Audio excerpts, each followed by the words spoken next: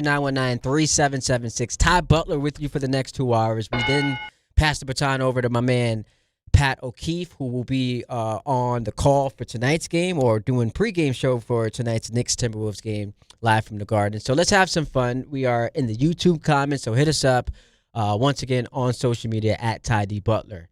Talk about it Tuesday, 4:30. Do I dare ask Jacob and Pusick for contributions? Like, is this a full 3-person experience, or am I left on an island? Is that what's going to be happening? Do you guys have some material you want to get off your chest, or is this just all me, all gas, no brakes? How are we treating this at 4:30? We're here for you. We could think through some stuff. We could chip in. You know, man. That didn't sound like that didn't have the conviction I wanted. Because for people who can't see what just happened, I asked a question. You look inside the control room, they're just looking at each other. No one wanted to answer. It's just like, you want to go? You want me to go? Then Pusick's like, all right, we can make something happen. I wasn't exactly planning. I mean, listen, let's give him the full Ty experience. That's what I was thinking. But, I'll chip in if you need me to. I'll probably throw something in. Man. Y'all leaving me out here. We got you. Don't worry. Leaving me out here. Ty Butler, we're going to 5 o'clock. Let's get into, how about we touch on some baseball before we get back to the football? We did have some news yesterday about the Mets. Jeff McNeil, he goes from New York to the Sacramento A's. Dream come true. So the Mets are going to get Yordan Rodriguez. He's a rookie ball arm in this deal that sends McNeil to the A's. They'll also be sending, and this is alarming to me, they're sending cash to help cover McNeil's salary. Think about how badly a team wants to get rid of you when they're willing to pay a third of your salary for you to just go away. This is a strong message from David Stearns and that Met organization that ultimately confirms all the reporting we've been hearing, that clubhouse was in shambles. It was an absolute mess. There was a lot of toxicity. The 4 longest tenured Mets in Nimmo, McNeil, Edwin Diaz, and Alonso are all gone. They had some cleaning up to do, and they are doing it. And this isn't to say that the reason why they were in such disarray was because of, Pete Alonso and Edwin Diaz, but it certainly adds some confirmation to, there was some stuff going on with Nimmo. McNeil and Lindor, who supposedly has squashed their beef, maybe that ratcheted up a few notches. And look, I understand that in baseball, you don't necessarily need chemistry to win. Guys don't have to like each other. Like, that could destroy a football locker room and an NBA locker room. And we've seen it happen. The 2004 Lakers lost that series in the finals to the Pistons because everyone hated each other, including the coach. And Phil Jackson wrote a book about it. So that tends to derail teams in other sports, whereas in baseball, not necessarily the case. But the Mets are in a bit of a unique spot because they're trying to build something from the ground up, and they're doing it devoid of this culture of winning. So the Yankees in the 90s can get away with it because they had legitimate stars and they were leaders, and there was a culture of winning. They were the New York Yankees. And this isn't to take a shot at the Mets, but they don't have that. That did not exist in their clubhouse, so friction can derail what they're trying to build, especially when it involves, according to the reports, your star player in Francisco Lindor. I also thought, and maybe we didn't pay enough attention to this, when Juan Soto last year said what I thought was just odd. He said something I thought was odd, where he's like, actually, Starling Marte is our captain because he has all the qualities. And you look at that and you say, is that a shot at Lindor? Or is this the New York media just trying to conjure up a story? Now, with all that we've been presented with, it feels like maybe there were some deeper-rooted issues that we just didn't pay attention to too much. But David Stearns, he's cleaning up what he felt like was a mess in that clubhouse. And I don't think it's hyperbolic to say his job is on the line. If the Mets miss the playoffs again, he's got to go. He has to go. With the amount of money Steve Cohen is spending on that roster, with the expectations that are exorbitant, if the Mets go back-to-back years post-NLCS appearance where you thought you were building something and you were headed on an upward trajectory, if they go back-to-back years postseason DNP, that general manager cannot remain employed. Especially when in the first of those 2 years when you missed the playoffs, all it required your team to do to get in was win 84 games. And you lost out to a Cincinnati Reds team that I'm still not sure was actually trying. So, I mean, this goes without saying, critical year for the Mets, which starts with this offseason. And I know fans rightfully are down on Stearns because there doesn't appear to be a vision or a plan. He clearly has one. We just haven't seen it materialize, and we're still waiting for all the pieces to be put in place. But, I mean, no one's going to get excited about Jorge Polanco. Like, this team desperately needs some firepower, especially for an offense that at large portions of the season last year had some inconsistencies. You now removed your best home run hitter. You've got to replace that. So at this point, David Stearns has not earned the benefit of the doubt, and we'll see what he's got cooking up here. But if the Mets miss the playoffs again, he's gone. You can't be a bad team and also have a toxic clubhouse. And the last part, the latter, toxicity in the clubhouse, he's trying to clean up. But the goal here is to, again, like, this team wasn't one with expectations of just making the playoffs. It was about winning a championship, which is, Steve Cohen had a tweet a couple weeks ago that I was like, wow, how the mighty have fallen. And again, a lot of people will take this as you're a Yankee fan on your high horse, Yankee propaganda, anti-Mets. And I promise you I'm not doing this because actually, if I'm being honest, between here and being on TV at SNY, it would make the jobs easier and much more entertaining if the Mets were good. But Steve Cohen, and I'm trying to find the tweet where he alludes to, trying to get this team to the playoffs. And I'm like, hold up, brother. When you first got here, you were supposed to be the Dodgers of the East. You were talking about how in the first 5 years you were going to win a championship.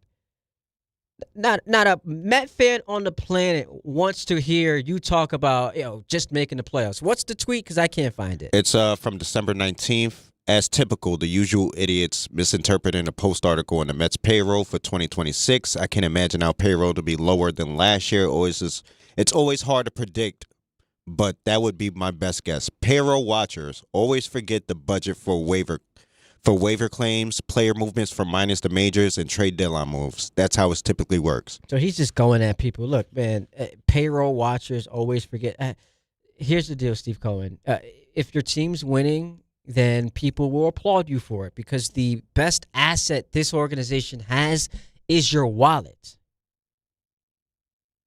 If they're winning, you'll get applauded for it. You can't come across as feisty and snarky on social media when you're coming off of an 83-win season with that payroll. And that's just the reality. You could say it's fair. You could say it's unfair.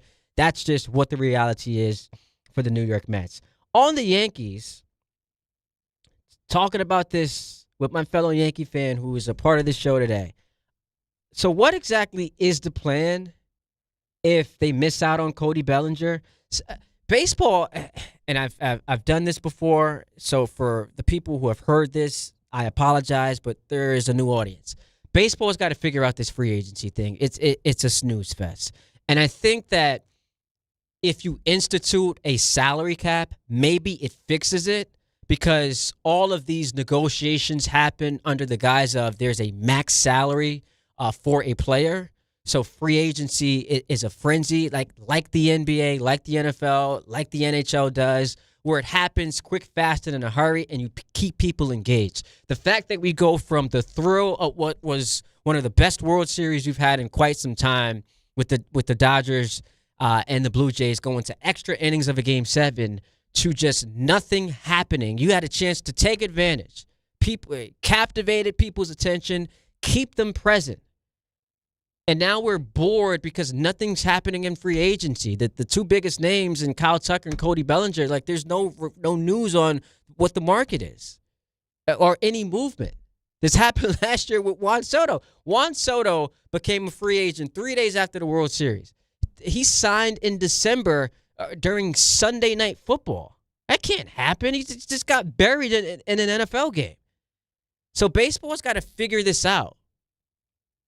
Fans get excited about player movement in every sport, in free agency, whether it's the trade deadline or like I said, free agency. Player movement is exciting, and it's just a snooze fest. So something's got to give. Also, I hate to break it to you, Ty. You might have stumbled into let's talk about it. Let's talk about baseball free agency. Baseball free agency. I've been ranting about this for years. I love the sport so much, but to see them continue to fall behind, it bleeds into spring training. Like, how is that fun? Could you imagine the year that Durant was a free agent? We get to September and he's unsigned. Like, that would never happen in the NBA. It would never happen. And I can still remember to this day where I was at and what I was doing when Durant signed with the Warriors. I was actually on a flight to Turks and Caicos while it was happening. So I landed in Turks and Caicos to all this new. And I was like, and you know how I feel about KD. I'm like, there's no way. I drive a Dodge Stratus. This dude went to Golden State, and I'm like, oh man, like the type of vitriol for that team that he's gonna face because he made that decision. Listen, I think I was in DR January 3rd, 4th when it happened. July. Yeah. Oh, July. Yes. I was arguing my cousins down because he was like, this is what Stephen A was saying. This is the weakest move, which I mean, I can't argue with that. And with the team's other options he had.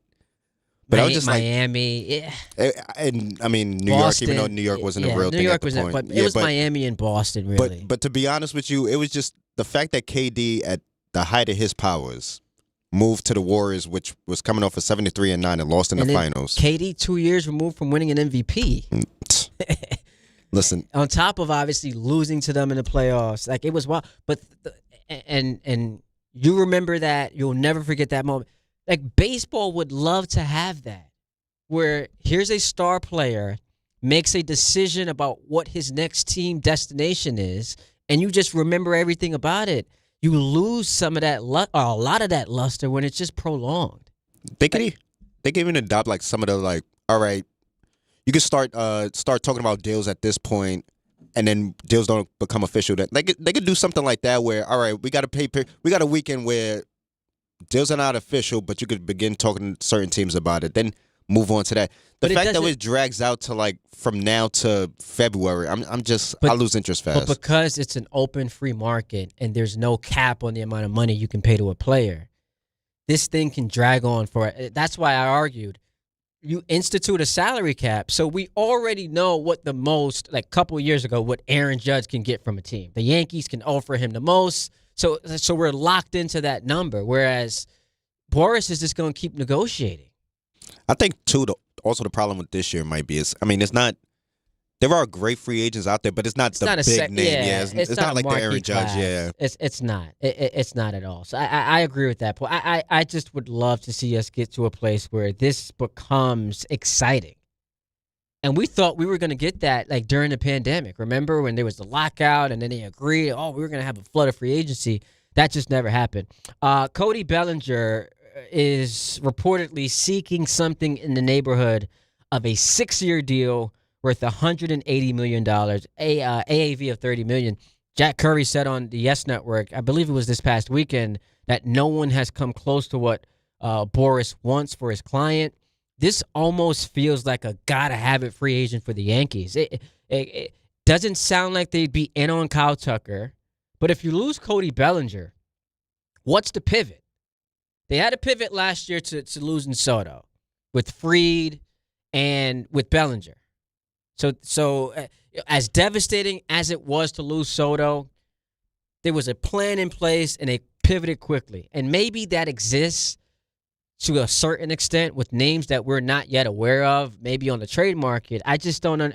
I have a fear that they run out this Dominguez, Grisham, Judge outfield, and that's just not good enough. That's an unserious baseball team to me. If you were trying to win a championship, that's not your outfield. But again, this goes back to the frustrations we've had, and we're like in the same boat as Steelers fans complaining about we go 10-7, 11-6 every year and can't have success in the playoffs, to which I understand Steelers fans. The Yankees have this plan of eventually it'll work out, and it hasn't worked out in 16 years. So at some point, if you are in a spot where you cannot compete with the Dodgers financially, your best asset, which used to be your money, has to become the guys you employ at the two most important positions in the organization, and that's your general manager and that's your manager.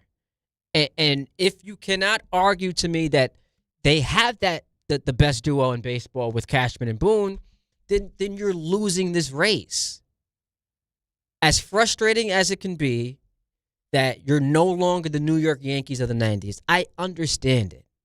It's kind of insane to live in a world where Hal Steinbrenner wants a salary cap, but I get it.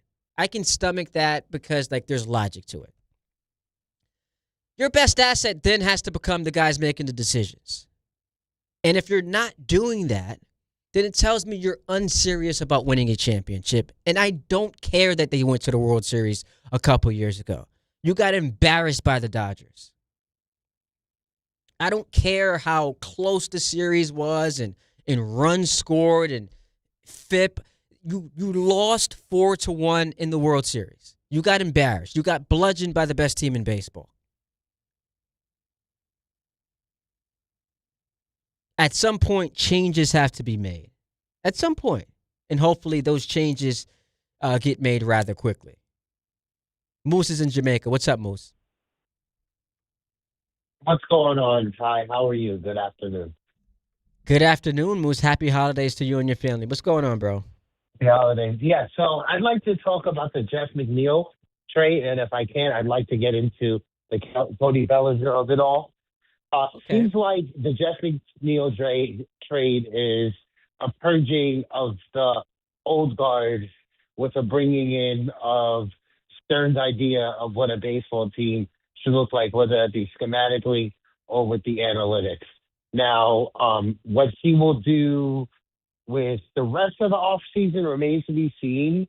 But one thing I can definitely see is maybe them counting on Peterson, Manaea, Holmes, and Senga to at least occupy some sort of top half of a rotation if they don't bring in a Skubal or any of the Framber Valdez's or things like that to be a number one certified ace. Maybe they'll have a collection of 2s and 3s that get the job done for them to win 80 to 90 games with the offense picking up the slack if the pitching suffers a little bit from time to time. Now, as for Cody Bellinger, what the Yankees might be banking on why they haven't made a significant move might have been the fact that they might be waiting on what happened to Bellinger the last time he was a free agent after a decent season with Chicago, I believe, when he signed a flyer with them in 2022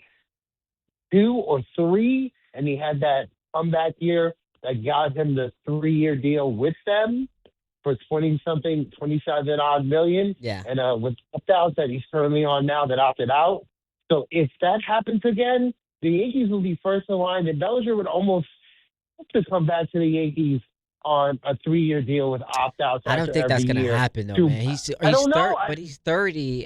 He's got a chance to cash it. And look, I guess there's a chance, right, if no one's going to give him that lucrative contract. One more thing, Ty.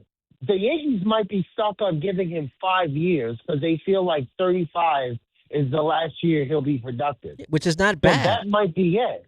which is not bad. Yeah. Thanks for taking my call. I appreciate it. Your point on the Mets, though, when you watch how bad that rotation was in the second half of the season, I'm just not a big fan of the run it back, maybe it'll work this time plot. Like that, Senga, Peter, they were all awful. Outside of McClain, it was just terrible. Peterson, all of those guys were bad. So now you come into a year where, yes, you'll get a full season of Nolan McClain, and that, to use like a Brian Cashman philosophy, that's almost like a trade because you get him for the whole 162. But you need more than that, man. Like, that can't be the plan this year. That cannot be the plan. It cannot be. 800-919-3776. Yo, I'm in the YouTube chat, and somebody's questioning why I'm wearing a hat. Is it because he's balding? So I guess I saw that same thing. I guess I should take my hat off to show, no, thing. I'm not balding. Actually, I need a cut, and I'm getting the cut tomorrow. I hit my barber up yesterday, and apparently I've never heard this before. He's like, yeah, I'm not in the shop on Mondays and Tuesdays. I'm like, what? It's usually Sunday. That's the day that they take off. I'm like, what? I'm not in on Mondays and Tuesdays. So I couldn't get the cut yesterday. I submitted my social media video to Jake Montgomery. Unfortunately, man, I wanted to have it clean shaven, look good for the camera, but that's why I got to wear the hat. So as you guys can see on the YouTube stream, no, I am not balding. It's the exact opposite. I need a haircut. 800-919-3776. I do want to talk about the Jets. So let's come back. We take a break, come back, talk about the Jets. Talk about it Tuesday at 4:30, where maybe we get some contribution from our guys in the control room. All that happening right here on ESPN New York and streaming live on YouTube. St. John's is back in action at home against Harvard. Coverage begins today at 5:40 on the ESPN New York app.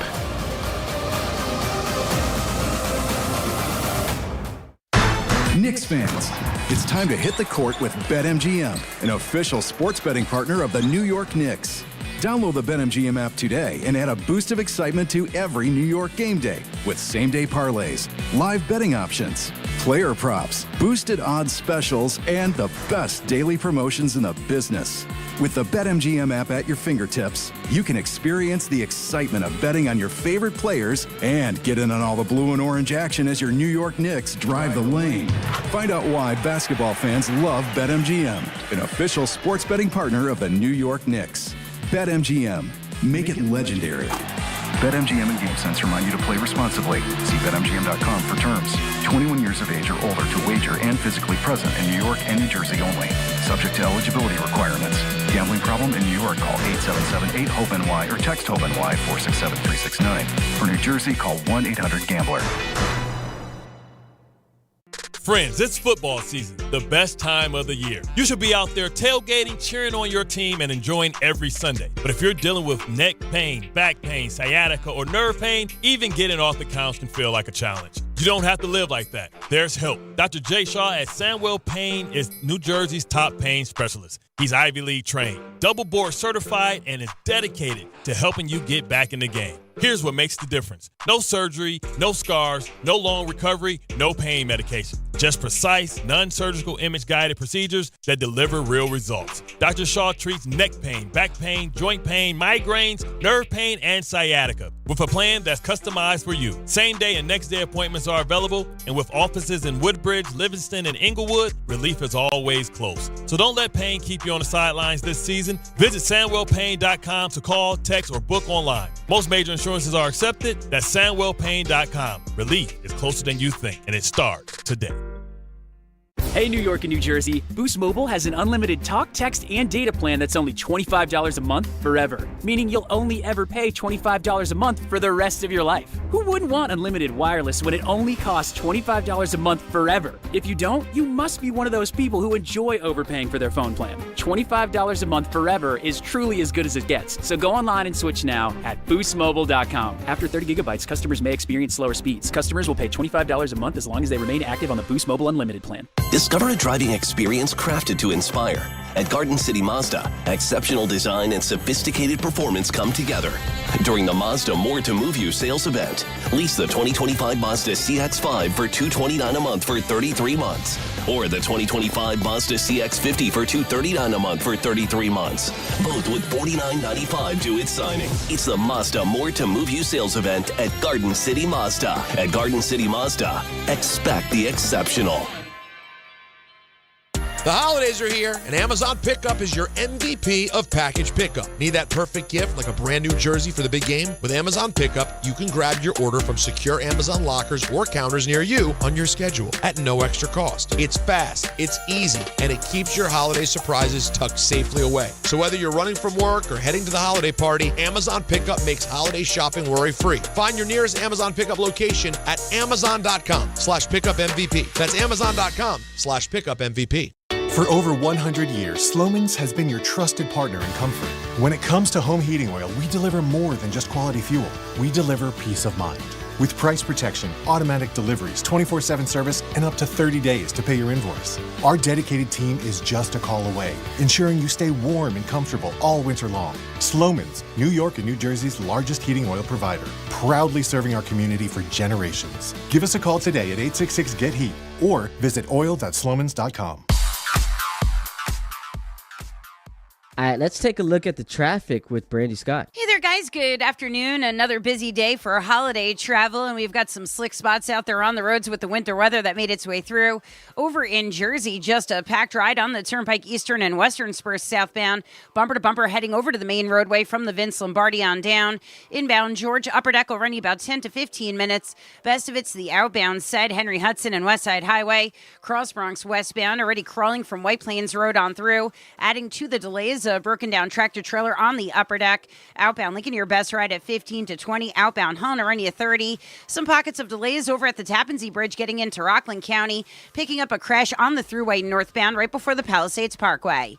This report is sponsored by the New York City Department of Transportation. Speeding ruins lives. Drivers, watch out for pedestrians and cyclists and slow your turns to less than 5 miles an hour. I'm Brandy Scott on 880 ESPN New York. Every 40 seconds, a child is reported missing. That's 2,000 children every single day. It's a heart-wrenching reality that we can no longer ignore. Find the Children is a non-profit organization dedicated to helping find missing kids. You can be a part of their mission by donating your unwanted vehicle, running or not. Call 1-800-294-0222. We guarantee that you will receive the maximum tax deduction. We provide fast, free pickup with 24-hour response. Call 1-800-294-0222. Find the Children provides crucial resources to help find missing children and educational materials to teach kids how to recognize and avoid predators. Our recovery programs have a proven track record of reuniting kids with their families. It's time to act. Donate your unwanted or unused car. Help us build a world where every child is safe. Pick up the phone and call 1-800-294-0222. Together, we can bring these kids home safely. This advertisement was paid for in partnership with Cars R Us and Find the Children.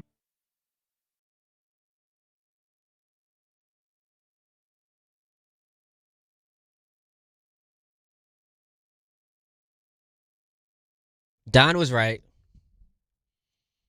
If I need a DJ for the wedding, I'm going to ask my man Jacob Perry to tap in. Top Butler going till 5 o'clock. Listen, if you and wifey need it, I got you. So we are 6 years in. We're thinking maybe 20 years. What's like the standard benchmark for a remarriage, like renewing of the vows situation? Is it 20 years? Is it 25?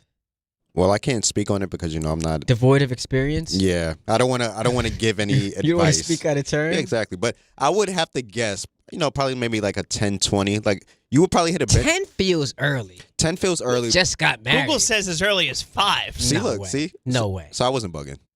5, you're still thinking, did I make the right But it sounds decision? like benchmark years, Ty. So you're going to do it on the 5s or the 0s here? I think we might get to 20 strong. 20 strong is that feels like a safe. Well, because we've got wedding pictures in my living room, and my son Noah is like, Daddy, what's that? We're like, oh, that's when Mommy and Daddy got married. He's like, why wasn't I there? Or you weren't born yet. He's like, I want to be there. I want to wear that suit. So it's gonna be cool to like have the kids involved in the next ceremony. But 5, you just said 5. Google says 5. they say milestone anniversary, so I guess the first would be 5. And then they just go early, 5, man. 5, 5. All right, so Nah, 20. you know what that is? That's a money grab. You see society? Oh, listen. That's a money, everything. They trying to turn everything into profit. They want you to throw every single party. Because weddings are expensive. I heard DJs are expensive. How much you charging as a DJ? I'm not gonna head crack you. Come on. You gonna show some love, a little love I'ma for show my you- boy? He's giving Don a discount. I'm giving Don a discount. I mean, What's the rate for Don? I told Don, give me $100 an hour. Come on, you didn't age $100. So this is a 5-hour ceremony. Inflation's not affecting Jacob. I don't know if you know this. $100. Listen, Yo, that's $20 my an fee, hour. my fee, You get more working at this Ty, radio station. Actually, no. Wait. Let's not go that far. Settle down. Yeah, I'm not gonna go that far. But Ty, my fee at one point was like $250, maybe like $250 an hour. I'm giving. No, see, he's at 100 now. That's when I was actively DJing. I'm doing it off the rust.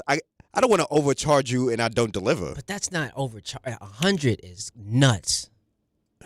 I might look at Don a different way if you want to give you $100 for DJing his wedding. I said Don, $100 an hour, a plate of food. 100 an hour. 100 an see, hour. that's different. See, okay. I didn't say 100. I didn't say 100 flat. No, I'm trying to help. No.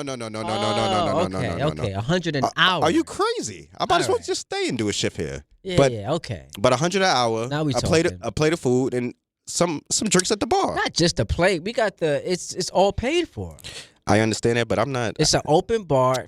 I don't. Can we do this on Talk I About don't It eat much. Tuesday? How do we feel about people who get married and don't have an open bar? It's a cash bar. we might as well just pack it in. Yeah. I'm not showing up. That's a. I don't want to. It's probably coming out of the gift. That's to be honest. We go flaccid moment. Let's just put it that way. Is that No cool? movement, I believe. We go by movement on this show. No movement. No there. movement. No, but here's the thing: you come in, feeling rock solid, and then you hear or see it's a cash bar, and you're like, all right, we're just mailing in the way. It's the biggest day of your life, and you're going cash bar, and that's not me trying to talk from a place of prosperity or on a high horse, but you gotta go open bar for a wedding. You can't have people pulling up and having to spend money. Listen, I'm either bringing a flask, I'm bringing a bottle from the outside. If it's a paid bar, what's the point? Like, what's the point of me showing up? How about this? I shouldn't be too specific about it because I don't want this to get clipped out and the wrong people to see it. But let's just call it in the last 5 years, I went out of state to a wedding. That doesn't narrow it down, by the way. You've been to a lot of out of state. You've been out of country weddings. I went out of state to a wedding. Was excited because this was a state I had in a city I've never been to, and I was like, "Oh, this is gonna be popping." Yo, no alcohol at the wedding. None. 0. Straight seltzer and cranberry juice, ginger ale. None. And this is not because I'm some big drinker. Like, I don't want to purport myself to be that, but it's a party, bro. We out of state. You coming to have a good time. You break from the kids. I'm with my lady. We on the dance floor. We trying to get right. No alcohol at this wedding. You cannot do that. I'm kind of disappointed for you because as a parent, as parents, I'm not a parent yet either, but those are the times you look forward to. Exactly. Even if it's like 5 minutes. Nice little getaway. We got the Airbnb, you know what I mean? Trying to get right. When did you find out that it was a dry wedding? Oh, this is a very funny story. So I found out, and it was so awkward, bro. I found out at a gathering that was held like just 2 months prior to the wedding, to where I asked the would-be or soon-to-be bride about like the whole fun. I'm like, yo, it's gonna be a great time. Here's what you can expect: a bunch of pictures. You're really not gonna eat much. The night's gonna fly by. One thing you will have people doing because it's a younger crowd. Everybody's gonna be trying to like hand you shots. She's like, oh no, there's no alcohol at the wedding, and my mouth dropped. I was like, yo, I didn't know what to say. I was like stuttering, and you know me, I've always got something to say. Okay, yeah, I totally understand. Like, it'll be fun regardless. Man, when I gave Cassie the memo, she's like, "Wait, what? She's like, we all of a sudden became busy that weekend. I don't know what happened. Oh, we forgot. Wow, Noah has the karate tournament that week. You can't miss the karate. The Greenbelt karate tournament's that's a big It's his one. first tournament too. I can't miss it. Oh, did you say? You said October 3rd. Oh, wow. Oh, you said October. Oh, wow. I don't know why I thought it was. I got my burn months mixed up. I apologize. Yo, it was quite the revelation, man. Quite the reveal, bro. It was crazy. But we got through. We had a good time. Who says you need alcohol to have fun? I don't want to put that out there. 800-919-3776. So we do have Talk About It Tuesday. I should have saved that for Talk About It Tuesday. Maybe we'll hit Draymond. Because Draymond, I would call it embarrassing. But the problem is, if the organization doesn't condemn it, they condone it. By the way, so on my screen, I see Hahn and Don on the screen. Are we just running a replay of them at this point? No, we're good. I got to see what happened. Have we just decided the Ty There you picture? Oh, I was like, we just took Ty off the screen. We pulled the 60 Minutes and said, you know what? We're going to air a different episode. I think what happened, because the same issue happened to me on my side, was watching you on the screen, and then after the Michael K stream ended, it just never went back, and it just went to the dry bar stream. community. We got canceled. Yeah. It's like Ty's on the air doing too much promotion of alcohol. Somebody said, "Why is Don black in the chat?" Why is Don I love black? it. Oh, we did get someone hit us up in the chat, and now here's where I don't want to make you feel uncomfortable, but they said Jacob, he badly needs a haircut. Yes, I did see that too. I mean, Can we see this? This is He showed. all playing. I showed it. Oh, you showed it? Yeah, I didn't showed see on that. stream. I want to see your head. No Diddy. Yeah, man. Wow. Yeah, man. So when we thinking that we can't We go forget into that Jacob had I had a whole head of hair, like ponytail and everything. that wasn't very long. Now it was. It was a year ago at this point. This year kind of flew by. and I had my conspiracy theory. Yes. I said he's leaving the station. He's got a job interview that's like big time because there's no. He's like, oh, I just wanted to go a different route. I said, no way. It was a drastic change. He went from the cornrows. Man, I'm scrolling on Instagram during the show, and my man's taking selfies, posting it on the gram as a thirst trap. Let's not forget the Instagram snafu between you two. I still don't know if that's been resolved. We still haven't resolved. Yeah, that. we resolved it. I used to, and for people who don't know, I used to be, and I felt like this was prestigious. I felt like it was a badge of honor. I was part of my man Jacob's inner circle, yeah. Close stories. But I think what happened was too many times, because this is what usually takes place when you're in radio. You forget like what's for air versus what's not for air. One too many times I mentioned waking up on a Saturday morning to just some shenanigans. Just like, wait, what was that? What was Jacob doing last night? Now it all makes sense. Yeah, my first couple of years working at the station and trying to have like a nightlife. He was out here. It was something. It was treacherous. You learn quickly. It was treacherous. But anyway, so we can't go into 2026 with this. Oh, You're getting the cut soon, I'm right? absolutely going in 2026 like this. I don't plan on getting the cut. I didn't even plan on hitting my barber up. Are you making a statement? Like, what is this? A no shave? It's another job interview, Ty. What's going on? Clearly, it's not a job interview because they wouldn't hire me looking like this. Oh, the interview is Don wants you to DJ as well. So what's the plan here? You're just gonna let it grow out? Just let it grow out a little bit. You want the braids back? I don't want the braids back. It was a lot to manage. Also, takes a lot out of your scalp and everything. I think I'm gonna let it grow out, get a little mini fro maybe. We'll see. I don't know if people know this, but when I was younger, so up until middle school, I had braids. And what forced me out of my braids was I went to a military middle school, and my principal told me I had to cut my hair. And embarrassingly, I cried. When he said, yo, you got to cut your hair, I dead ass cried. I was in the barber chair watching this beautiful head of nappy hair, because I'm black, we got nappy hair, fall to the ground, and I'm thinking, man, the end of an era. The end of an era. Yeah, I mean, what kind of led me to cut my hair is because I got to the point I was just wearing it out like in a ponytail for like a month, maybe month and a half. Haven't seen my stylist. My stylist happened to work a day job, and it's like in the times that she was getting booked was evenings, and I wasn't getting off till like 7. She wasn't probably seeing nobody else for like the rest of the evening. So I was like, you know what? I've chilled long enough. The ponytail was cool. I've grew my hair for 5 years, coming off COVID hair too. So, so I finally. That was a time, man. So I was like, you know what? Time to let it go. Barbers would let you pull up to their crib during COVID. Oh, yeah. My barbers absolutely let me do it. Yeah. I just get lined up and walk right out. Someone in the chat just said I'm too good looking for radio. I think somebody in the chat confused me and you at one point. Oh, really? Yeah. Because somebody said, I thought Ty was a skinny, white, 5'2" kid who used to be in the background, now has his own radio show. Wait, so do you think that same person is talking about you when they say Ty is too good looking for radio? No. No? They're definitely talking about you, but if we ever worked together, I think we got confused somehow. Very interesting. People used to do that when Jacob and I would pick up the phone. And I felt racially charged. I mean, I still kind of feel like that. Even times when Ty clearly is the host and I'm clearly the producer, and I say, hello, ESPN New York. Like, is this Ty? Hey, Ty. I got every name under the sun at some point. I got Chantel once. Really? I got Jacob. That's disrespect. I was Ray. Which Ray is the good? Yo, but they're saying you sound like a woman. I know. A black woman at that. Yo, hey, listen. This white man sounds like a black woman. Two of them.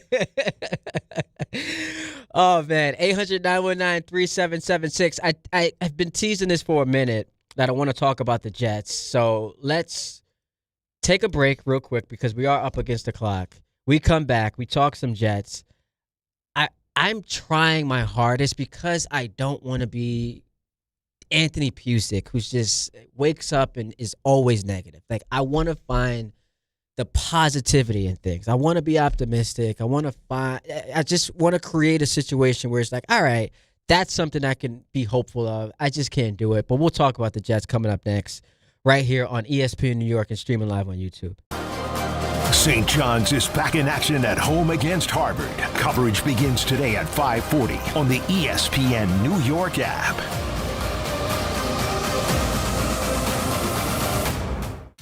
Bet365.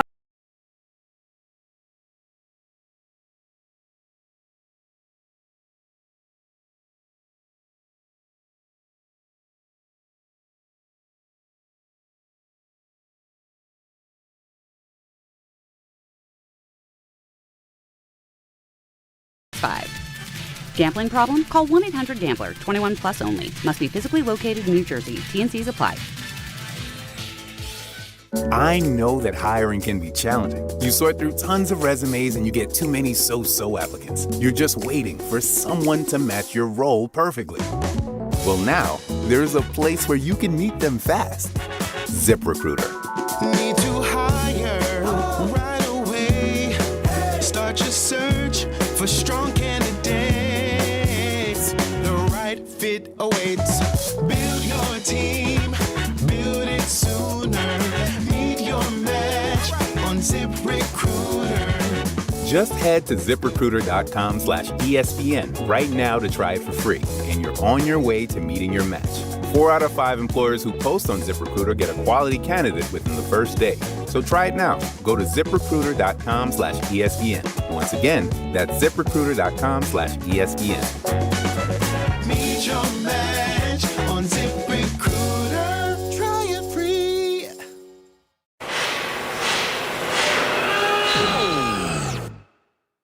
When equipment breaks down and operations come to a halt, every single second counts. So why is your maintenance team spending 60% of their time doing anything but turning wrenches? MaintainX is the AI-powered maintenance and asset management system that helps your team get back to actually fixing breakdowns. No more searching for manuals. No more hunting down parts. No more drowning in paperwork. With MaintainX, your team can access manuals from anywhere, create new procedures in minutes, and turn voice notes into clear and complete work order feedback. What used to take hours now only takes minutes. Keep your operations moving, not your paperwork. Join over 11,000 maintenance teams that are already fixing more and filing less. Try MaintainX for free today. Go to maintainx.com/AI. That's maintain in the letter X.com/AI. If you have ever thought about remodeling your bathroom but were worried it would take too long or cost too much, then stop worrying. Right now, Jacuzzi Bath Remodel has designed a collection of high-quality custom products and perfected the one-day remodeling experience so you can enjoy your new bathroom faster than ever before. It's a worry-free bath remodel from the most trusted brand name in the business, Jacuzzi. A jacuzzi bath system fits in your existing tub space. It's a no-mess installation with an amazing style selection, factory-certified installers, and a limited lifetime warranty. Call 800-717-4599. That's 800-717-4599 right now and get 50% off installations with no interest and no payments for 12 months. Replace that old bathtub today with a walk-in shower for a safer bathing experience. If you have lived in your home for over 15 years, it's time to remodel your bathroom. For a virtual or in-home appointment, call 800-717-4599. That's 800-717-4599. 800-717-4599. Texting enrolls you in a recurring automated marketing text messages. Consent not required to purchase. Message and data rates may apply. The team's looking good this season. I think so. Man, I miss playing football. Ever since I turned 40, I just can't find that fire I used to have. Think it could be lower testosterone? What do you mean? I was feeling the same way. After 40, the body has less testosterone, and men lose their edge. That's why I take Nugenix Total T2. That's the testosterone booster, right? Yes, but Total T2 is their brand new formula that skyrockets nitric oxide levels in as little as 3 hours. Since I started taking it, I've been lifting like when we played for Coach Carter. My energy is way up, and it even spiced up things between me and the missus. Are they still giving out complimentary bottles? Yep, just send a text. Text AREA to 42424 for your complimentary bottle of Nugenix Total T2, the next generation testosterone booster. Text now and we'll include a bottle of Nugenix Thermo X, our newest, most powerful fat burner ever, absolutely free. Text AREA to 42424. That's AREA to 42424. These statements have not been evaluated by the FDA. This product is not intended to diagnose, treat, cure, or prevent any disease. In the city that never sleeps and never stops talking sports, ESPN New York is always on. Now you can live and breathe everything New York sports wherever you are. On your radio dial, on the ESPN New York app, and streaming live on YouTube. However you watch or listen, ESPN New York is always on for you. Hear us, stream us, watch us. This is ESPN New York.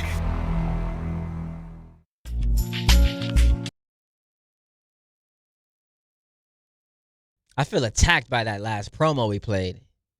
It's like the New York station that never stops talking sports, and we just spent the whole last segment not talking any sports. So let's get back to sports. 800-919-3776. And we got into this a little bit last night on the New York Jets, who just, like, even in a season where you didn't have high expectations, somehow found a way to be disappointing. Like, how is it possible that I watched that game last night between the Colts and Niners and saw 44-year-old Phillip Rivers in just his second game in 5 years look better than any Jet quarterback has this entire season? Now, look, he threw a bunch of ducks, but that dude was balling. This past Sunday, the Giants, who stink, were competitive, had a game-winning drive potential. The Raiders, who might be even worse, were competitive against a playoff team and had a late lead against the Texans. The Browns hung in there and had a chance to steal a game against Josh Allen's Bills. And then, of course, we have the Jets, who made the Saints look like world beaters. Yo, seriously, if you had watched that game with someone who just didn't know anything about the NFL, all season long had not watched football, they'd say, you know what? All this talk about both conferences being wide open, why can't the Saints win the Super Bowl? Like, that's how good New Orleans looked against the Jets this past Sunday. Like the 85 Bears on defense and the 0-1 Rams on offense. It was so wild. And I want to say it was unbelievable, but it wasn't. Because if you know anything about this team and how bad they are, how poorly coached, how undisciplined they are, this is what you come to expect. Which brings us here. The people who are defending Aaron Glenn would love for you to believe this entire season is just like preseason, where like the results don't matter. Games were played, but you can't actually take anything from it. Can't judge them. It's year one. What can you expect? Like, they're building something. Hold on to the rope. Which, man, Aaron Glenn yesterday. Actually, let's replay it. His message to the fans. To me, I will continue to say, like, just don't let go of the rope. Because there is a plan, there is a vision. From day one, we've been trying to set the foundation of what we want this team to be. And a lot of that is from in-house perspective for the most part. You still have a number of things that you have to go through as far as, man, making sure that everybody understands exactly what you're trying to accomplish when you, like, what type of team do you want to be. And our guys know that. They do. But listen, we have to continue to work on that. Between me and Mooj, we got to continue to, like, players that we want. Like, that whole deal is something that we continue to look at. And for the fans, listen, it's going to be a tough road, and we knew that. But, man, the thing is, we know exactly what we're doing, and we do have a plan. And just don't let go of the rope. I would say that. Contrary to what people would believe, I don't enjoy ripping this guy. I obviously am a fan of this team who wants to see them excel, but I can't be dishonest or disingenuous in my commentary. So when he sits there and he's trying to sell us on this vision that they have, him and Mooj, for this team, that vision could not have possibly included in year one firing your defensive coordinator before the season ended. It could not have included benching your quarterback 9 games into a season and having the owner of the team watch said quarterback be so bad he stood up in front of all these reporters in a hotel lobby and told you he stunk. Not only does he stink, I think he's the worst quarterback in football, and no one can win with that guy. This could not have been part of the plan. Part of that plan could not have included, in your last 3 games, getting waxed by 75 points against, which includes losses to the Dolphins, who after that benched their quarterback, and the Saints, who just 5 minutes ago were in the conversation for being the a team that could get the number 1 overall pick. So, look, as we sit here today, it's like every year we're doing the same segment.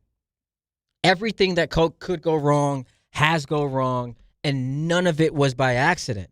None of it can be written off as just, well, what did you expect would happen for a first-year head coach? Well, I did not expect that defense that all last year we thought was talented but just wasn't well coached. I didn't expect that defense to get gashed the way that it has been all season long.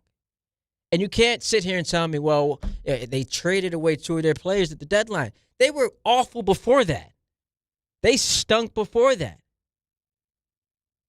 So all of this is reason for any fan, rational or irrational, to panic, because there's nothing we've seen from this head coach, nothing he's quote-unquote put on tape that is inspiring or leads us to have any hope.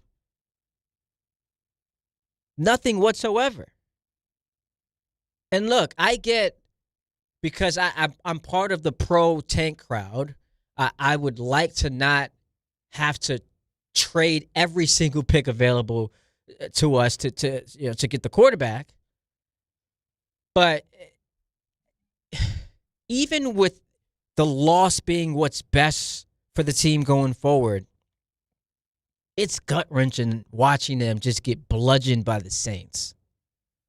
They're headed toward their 3rd 14-plus loss season in franchise history. And I can't find anything positive to take away going into what's a critical loss season, especially when, and I've made this point a couple times, like the defense for the Giants, if you want to have one, is, they played the toughest schedule in football. I mean, throw your hands up and whatever. What can you expect? The Jets are headed for a 14-loss season despite the 7th easiest schedule. Like, that is just hard to fathom. And then it's like, all right, turn the page on to next season. You take a look at the 2026 schedule for this team. And I understand when you're a bad team, every schedule looks tough. But they're playing the AFC West. That's a division that's going to send 2 teams to the playoff this year. And one of them might be the number 1 seed in Denver. And you also play the NFC North, another division with 2 playoff teams and another playoff contender. So it's not going to get any easier. Now, yes, the roster should improve and maybe you get your quarterback. But we're headed for another bad season, one that you hope can somehow, like, I guess, worst case scenario, parallel to what the Giants are experiencing, where, yes, we're losing football games, but at least we have the quarterback. But then it comes down to how much losing can you endure for a head coach, one without any experience, to where you say he just might not be the guy. He just might not be the guy. I guess I'm supposed to be excited about the upcoming draft, but it may not be in their hands. If you're picking behind the Raiders and the Browns, you're drawing dead. Those teams need quarterbacks, and unless you give the Giants this Godfather offer, you're kicking the can down the road again. And I've got no interest in Kyler Murray, Kirk Cousins, Mac Jones. Like, I'm good. I am all the way good on those guys. So miss me with that. Miss me with that.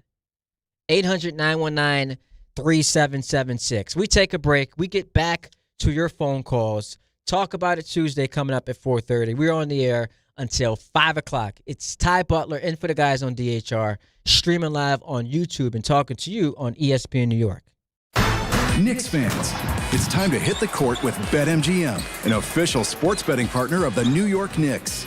Download the BetMGM app today and add a boost of excitement to every New York game day with same-day parlays, live betting options, player props, boosted odds specials, and the best daily promotions in the business. With the BetMGM app at your fingertips, you can experience the excitement of betting on your favorite players and get in on all the blue and orange action as your New York Knicks drive the lane. Find out why basketball fans love BetMGM, an official sports betting partner of the New York Knicks. BetMGM. Make it legendary. BetMGM and GameSense remind you to play responsibly. See BetMGM.com for terms. 21 years of age or older to wager and physically present in New York and New Jersey only. Subject to eligibility requirements. Gambling problem in New York? Call 877-8-HOPE-NY or text HOPE-NY 467-369. For New Jersey, call 1-800-GAMBLER. New York Presbyterian treats more heart patients than any other hospital in New York. From common to complex conditions, our cardiologists and heart surgeons are pioneers in advanced heart care, leading the way in minimally invasive treatments for faster recovery times. Find a doctor at nyp.org/heart. Stay amazing. New York Presbyterian. New York Presbyterian Hospital based on U.S. News and World Report 2025 to 2026 Cardiology, Heart, and Vascular Surgery Rankings. To help those who want to be helped, but may not be able to afford it. That's what PGA Tour winner Grayson Murray had envisioned for a foundation before he sadly took his own life at just 30 years old. His parents channeled their grief into creating the Grayson Murray Foundation, carrying out his vision to help those struggling with mental health and addiction. To donate and learn more, visit GraysonMurrayFoundation.com. Discover a driving experience crafted to inspire. At Garden City Mazda, exceptional design and sophisticated performance come together. During the Mazda More to Move You sales event, lease the 2025 Mazda CX-5 for $229 a month for 33 months. Or the 2025 Mazda CX-50 for $239 a month for 33 months. Both with $49.95 due at signing. It's the Mazda More to Move You sales event at Garden City Mazda. At Garden City Mazda, expect the exceptional. New York Lottery's holiday scratch-off games are the perfect gift for everyone on your list. Like me, your Aunt Jules. I told you I didn't need a gift this year, but I secretly really want one. Or me, your neighbor Frank. I hope you didn't forget I'm coming to your holiday party tonight. Or me. Why does no one ever think of the voiceover guy?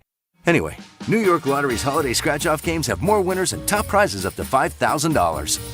Please play responsibly. Must be 18 plus. Gambling problem? Call 1-877-HOPE-NY or text HOPE-NY. Individuals and businesses with tax problems, listen carefully. Do you feel like you're losing control of your finances? If you owe over $10,000 in back taxes or have unfiled tax returns, we can help you take back control. The IRS is the largest and most aggressive collection agency in the world, and they can seize your bank accounts, garnish your paycheck, close your business, and file criminal charges. Take control of your tax problem now by calling the experts at U.S. Tax Shield and take advantage of the Fresh Start program and new laws that may allow us to negotiate a settlement for the lowest amount possible. Our team of tax attorneys and enrolled agents can stop collections and get you protected so you can take control of your financial future. U.S. Tax Shield offers a price protection guaranteed quote to get you protected today. U.S. Tax Shield is A+ rated with the Better Business Bureau, so call now. 800-687-5192. That's 800-687-5192. U.S. Tax Shield. 800-687-5192. Hey, this is Jalen Brunson. Jalen Brunson for three. And this is your home for New York Knicks basketball. This is 880 ESPN. WHSQ and WCBS-FM HD2, New York.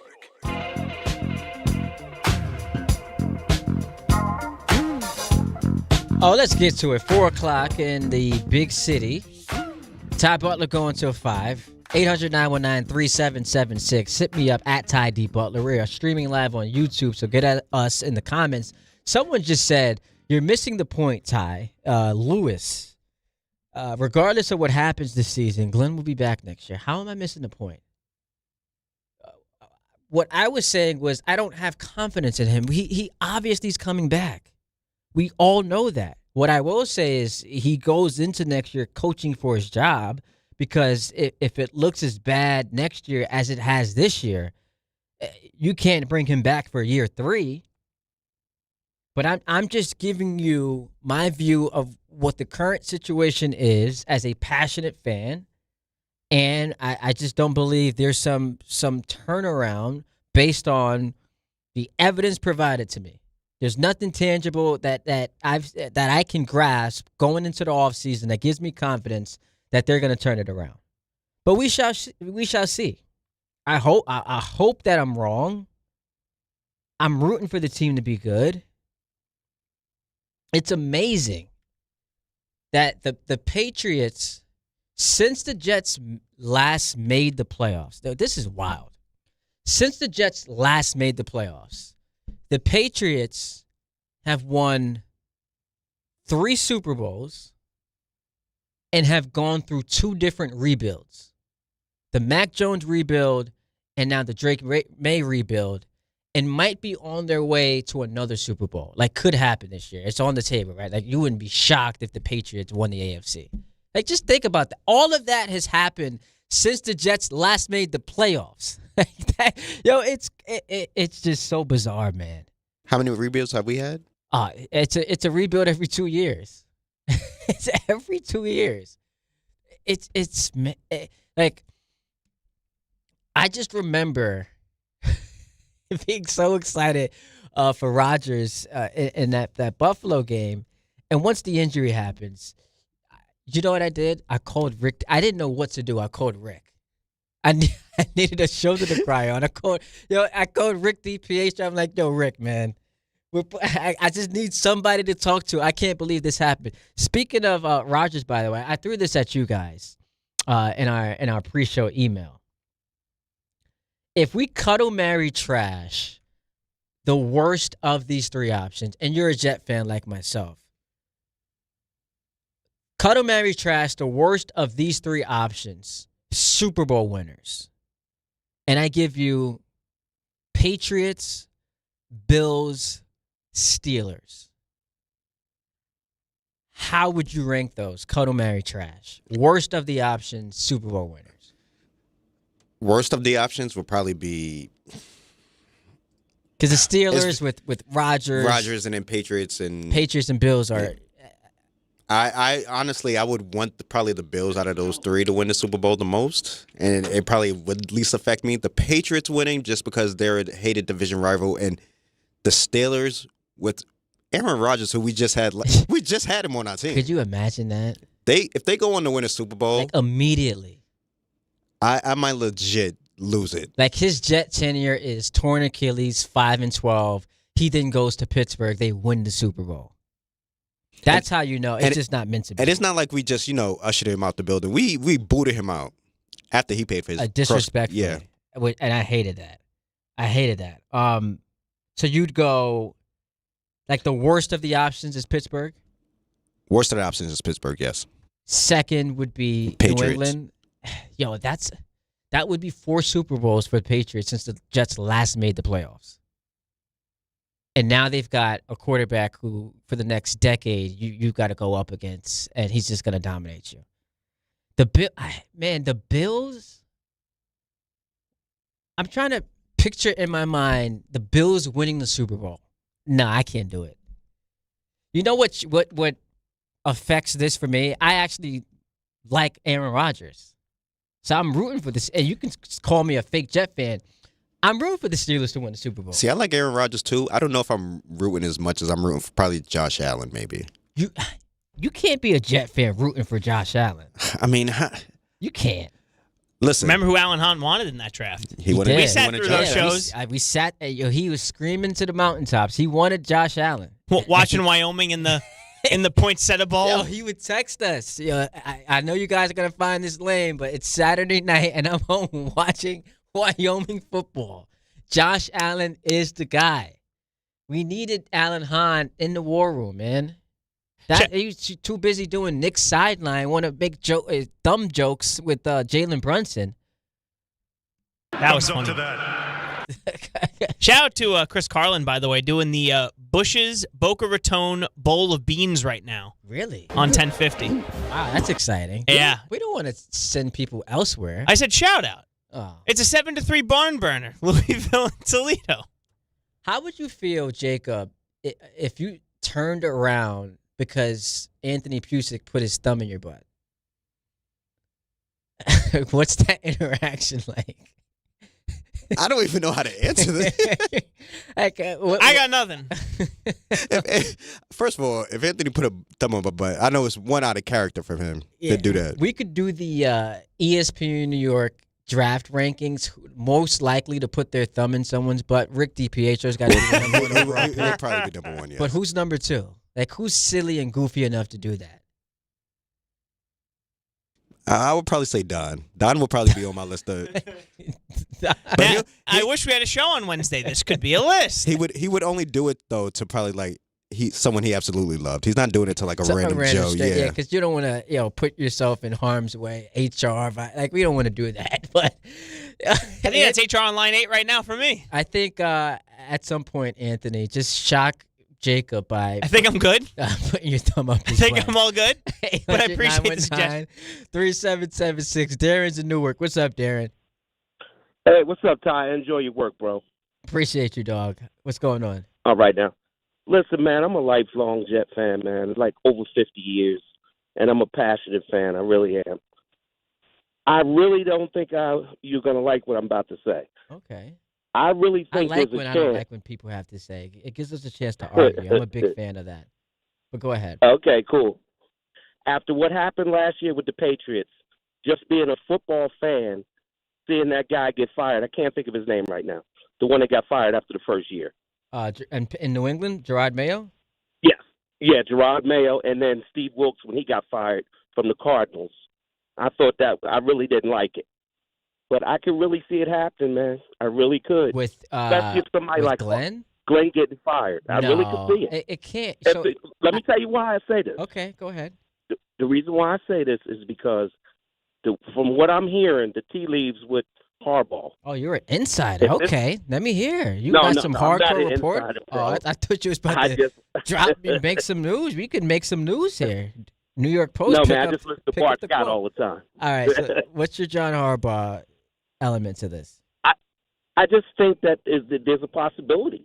I mean, if Harbaugh was available, would you turn him down? Would you make that move? I wouldn't, but the context to that, Darren, is once you allow Muji and Glenn at the trade deadline to part with two of your three best players, that told me all I needed to know about the security these guys had within the organization. And he's got a 5-year contract. I get it. So just by virtue of continuity, and I appreciate the call, Darren. Also, like, what would it say, and you can disagree with this, like, you can disagree with the decision to keep Glenn. What would it say about your conviction in a guy where you had this long, thorough process that led you here, where after 17 games, you're like, nah, I've seen enough, he stinks. What does that say about your processing? Again, I'm not defending them keeping him. What I'm saying is that's the reason why they're going to do it. 5-year contract. It just looks awful for the organization. And you brought up Gerard Mayo. What hurt Mayo was not only was the team bad, he just looked. You watched Patriot games last year. He looked overwhelmed.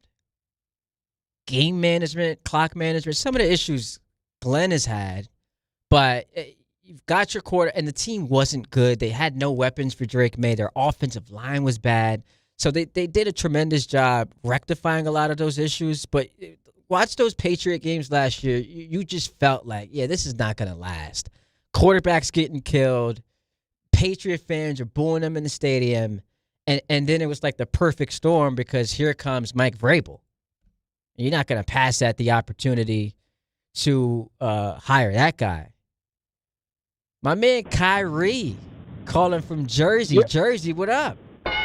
Yo. Hold on, time out. Esteemed author, Kyrie. Oh, my God. Esteemed author. Oh, my man got the children's books ringing off out here. Yes, my brother, yes. Hey, if you're looking for a Christmas present last minute, Amazon, it'll get you there before Thursday. Plug that, though. Plug that. What's the name of the book? Plug that. The book is called You Can Do It All. It's a children's book, 0 to 7, but it's also for the parents, too. It's just a reminder about perseverance, believing in yourself. A lot of these transferable things when we talk about sports, man, about digging in deep and embracing the failure. So it's been a really, you know this offline, Ty, it's been a really, really big thing for me and my co-author, Do It All from Lords of the Underground, and we're traveling the country doing this thing. So thank you for acknowledging that, bro. Of course, man. Listen, we got a lot of people driving around right now doing some last-minute Christmas shopping because they were, caught up in what was going on. So, hit up Amazon. You need a little children's book, little kids book. Can't go wrong. You can do it all. Shout out Kyrie, yes, man. Appreciate you, man. I appreciate that so much, Ty. And I just want to say just really quick, more of just a comment about Aaron Glenn. And I agree with everything you're saying. And I mean, I want to root for Aaron Glenn. I want to root for the Jets just to have relevant football in New York. But he's always given me Joe Judge vibes from day one with the whole takeover and culture reset and all that. And I'm really disappointed to say that I think that's true. And I know he's coaching for his job next season rather, but I don't know, man. I think that's just maybe just not the guy, especially not for New York City. Yeah, he did come in here doing all that talking, and what hurt him, Kyrie, is when you are a neophyte and you are in this market with this media conglomerate and the fans, you can't be out here pumping your chest out, talking reckless, being combative. That's never going to work for you. Now, to his credit, he's since corrected that behavior. Yeah. But off the rip, being like that, unprovoked, just made no sense to me. Yeah, and you're right. He did course correct, and he has, I don't want to say softened because he's a man's man, he's a coach's coach, but off season, reset, new team, new players. If he comes in with that same energy, it's going to be Groundhog Day. Yeah, it's crazy, man. Yo, Kai, I appreciate you calling in. Happy holidays to you and the fan. You can do it all. Shout out to you, bro. Thanks to you and the beautiful family. Shout out to you, man. I'll talk to you later. That's pretty cool, man, to see my man become an author. 800-919-3776. Dan's in Old Bridge. He wants to talk some Jets. What's up, Dan? Hey, happy holidays, Ty. Same to you, Brody. What's up? Yeah, nothing much. Just wanted to just put a cherry on top of what you were saying. I mean, I was thinking about this and talking to my friends about it recently. Like, just look at what Ben Johnson is doing right now, and you could come back and say, oh, well, they got Caleb, Williams, and, look at Mike Vrabel. Like, all these guys we could have gotten, and yes, he has Drake May. But, like, these guys are coaching. And, like, I think it was someone earlier in the day, maybe Jake, who was saying, it's the way that the Jets are losing. Like, at least show me. Like, I know you're putting Brady Cook out there. I know, we're looking at a long-term plan. But at least put something a little bit more competitive out there, right? Like, you just made that point. It's like the same stuff every week. And my point, too, like I was going to say, is like, going into this draft and even like, 2026, 27, whatever, like, what has this coaching staff done to warrant any confidence in drafting and grooming a quarterback from what you've seen this year? Dan, my answer is nothing. I mean, I don't.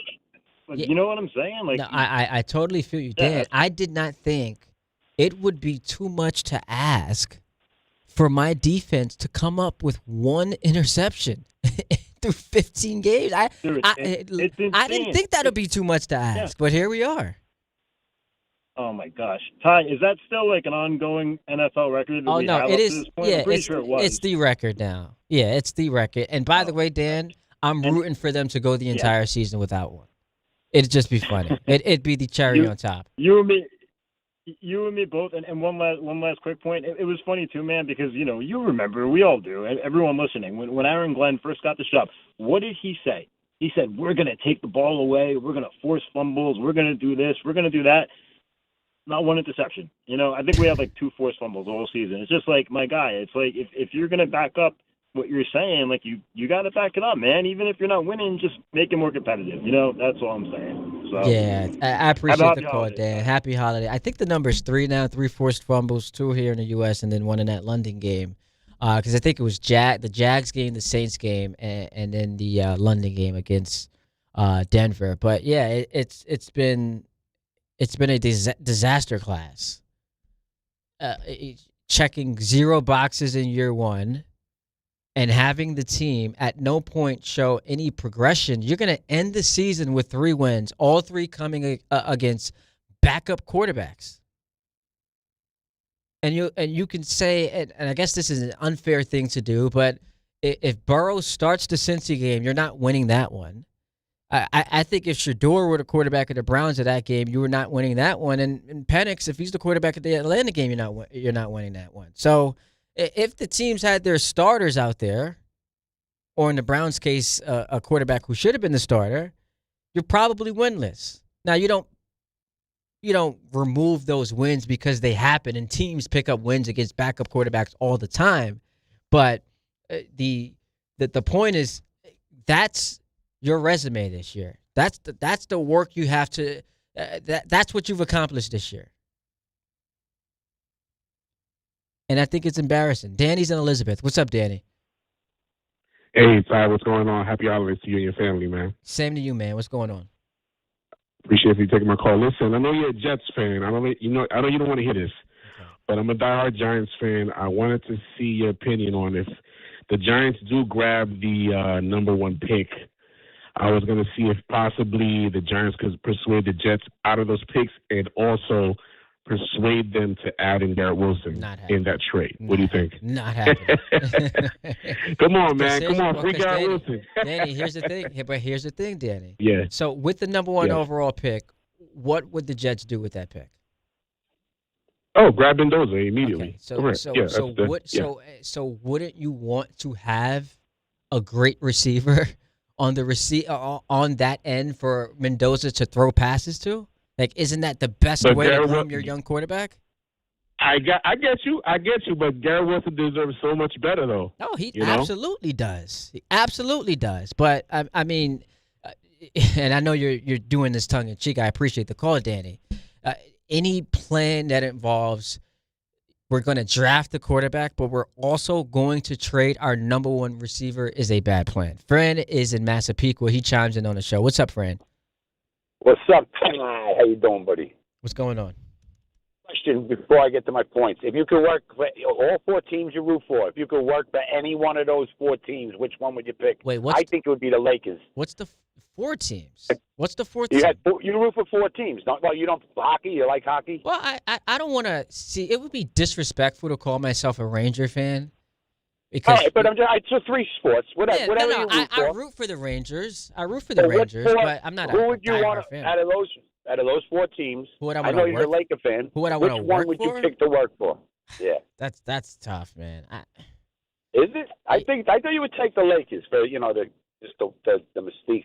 Yeah, maybe. Working for do I want to work for Woody Johnson? Hell no.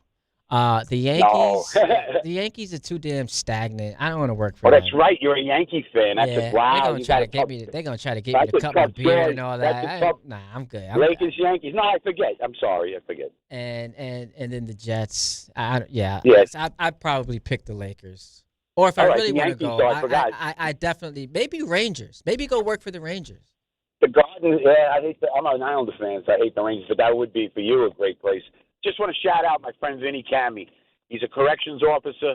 He was in the Marines, a corrections officer, and a bus driver. He passed away of cancer. Super duper guy, Ty. You would have loved him. He's a sports guy. I went to his wake today. He had 2 Jet helmets at his wake.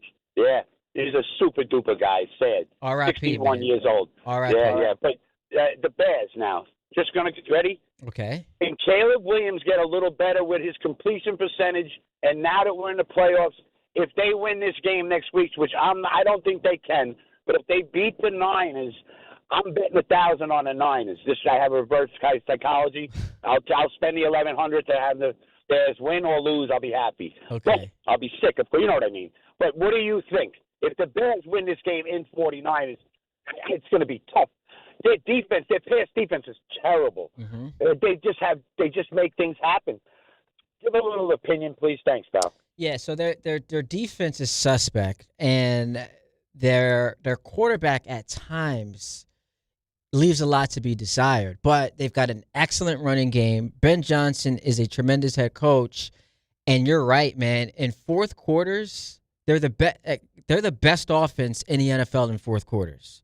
So if the game is close because of what we've seen from Caleb Williams in these big spots, you got to trust them. My problem is, and this is part of it is like counterintuitive, but the Bears have 6 wins this season after trailing in the final 2 minutes of the fourth quarter.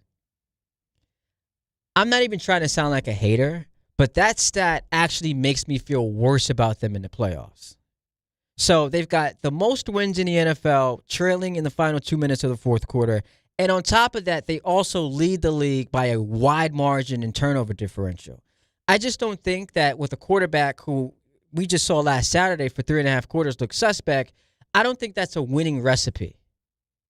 Having to rely on leading the league by a wide margin in turnover differential. You get to the playoffs, like the better teams aren't going to turn the ball over. Now, I get the Bears' defense deserves credit for being opportunistic in that regard, but living in you needed an onside kick to be the backup quarterback. Onside kicks that never at this point get converted, you needed that to happen. And I give Caleb credit.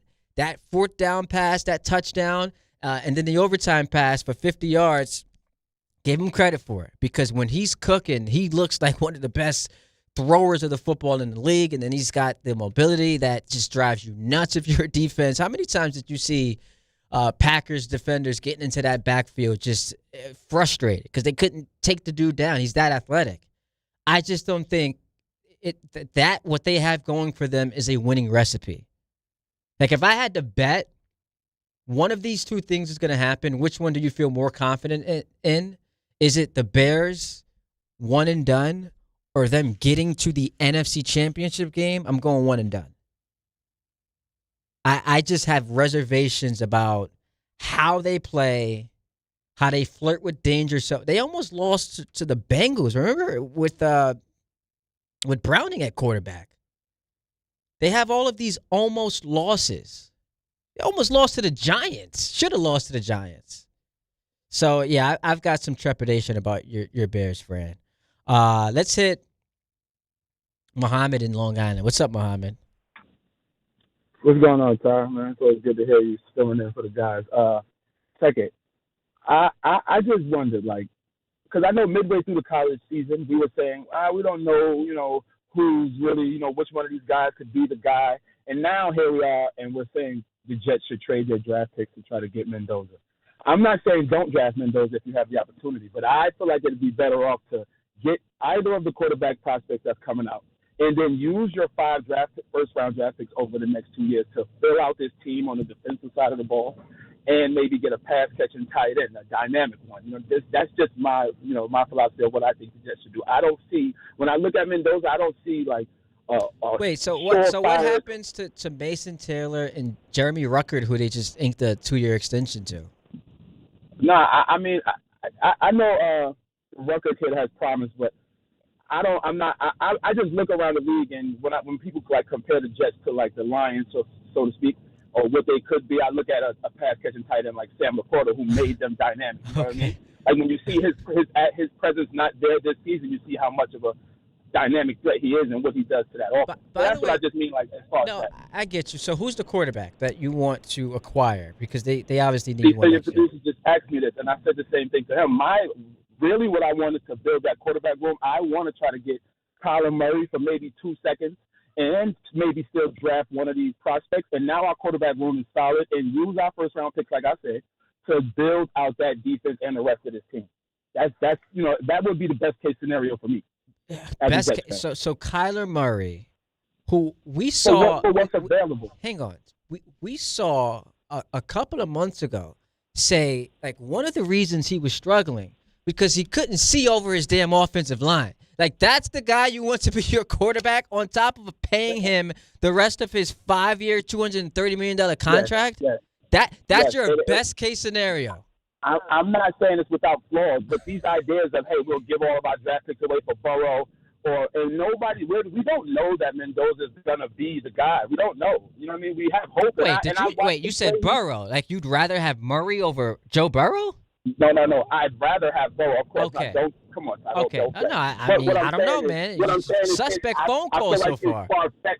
I feel like it's far-fetched for the Jets to think, hey, we're going to give up our 5 first picks to get Burrow. I don't really see that happen in the future. Realistically, I do see us being able to get Kyler Murray, who, back to what you tried to say about him being not being able to see over his line, it still never stopped him from being a dynamic, dual-threat quarterback in this league.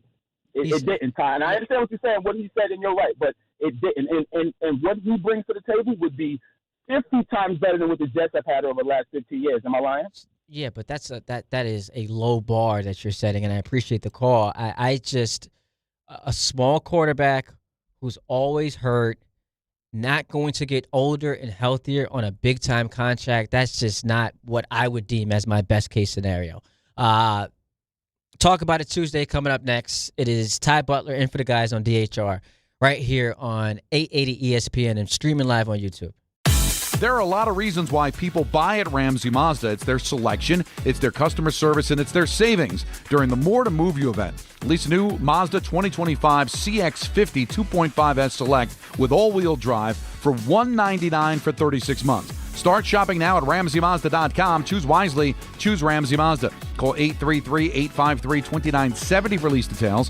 VIN SN385912. MSRP $32,795. Zero security deposit. Ends 1/2/26.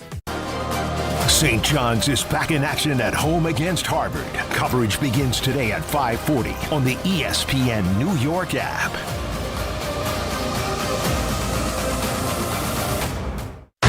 Knicks fans, it's time to hit the court with BetMGM, an official sports betting partner of the New York Knicks. Download the BetMGM app today and add a boost of excitement to every New York game day with same-day parlays, live betting options, player props, boosted odds specials, and the best daily promotions in the business. With the BetMGM app at your fingertips, you can experience the excitement of betting on your favorite players and get in on all the blue and orange action as your New York Knicks drive the lane. Find out why basketball fans love BetMGM, an official sports betting partner of the New York Knicks. BetMGM. Make it legendary. BetMGM and GameSense remind you to play responsibly. See BetMGM.com for terms. 21 years of age or older to wager and physically present in New York and New Jersey only. Subject to eligibility requirements. Gambling problem in New York? Call 877-8-HOPE-NY or text HOPE-NY 467-369. For New Jersey, call 1-800-GAMBLER.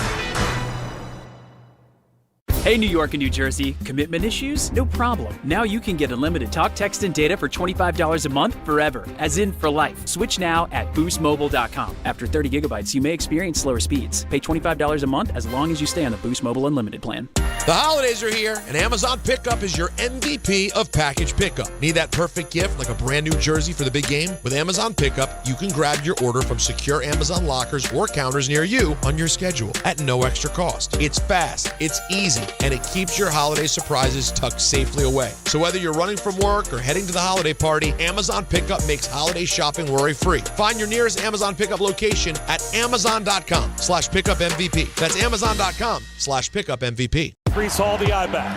at the 5-yard line. Handoff, Brees Hall finds a crease, runs left. He's into the end zone for a Jet touchdown. Jets fans, come out to MetLife Stadium for a Week 17 divisional matchup. See the New York Jets host the New England Patriots Sunday, December 28th at 1 p.m. Presented by Ticketmaster. Lock in your seats now at nyjets.com/tickets. Once again, that's nyjets.com/tickets.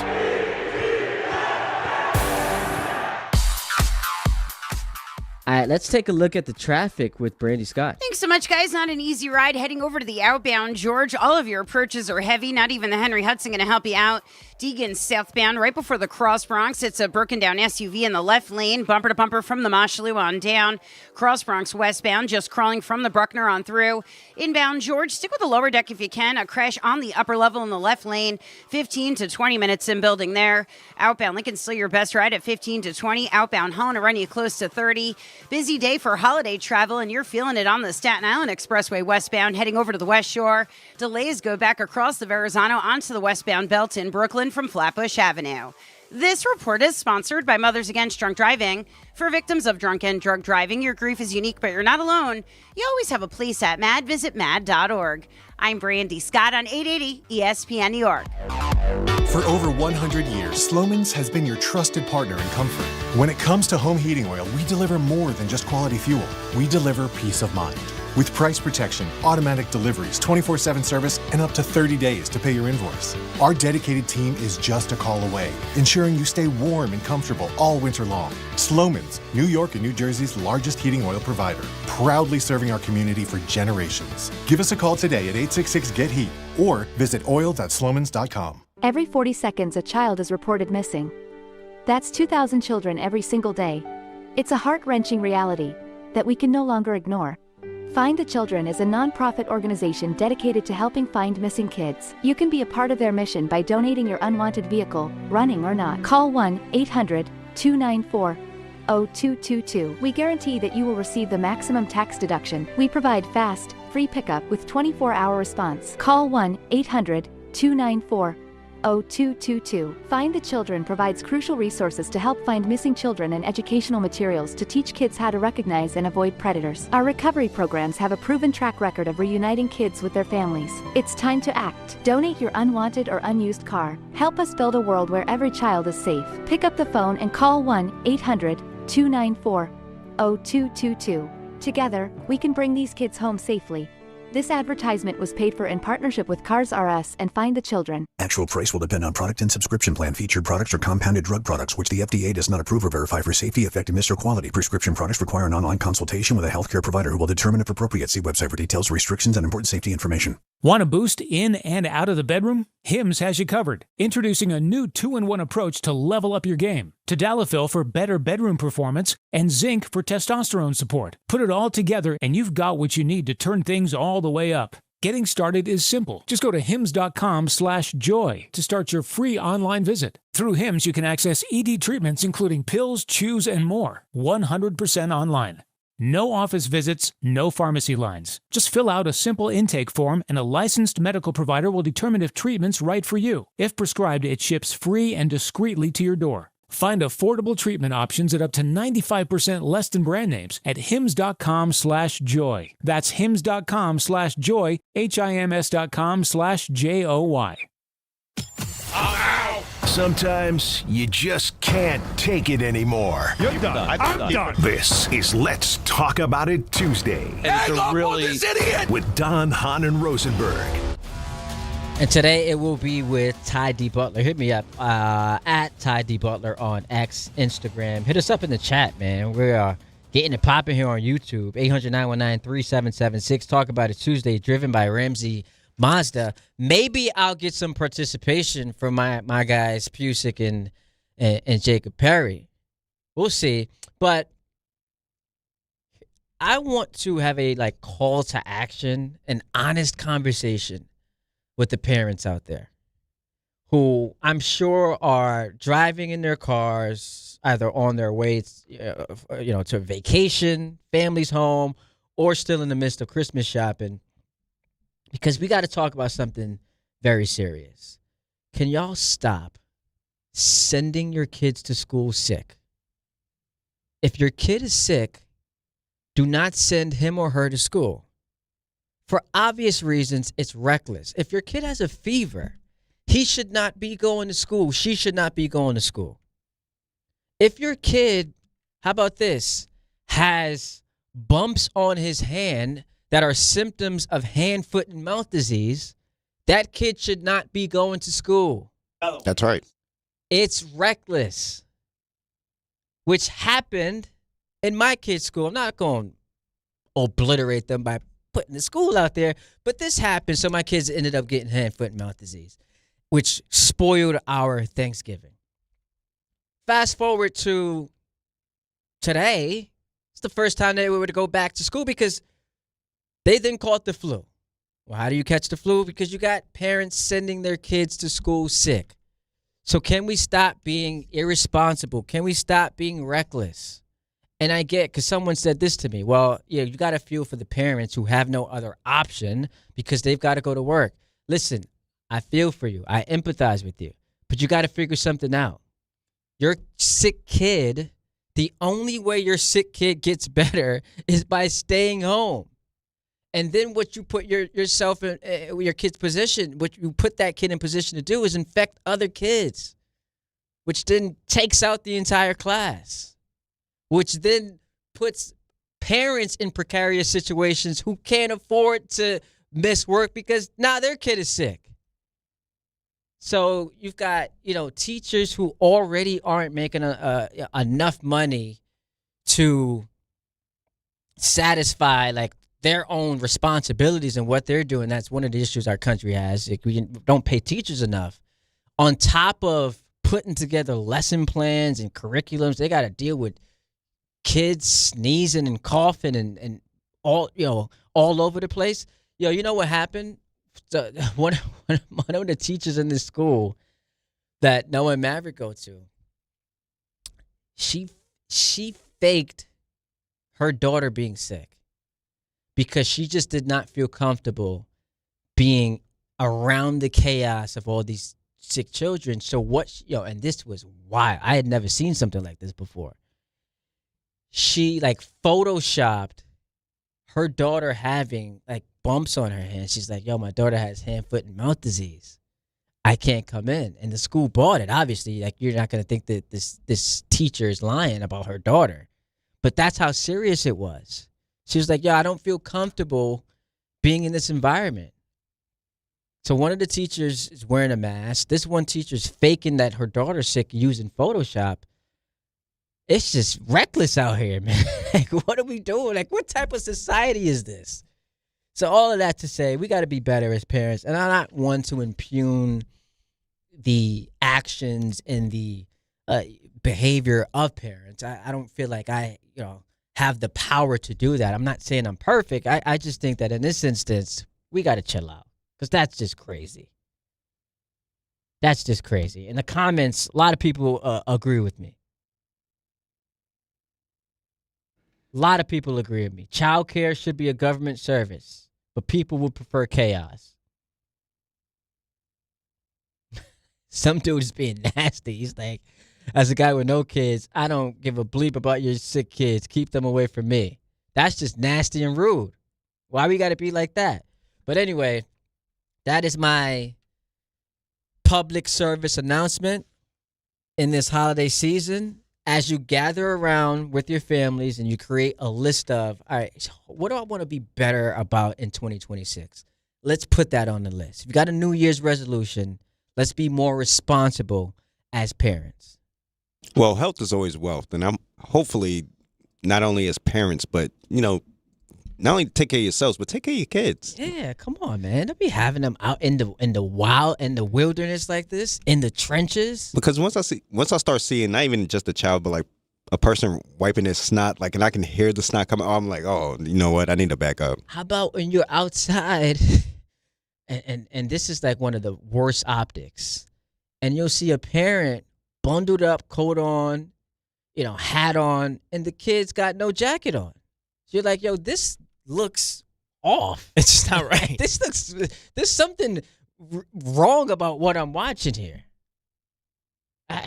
Man, we got to be better. We have to be better. Talk About It Tuesday, driven by Ramsey Mazda. It's the experience of driving a new Mazda and buying a new Mazda from Ramsey Mazda. Choose wisely. Choose Ramsey Mazda. I got to throw a sport one in here. I don't know if you guys saw this go viral overnight. Draymond Green, in the middle of a game, just decided, I don't want to be here anymore. I'm good. I'm taking the rest of the day off. You remember Michael K used to do the whole, maybe it's time for me to go? That's what he did. That's what Draymond Green did. Draymond Green lived out his Michael K. Was like, maybe it's time for me to go. Got into a little bit of an argument with the head coach of his team, Steve Kerr. Decided, I'm good. I'll see y'all later. Here's Draymond Green on what happened between him and Steve Kerr. Temper spilled over, and I just thought it was best that I get out of there. I don't think there was a situation where it was going to get better. So it was just best to remove myself. That's it. Think about that for a moment. That sounds like the explanation he could have about some type of a dispute between him and Kevon Looney, or him and Jimmy Butler, him and Jonathan Kuminga. And Jordan Poole. Let's listen to this, right? Listen to what Draymond says here and picture for a moment like he got into it with a player. Temper spilled over, and I just thought it was best that I get out of there. I don't think there was a situation where it was going to get better. So it was just best to remove myself. That's it. Sounds good until we learn he's talking about his head coach. He's talking about his head coach. And to your point, Jacob, wish you would have had this type of mentality at the beginning of the 2023 season when your team's trying to defend the championship, and you found it in you to punch Jordan Poole dead in his face, knock him out.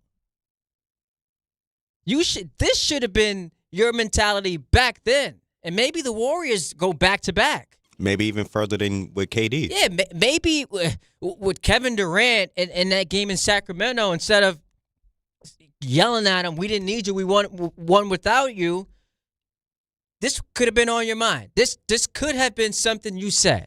How about the 2016 finals when you got ejected because you couldn't control yourself, and now all of a sudden your best man, your best friends with the guy you punched in the groin? It just looks weird. I get the clutch sports thing. But anyway, if this Draymond Green... Temper spilled over, and I just thought it was best that I get out of there. I don't think there was a situation where it was going to get better.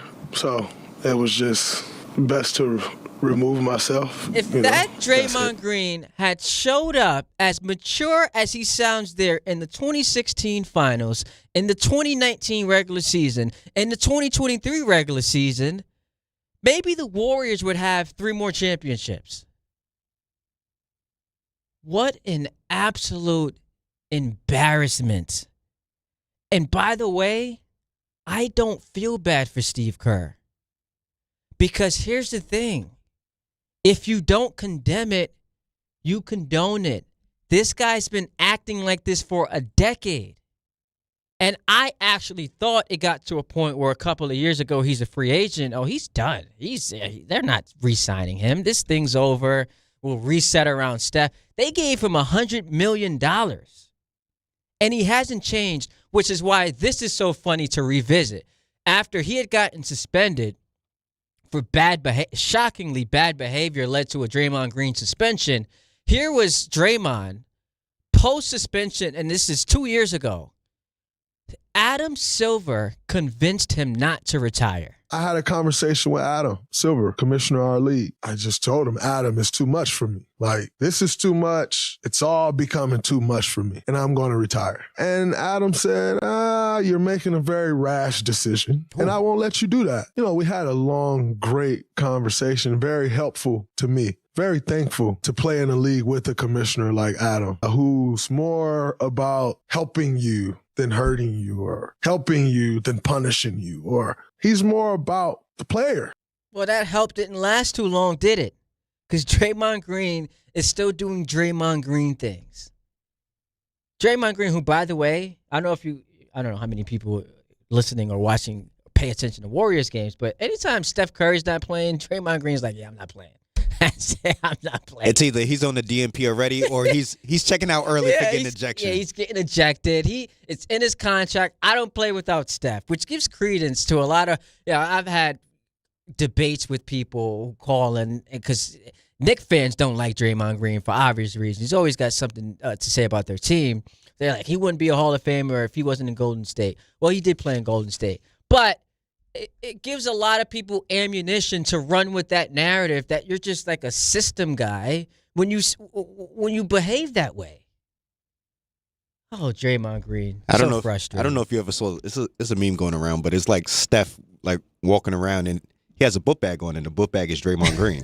That's Like essentially what it carrying is. him, right? Exactly. Yo, the fact that the Warriors, and I know we got to hit a break here, never suspended Draymond after he punched Jordan Poole in the face was mad disrespect. Yo, could you imagine Alan Hahn just punches Chris Carlin in the face, and John's like, yeah, no punishment, no consequence. We're good.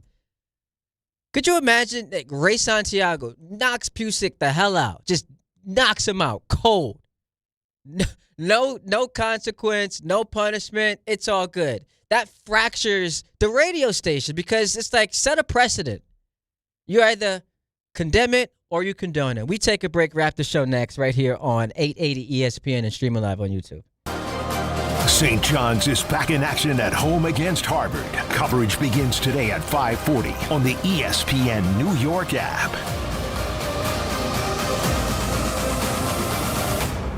Listen up, New York. It's football season, and you should be out there enjoying every play, every tailgate, every moment. But if you're dealing with neck pain, back pain, joint pain, or sciatica, even getting off the couch can feel like a challenge.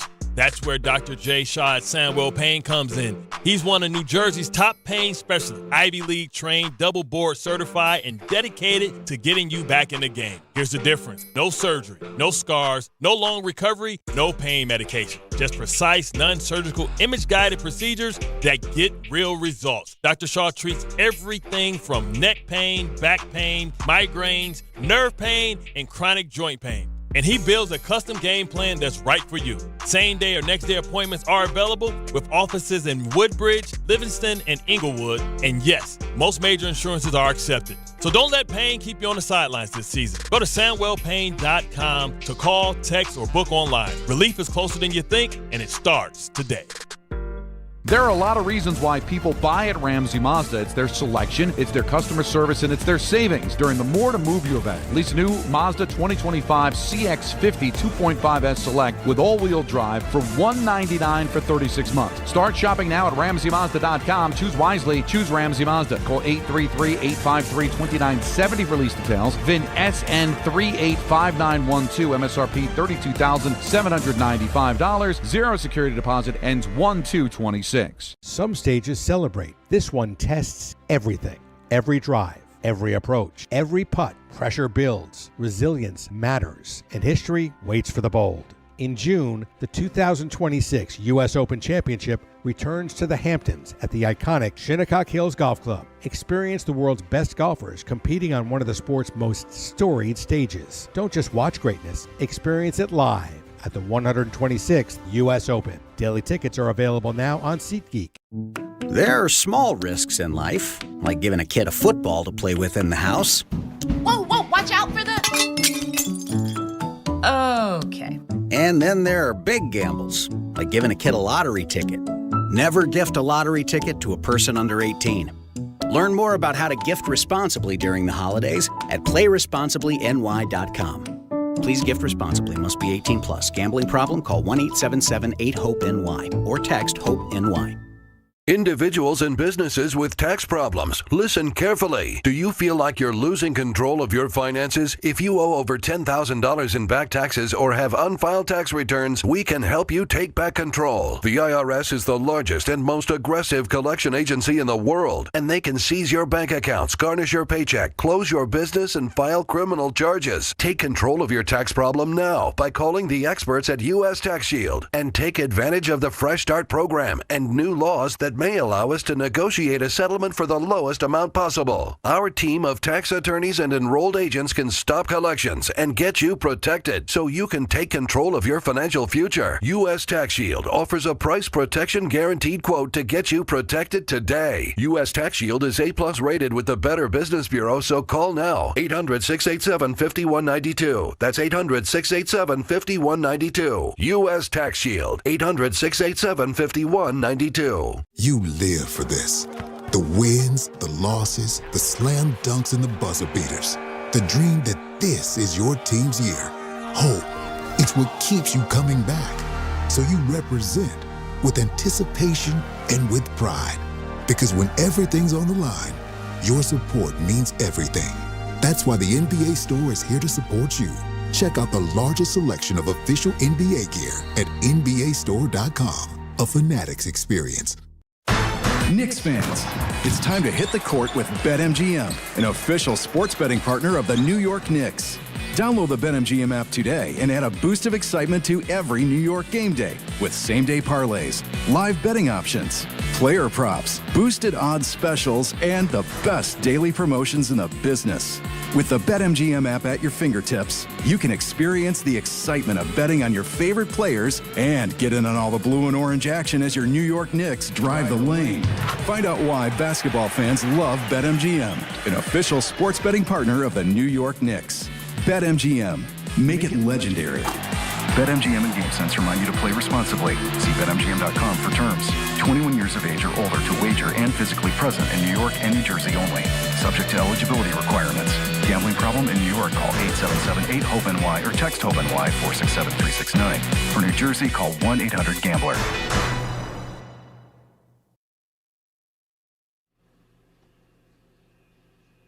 Party time. Oh, I love it. All right, let's hit y'all real quick with a little game time. Brought to you by Tullamore Dew Irish Whiskey, because y'all know when it's game time. Oh. It's Tully time. It's Tully time. Shout out to Rosenberg and LaGreca. The Knicks visit the T-Wolves. Coverage immediately following Pat O'Keefe. More on him in a moment. At 7:30 right here on 880. The Rangers travel to D.C. My man Pusick going to be locked in on this game to face the Capitals. Coverage on 10:50 starting at 6:30. Got St. John's hosting Harvard with coverage on ESPN New York, the app, starting at 5:40. Isles Devils at UBS Arena at 7. And if I'm not mistaken, both Don and Allen will be in attendance for that game. That's what I've heard. That's pretty cool. And the Nets, that's still a thing, huh? Nets Sixers in Philly at 7. Tullamore Dew, the original triple distilled, triple blend, and the triple cast matured Irish whiskey. Be sure to grab a Tullamore Dew or try the new Tullamore Dew honey during today's action. Glasses up to enjoy Tullamore Dew responsibly. I joke about the Nets. Once the Cavs thing falls apart, I'd like to see Donovan Mitchell get traded to Brooklyn. So I want to be first on that. Pat O'Keefe is going to be taking over from 5 to 7:30. Then he will be doing the pregame show for the Knicks and the Wolves. It's been a minute. Happy holidays to my man Pat O'Keefe. How you doing, bro? I'm good. It's great to catch up with you. It has been a minute. How are things? I think we're coming up on the 2-year anniversary of us doing the RJ Barrett segment that ended up leading him to get traded. That I obviously won and you so now lost. This has evolved over time. So now we've taken it to the level of your side of the argument is actually the reason for the OG Anunoby trade. Listen. One of the great trades of the century for the Knicks. So now you're going to do that, huh? Like you wanted. Well, it's the same trade. Yeah, but you wanted RJ Barrett to, you thought he was going to be the superstar. He gets traded. I was just going to say, Leon Rose, from sources have told me, was driving around listening to that segment. He's like, you know what? That's a good idea. Let me trade him to the Raptors. And the Knicks are better for it. Knicks are better for it. And RJ's still a 20-point-a-game guy. Jalen Brunson, a little more efficient. Top 3 MVP candidate. Like, if I'm doing my ballot right now, I'd have SGA. Just the team is too good. Jokic, he's phenomenal. Brunson's up there with those two guys for the MVP right now. I know it's still early, but he's just been phenomenal, man. Yeah, and I mean, they're so far ahead of everybody else still, though, SGA and Jokic. And, what do you do with Luka, right? Because the Knicks are a better team than the Lakers. The point differential indicates that. but you have to take into account that this guy's averaging 34 points a game. So that's a pretty strong MVP candidacy as well. And then there's also Cade Cunningham because, he's doing a lot of the things that Brunson's doing. He's leading a team that technically, I don't think they're better than the Knicks, but the standings right now say that they are. So you got to give him a shout out too. The argument against Cade, I think, would be like as great as he's been. Sometimes these awards, and we saw it in the NFL last year with Josh Allen, come down to narrative and it's your time. So you're right on the Luka part. Like Luka's never won an MVP. If the Lakers continue to be a top 3 team in the West and he's averaging what he's averaging, he'll get the benefit of the doubt. And Brunson, if we're doing the head-to-head with Cade, even if the Knicks finish as the 2 seed, Brunson's been better for longer.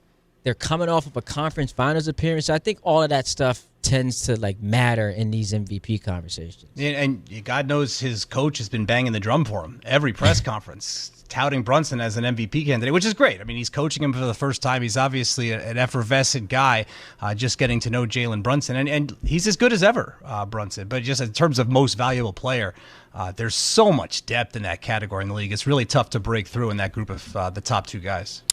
So can I throw a quick football question at you? Yeah. We did this earlier. Cuddle, marry, trash, and I guess the wording is a little off, but cuddle, marry, trash. Like, what's the worst of the options as far as Super Bowl winners if you're a Jet fan? I give you Steelers, Patriots, Bills, all 3 teams that will be in the playoffs, all 3 teams to, in any order you pick to, win the AFC. What's the worst case scenario if you had to order those? It's hard for me to answer this like you because I'm not invested in the Jets as you are. That being said, I think for me the clear answer is the Patriots. They lapped you on the rebuilds. They almost lapped you twice. And I think I heard you make this point an hour ago. The Mac Jones, they did get to the playoffs with him, but they've lapped you on the rebuild. New head coach, new quarterback. And not only are they back in the playoffs, but they're back to being at the top of the division and no end in sight for the Jets. So I think that's clearly the worst. Obviously there's the Rodgers thing. I've always liked the Bills. I went to college in Western New York, so it's hard for me to say that would be bad. Again, I'm not coming at it from the point of a Jets fan, except to say that I think the Patriots are that would be would that be marry or would that be trash? I don't know. Yeah, that'd be marry. Right, I've worded it incorrectly, but I just how insane is that? Since the Jets last won a playoff game, the Patriots have won 3 Super Bowls, and now they're on their 2nd rebuild. It's just nuts. Come on. Pat O'Keefe coming up next. It was great talking to you, man. Hopefully we get to do this some more. I hope so. What you got coming up for us? Let's give the people a little. Yeah, I'll be here. In the show, yeah. We got to talk more about the Giants and Jets because I'm looking at my calendar last year on my notes from the shows that we did together this time last year. I'm not really sure anything's better. In fact, I know it's not, and in a lot of cases, it's worse than it was, which is almost hard to believe, Ty. Well, enjoy the show, man. Enjoy the pregame Happy show. holidays. Happy holidays Good to seeing you. you, I will talk to you soon. Pat O'Keefe's coming up next. Shout out to all of the callers, the audience on YouTube, my guys, Jacob and Anthony, for a tremendous job. I will talk to you guys tomorrow from 10 to 2. I'll be in with Bart Scott doing Bart and Carlin. But happy holidays to all of you. Pat O'Keefe coming up next right here on ESPN New York and streaming live on YouTube. There are a lot of reasons why people buy at Ramsey Mazda. It's their selection, it's their customer service, and it's their savings. During the More to Move You event, lease a new 2025 Mazda CX-30 2.5S all-wheel drive for $159 for 36 months. Start shopping now at RamseyMazda.com. Choose wisely, choose Ramsey Mazda. Call 833-853-2970 for details. VIN SM839072. MSRP $26,690. Zero security deposit. Ends 1/2/26.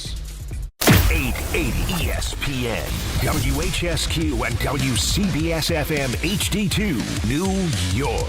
A Good Karma Brands radio station.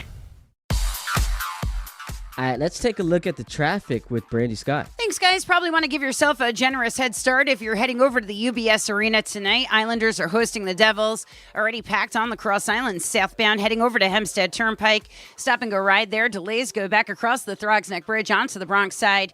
Slow crawl on the BQE eastbound, heading into Queens. Right lane accident right before the Kosciuszko Bridge. Solid delays there from the Williamsburg Bridge in Brooklyn. Heading over to the outbound George, best of it right now, Henry Hudson. Second choice southbound Deegan. Pockets of delays there from the Mosholu on down. They picked up that broken down SUV right before the Cross Bronx. Inbound George, accident cleared on the upper deck. Still about a 15 to 20 minute ride. Outbound Lincoln Orania 20 to 30. Outbound Holland close to 40. This report is sponsored by the New York City Department of Transportation. Speeding ruins lives. Drivers, watch out for pedestrians and cyclists and slow your turns to less than 5 miles an hour. I'm Brandy Scott on 880 ESPN New York. Brees Hall, the I-back, at the 5-yard line. Handoff, Brees Hall finds a crease, runs left. He's into the end zone for a Jet touchdown. Jets fans, come out to MetLife Stadium for a Week 17 divisional matchup. See the New York Jets host the New England Patriots Sunday, December 28th at 1 p.m. Presented by Ticketmaster. Lock in your seats now at nyjets.com/tickets. Once again, that's nyjets.com/tickets. D'Agostino, law, bite back. I'm injury attorney John Ryan D'Agostino, nicknamed The Closer, continuing D'Agostino and Associates' legacy of helping the injured for over 35 years. My father, John D'Agostino, built this injury firm to help accident victims. This is John D'Agostino, and this is a family firm. For us, it's about doing what's right and making sure somebody pays for your pain. Call us first at 1-800-BITE-BACK. That's 1-800-BITE-BACK. They call me The Closer because big or small, in court or out, I'm fighting to get the job done, to win, to get you every dollar you deserve. D'Agostino and Associates has offices throughout New York and New Jersey and will come to you. I've been there and I'll be there for you. Call us first at 1-800-BITE-BACK. 1-800-BITE-BACK. That's 1-800-248-3222. Individuals and businesses with tax problems, listen carefully. Do you feel like you're losing control of your finances? If you owe over $10,000 in back taxes or have unfiled tax returns, we can help you take back control. The IRS is the largest and most aggressive collection agency in the world, and they can seize your bank accounts, garnish your paycheck, close your business, and file criminal charges. Take control of your tax problem now by calling the experts at U.S. Tax Shield and take advantage of the Fresh Start program and new laws that may allow us to negotiate a settlement for the lowest amount possible. Our team of tax attorneys and enrolled agents can stop collections and get you protected so you can take control of your financial future. U.S. Tax Shield offers a price protection guaranteed quote to get you protected today. U.S. Tax Shield is A+ rated with the Better Business Bureau, so call now. 800-687-5192. That's 800-687-5192. U.S. Tax Shield. 800-687-5192.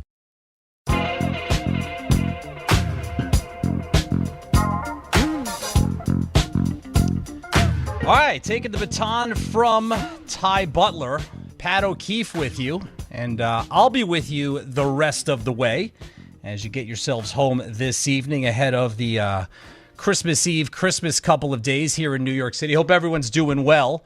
Knicks basketball tonight at 7:30. I'll have that for you as well.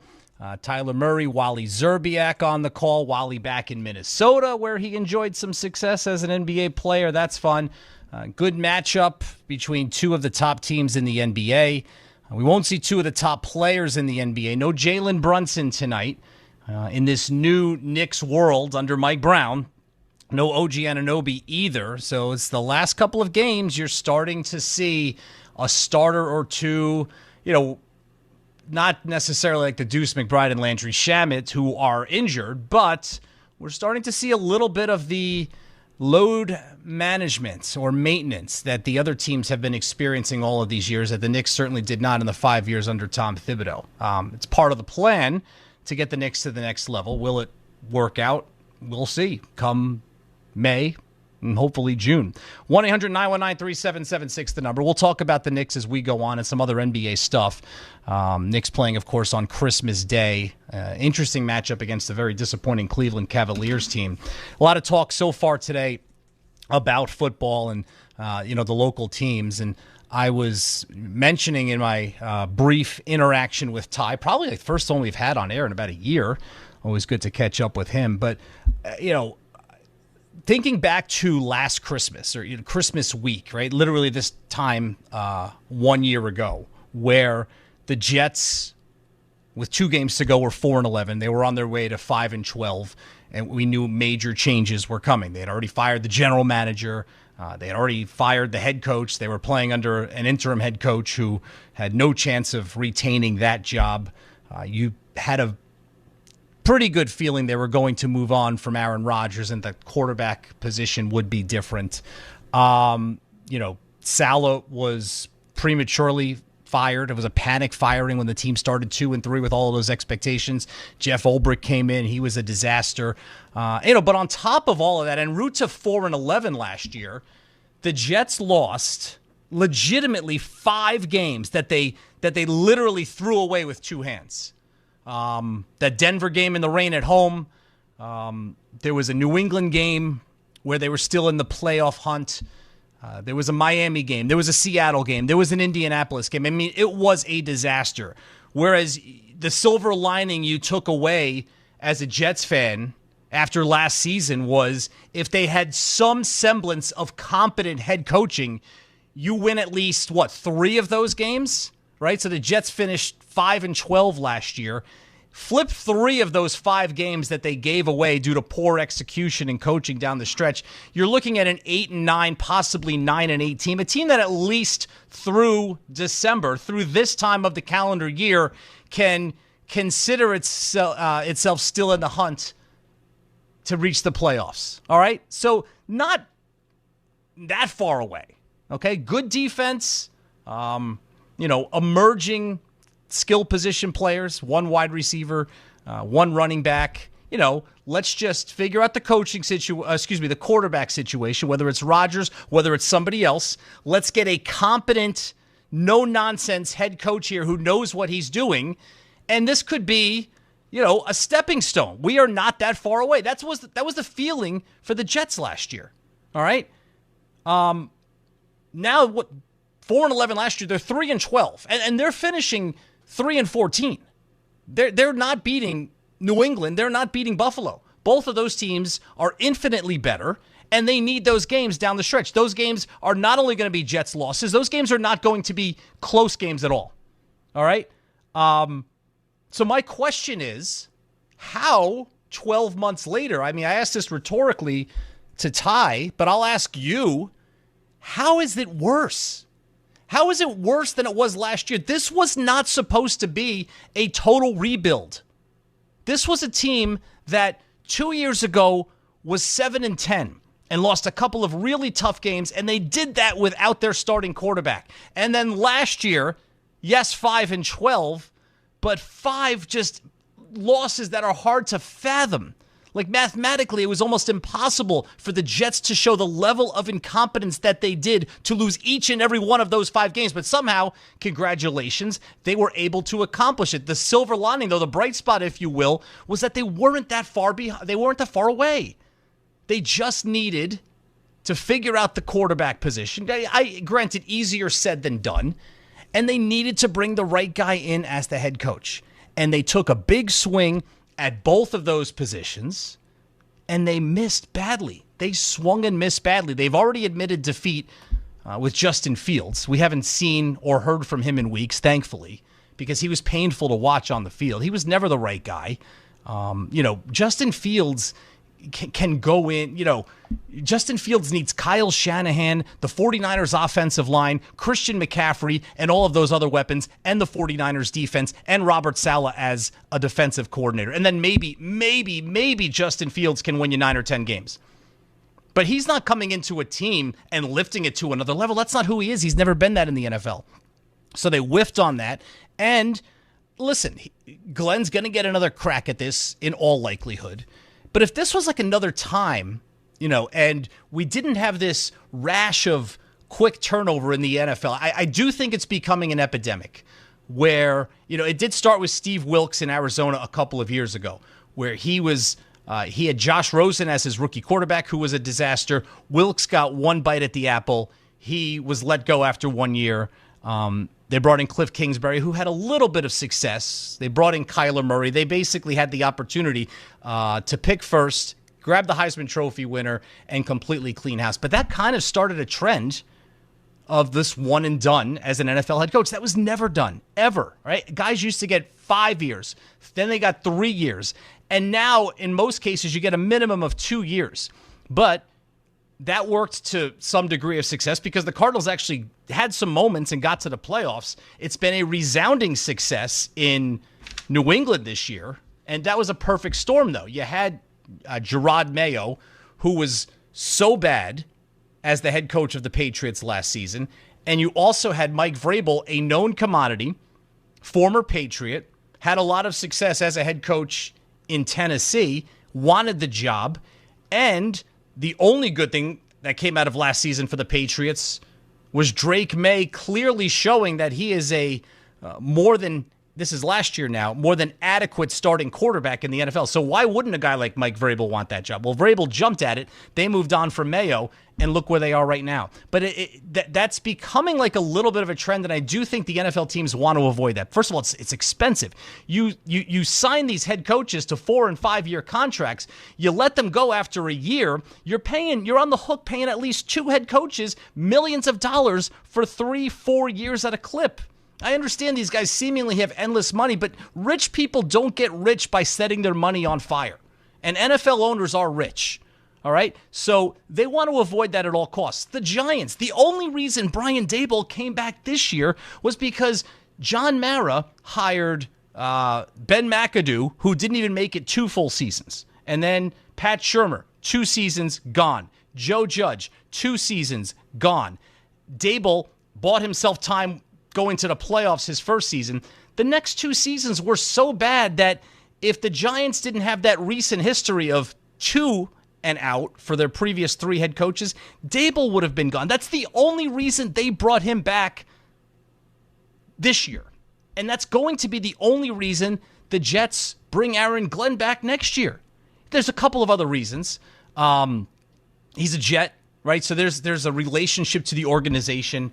You know, he's got the strong relationship with some influential people throughout the NFL. And he's been an influential person throughout the NFL. He was a good player. He was a good defensive coordinator on some very good teams recently. Listen, the credentials, I don't fault the hire based on the credentials. The fact that he is tied to the organization and the success that his defenses had in Detroit the last couple of years, right? But sometimes when you know, and I'm sorry, but if there's anybody out there that's like really excited about year 2 under Aaron Glenn and thinking that, yeah, he took some lumps and it's a rebuilding situation, but he's got to get his footing under him, and next year it's going to be a different story. Is that really what we think? Because what I think is he's not right for this job, and they're going to bring him back, and that's going to set them back another year.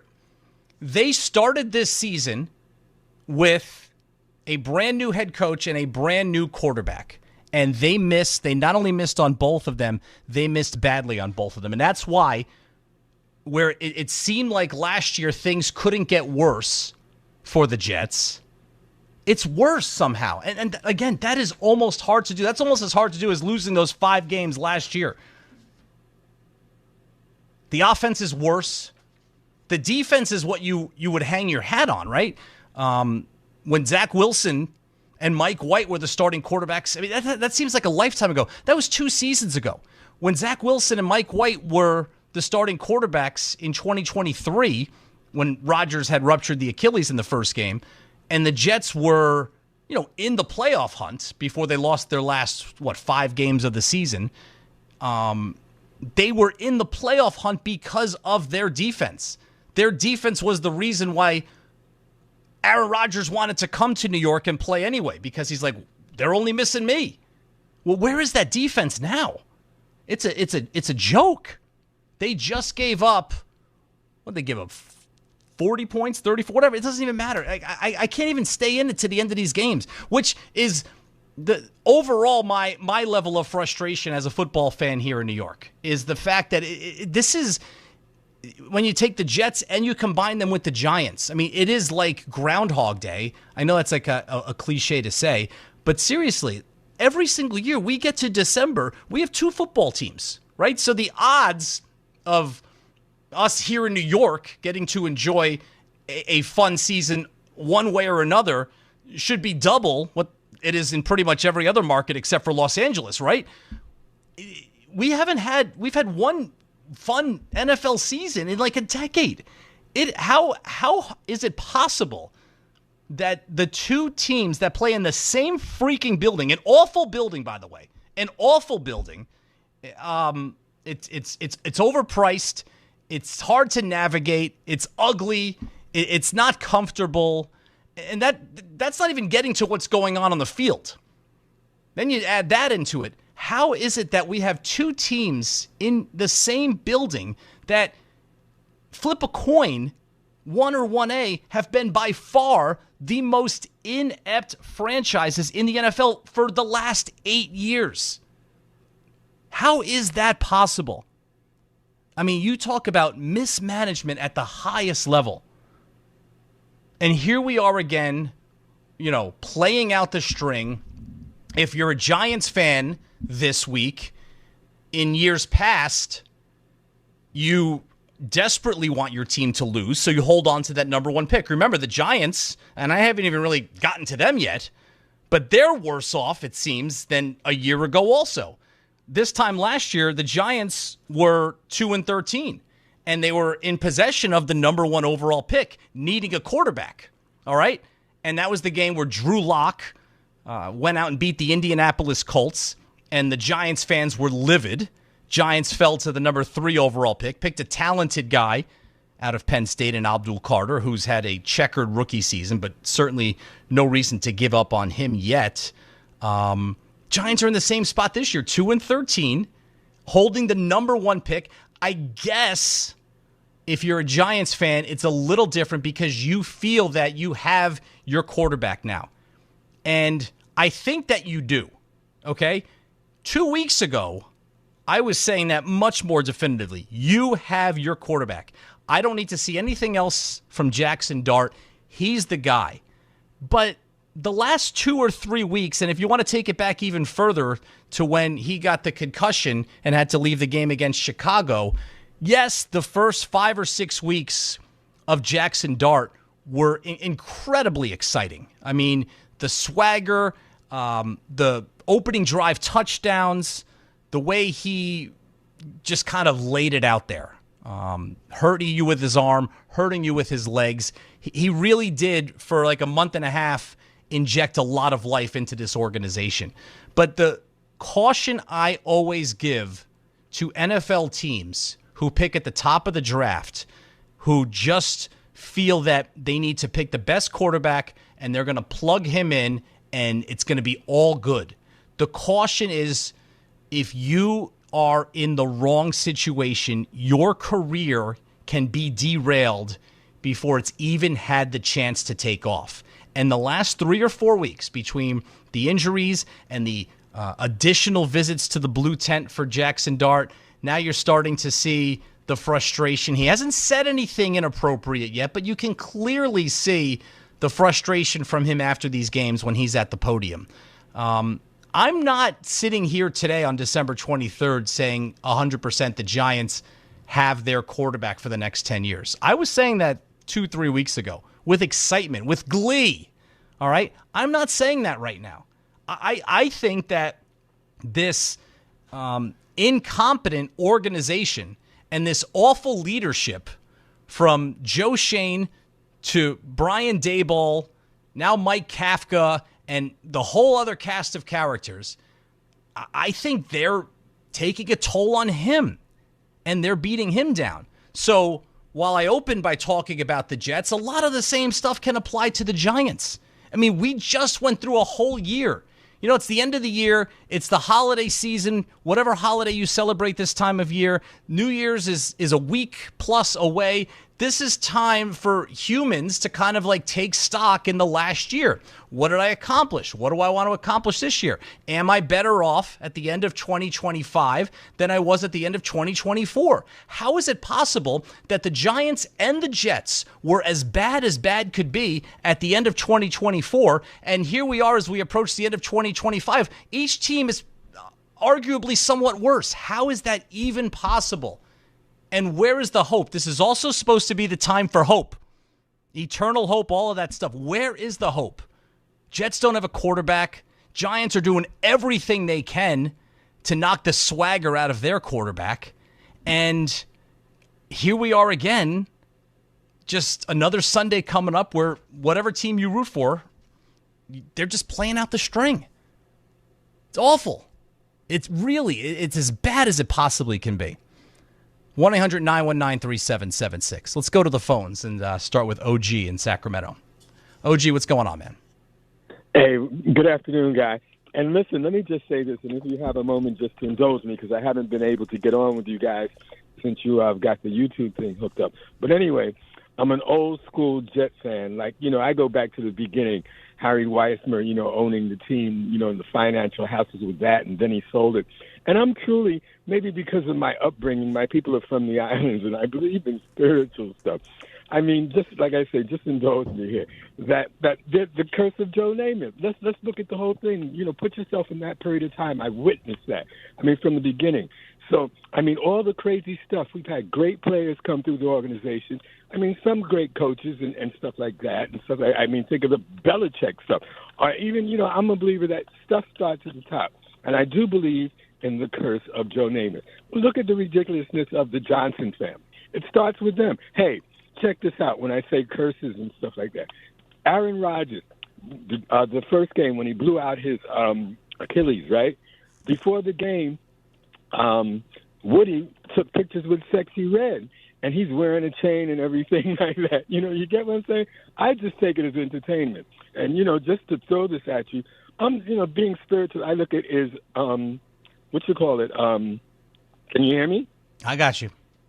Okay, no, I'm saying I'm looking at Aaron Glenn as a sacrificial lamb.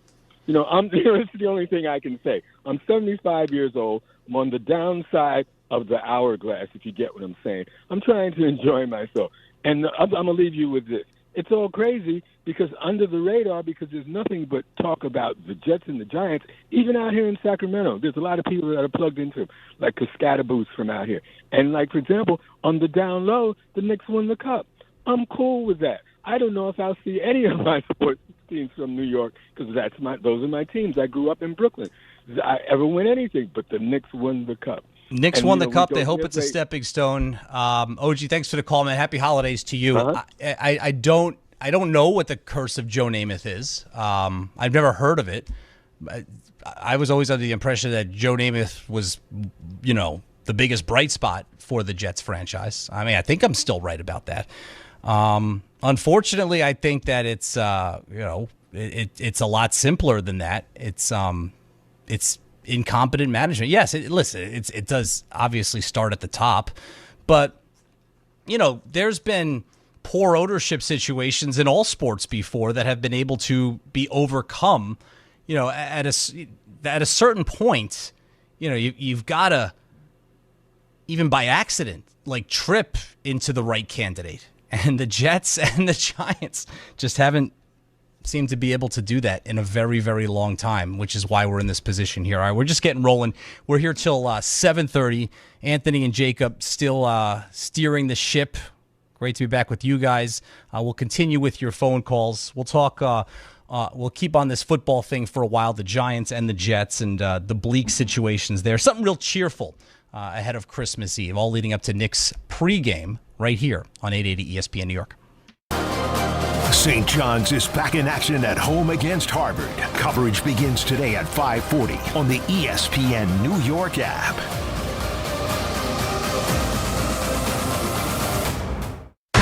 Knicks fans, it's time to hit the court with BetMGM, an official sports betting partner of the New York Knicks. Download the BetMGM app today and add a boost of excitement to every New York game day with same-day parlays, live betting options, player props, boosted odds specials, and the best daily promotions in the business. With the BetMGM app at your fingertips, you can experience the excitement of betting on your favorite players and get in on all the blue and orange action as your New York Knicks drive the lane. Find out why basketball fans love BetMGM, an official sports betting partner of the New York Knicks. BetMGM. Make it legendary. BetMGM and GameSense remind you to play responsibly. See BetMGM.com for terms. 21 years of age or older to wager and physically present in New York and New Jersey only. Subject to eligibility requirements. Gambling problem in New York? Call 877-8-HOPE-NY or text HOPE-NY 467-369. For New Jersey, call 1-800-GAMBLER.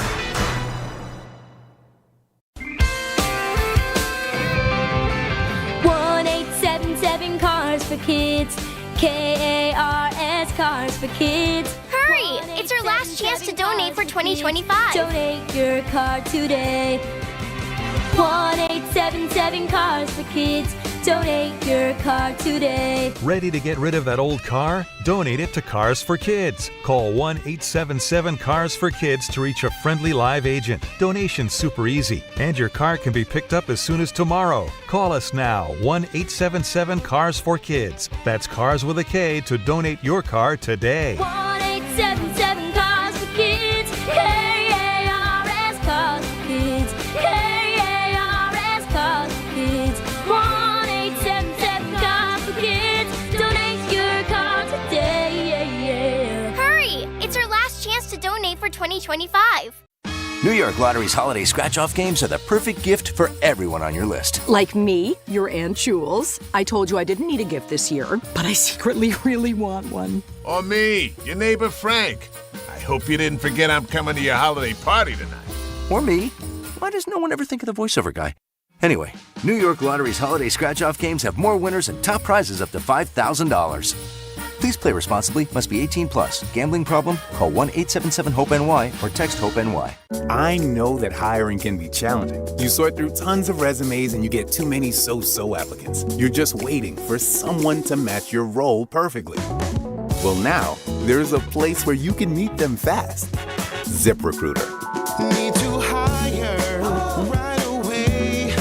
Start your search for strong candidates. The right fit awaits. Build your team.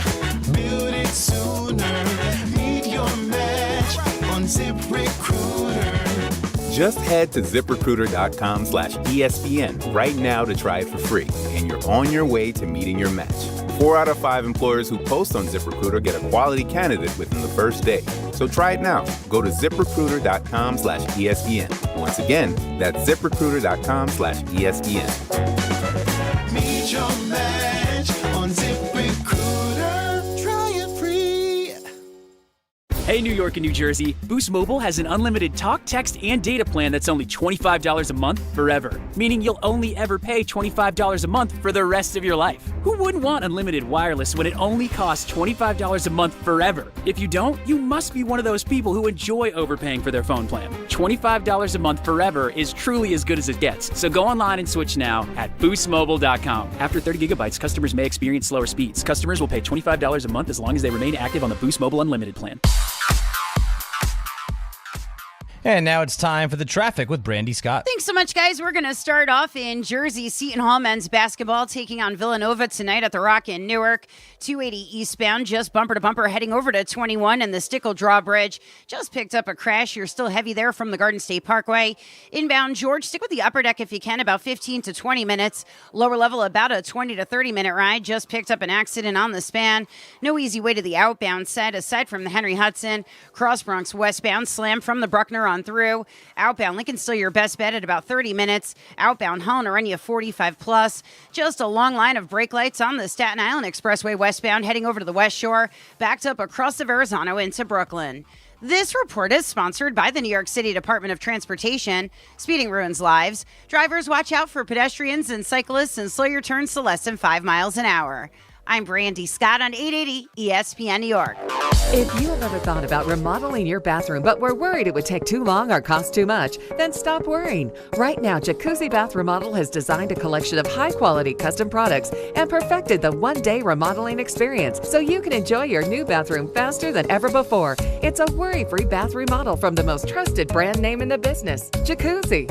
A jacuzzi bath system fits in your existing tub space. It's a no-mess installation with an amazing style selection, factory-certified installers, and a limited lifetime warranty. Call 800-717-4599. That's 800-717-4599 right now and get 50% off installation with no interest and no payments for 12 months. Replace that old bathtub today with a walk-in shower for a safer bathing experience. If you have lived in your home for over 15 years, it's time to remodel your bathroom. For a virtual or in-home appointment, call 800-717-4599. That's 800-717-4599. 800-717-4599.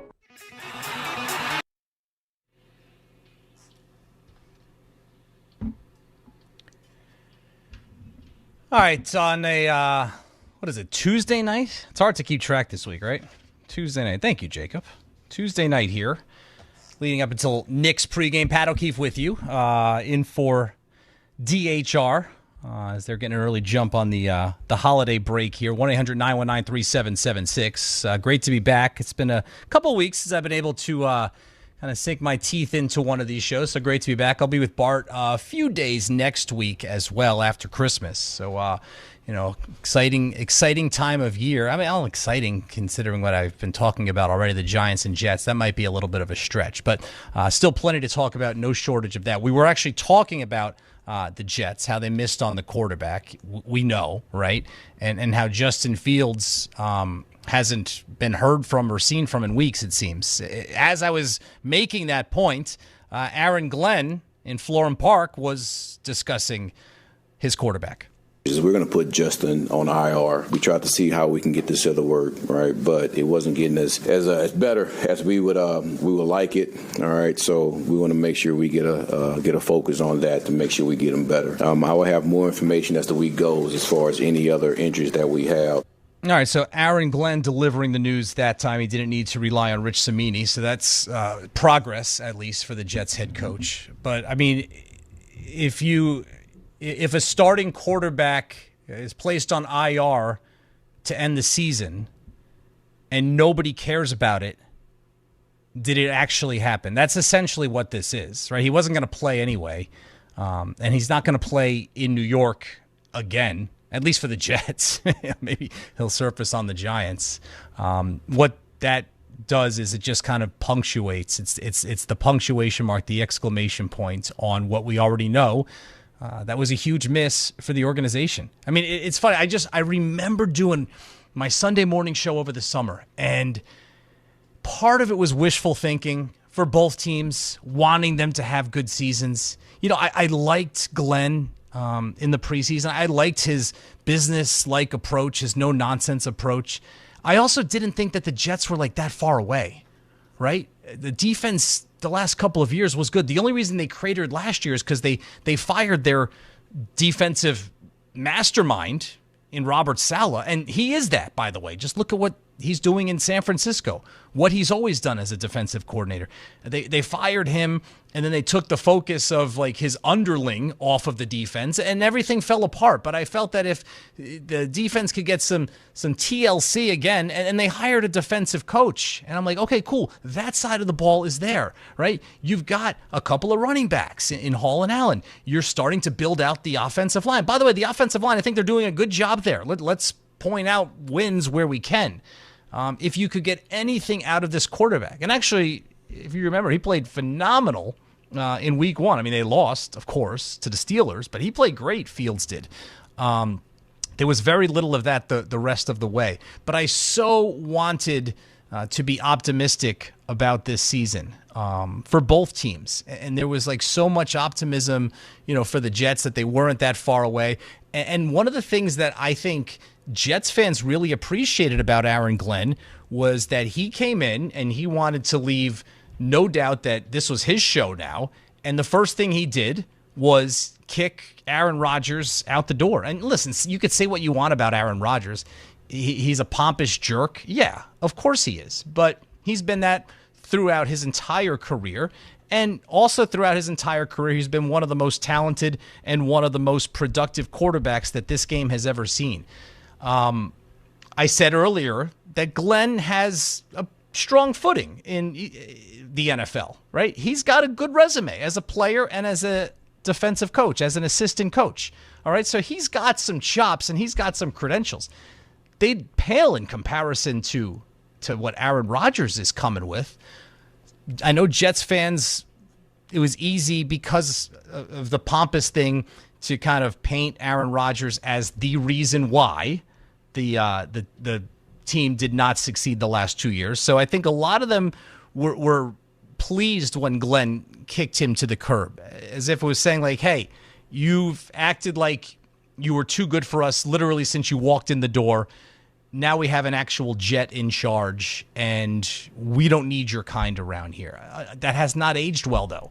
It hasn't aged. You know, if you're going to do that, if you're going to take that kind of stand, you got to replace him with someone who can play. And they didn't replace him with someone who can play football, at least the quarterback position. So, again, it's just an example. If you've got egg on your face, does he care? No. In his interactions with the media and the way he presents himself week to week, he is softening a little. All right. Congratulations. You're not a complete jerk every single week like you were the first 10 weeks of the season. Well done. It took a 3-12 start for you to accomplish that. All right. But he kicked Aaron Rodgers to the curb. Aaron Rodgers is going to the Hall of Fame in Canton. But first, he's going to the playoffs one more time, at least one more time. And you, as the Jets and the Jets head coach in this situation, Aaron Glenn, are left with a ton of questions about your coaching acumen and whether or not you're up for this job. And you're also left with who's going to play quarterback next year, because it's not going to be Justin Fields and it's not going to be Brady Cook. It's not going to be Tyrod Taylor, even though, again, he proved to be the best of the bunch. Like I always say Tyrod Taylor is. You know, it's a wing and a prayer on a guy, Fernando Mendoza, who might not even be a sure thing. It's not a good situation. Let's go to the phones. Let's go to Manny in Flushing. Manny, what's going on? Hey, Pat, how you doing, my man? Happy holidays to you and your family. You too, Manny. Thank you. Yes. Listen, look, at the end of the day, like I'll give you my Knicks part, but I want to talk about the Jets and the Giants. I mean, let's be real. I mean, 15 years has been hell for New York football. I mean, the Jets haven't made the playoffs. Your Jets and my Giants have only won one playoff game since winning Super Bowl 46. It's been coaches changed. I mean, come and gone. General managers come and gone. Even players come and gone. The only remain consistent is both teams is the ownership. I mean, of course, Woody Johnson is like one of the worst. I mean, look, I know John Mauer is going through a lot, with his cancer, prayers for him and his family. But that being said, we also got to give him, have be accountable for his action, for the team's ability to compete. Now, I want to talk about my next point. I mean, listen, like last week, I've heard about your Bart Scott, who does the late morning show with Chris Carlin. He said that Jalen Brunson is no superstar, but Kate Cunningham, a team I think the Pistons we root for is. I mean, my response is I thought he was on drugs. I'm sorry. I mean, first of all, Kate Cunningham, the much I like what he's doing with the Pistons. Yes, the Pistons are having a hell of a year, but that being said, he has won 2 playoff wins. Jalen Brunson's guy came to the conference finals, whether once or twice. Yes, he was with Dallas, but he carried that team for 3 years. Unlike Kate Cunningham, despite his success, the Pistons, mind you, 2 years ago were a laughingstock. They lost like 29 straight. I'm just saying. That's all I'm going to say. Thanks for the call, Manny. I didn't hear Bart say that. I know that Bart is from Detroit, and I know that Bart is a Pistons fan. And I know that Bart, occasionally likes to tweak the New York sports fan, especially when it has something to do with one of his Detroit teams. What I would say is this. Jalen Brunson is a superstar. He has proven that over the last several postseasons, and I spoke briefly about this when I was chatting with Ty before I came on at 5. He's better now than he ever has been. He's getting better every single year. And Jalen Brunson is a superstar. Right now, I would say that Cade Cunningham is an emerging superstar. He hasn't done it long enough, and he hasn't done it at the level that Jalen Brunson has done it yet. He's trending in that direction, though. The next thing that comes is postseason success. And Cunningham was good in the postseason series last year, but go back and look at the end of the game stuff. Right? There were opportunities. The one game where, was it game 4? I think it was game 4 where the Tim Hardaway Jr. they thought got fouled by Josh Hart in the corner on the desperation heave at the end. There was no call and the Knicks won the game. Cunningham had a chance to win that game with a wide open foul line jumper on the final possession and missed it. And listen, you're not going to, first of all, you're not going to hit all of those shots. And you're not going to, make the entire referendum on a guy if he's a superstar or not on one end of the game shot in the postseason. But he still has a ways to go. If I'm voting for most valuable player this season, right, we're about a third of the way in, I'm probably putting Cade Cunningham at this moment. I'm probably putting Cade Cunningham slightly ahead of Jalen Brunson because he's got better stats and he's the best player on a better team. But as far as like superstar encompasses to me more than one season. And Jalen Brunson now has done it for 3 years in a row and keeps getting better and better and better. He's a superstar, and Cade Cunningham is on his way to being that, but he needs to add the postseason success. 1-800-919-3776. Pat O'Keefe with you on 880 ESPN New York and the ESPN New York app. Let's go to Greg in the car. Greg, what's going on? Hey, Pat. How are you? Thanks for having me. Happy holidays. Same to you, Greg. What's going on? So I live in New Jersey, but I am a lifelong Tennessee Titans fan. I'm a Yanks fan, Rangers, Knicks, but grew up, loving the Titans, and especially in the late 90s, and coming from the Oilers, Aaron McNair, and I hear the Jets and the Giants now fans, and I empathize with what they go through, and all of my friends, go through this, and I'm like, dude, I get it, because it happens every year with the Titans. Talking all the way back, Jake Locker, Zach Mettenberger. There's just no consistency, bad coaching decisions by management, and I just, it's almost eerie how the teams near each other. Obviously, the Titans, rightfully so, much smaller market team, and doesn't have the illustrious history that either of the New York franchises have. But they had some good years, had some good teams, just like the Jets. They've had one Super Bowl appearance. I actually don't know if the Jets have had any, but it's just every year you look forward to the season. You think it's going to be different. You got a new number 1 overall pick quarterback who is yet to prove himself, and then it just slowly fizzles out, and you're just left wondering what to do. Do you continue to invest your emotion in the team the rest of the year? Do you pretend like it's not happening? You're just focused on fantasy and betting. So I understand where the Jets and the Giants fans are coming from, and I hear it, and that's really all I wanted to say. And thanks for having me on. Really appreciate it. It's rough. Happy holidays, Greg. Thanks for the call. It is rough. Now, I haven't dived into the recent success or lack thereof of the Titans like I have with the Giants and Jets. I do know that it wasn't that long ago. 5 years ago, the Titans were in the AFC Championship game.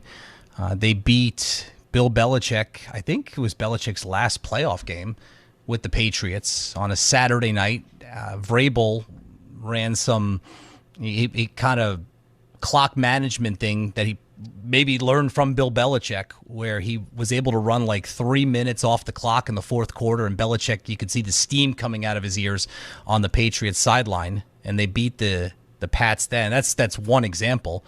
But no, I hear you, and that's the most disappointing thing for football fans here is you get to this point of the calendar year. All you want to do, nobody's promised a championship, and nobody is promised even a deep playoff run or a trip to the finals or the Super Bowl or the final round, right?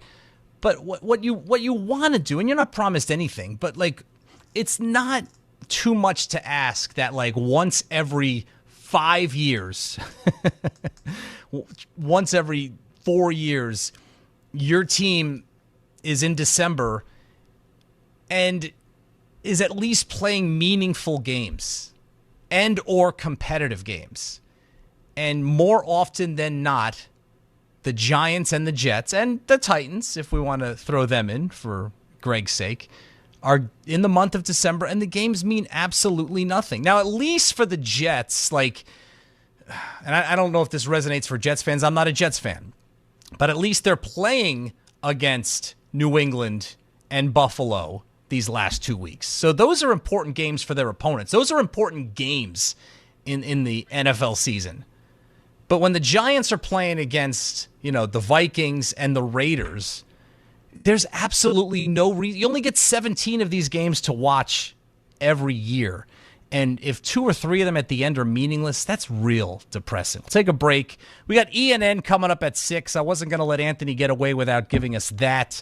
We'll get to more of your calls, 1-800-919-3776. We'll mix some Knicks talk in as well. I'm bringing you up till Knicks pregame, which I'll also have for you starting at 7:30 here on 880 ESPN New York. Hey guys, the holidays are here, and I want to tell you about Amazon Pickup, the ultimate convenience play. We all know Amazon is part of everyday life, but Amazon Pickup takes it to the next level, especially during the holiday rush. If you're on the go like me, you could send your orders to a secure Amazon Pickup location that works best for you. It's a great way to keep gifts a secret until it's time to wrap them.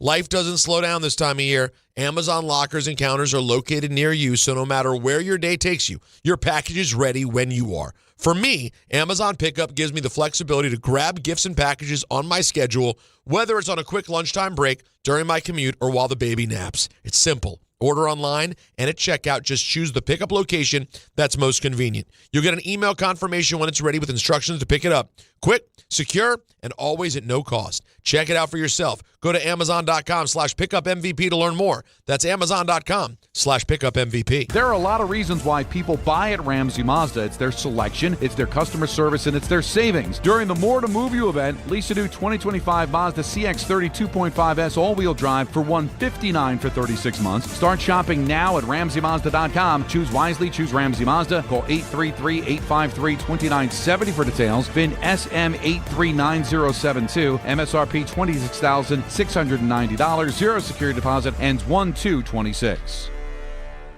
Some stages celebrate. This one tests everything. Every drive, every approach, every putt. Pressure builds. Resilience matters. And history waits for the bold. In June, the 2026 U.S. Open Championship returns to the Hamptons at the iconic Shinnecock Hills Golf Club. Experience the world's best golfers competing on one of the sport's most storied stages. Don't just watch greatness, experience it live at the 126th U.S. Open. Daily tickets are available now on SeatGeek. D'Agostino & Associates is a legacy firm, and I'm proud to be a part of that legacy. I'm Jenna D'Agostino, and like my father, I fight to get justice for the injured. The hustle and grit of these streets shaped me. I'm John D'Agostino, and from the concrete to the courtroom, I built this injury firm 35 years ago to get accident victims justice. So call my team first, 1-800-BITE-BACK. That's 1-800-248-3222. You want justice? Think Jenna D'Agostino. Think D'Agostino & Associates. Justice isn't just a word. For us, it's a way of life. It's having compassion for your struggle and getting you paid for your pain. Now that's justice. D'Agostino & Associates means being there for the injured. Seriously injured? Call my team first at 1-800-BITE-BACK. That's 1-800-248-3222. D'Agostino & Associates has offices throughout New York and New Jersey and will come to you. I've been there, and I'll be there for you. D'Agostino, Law, Bite Back.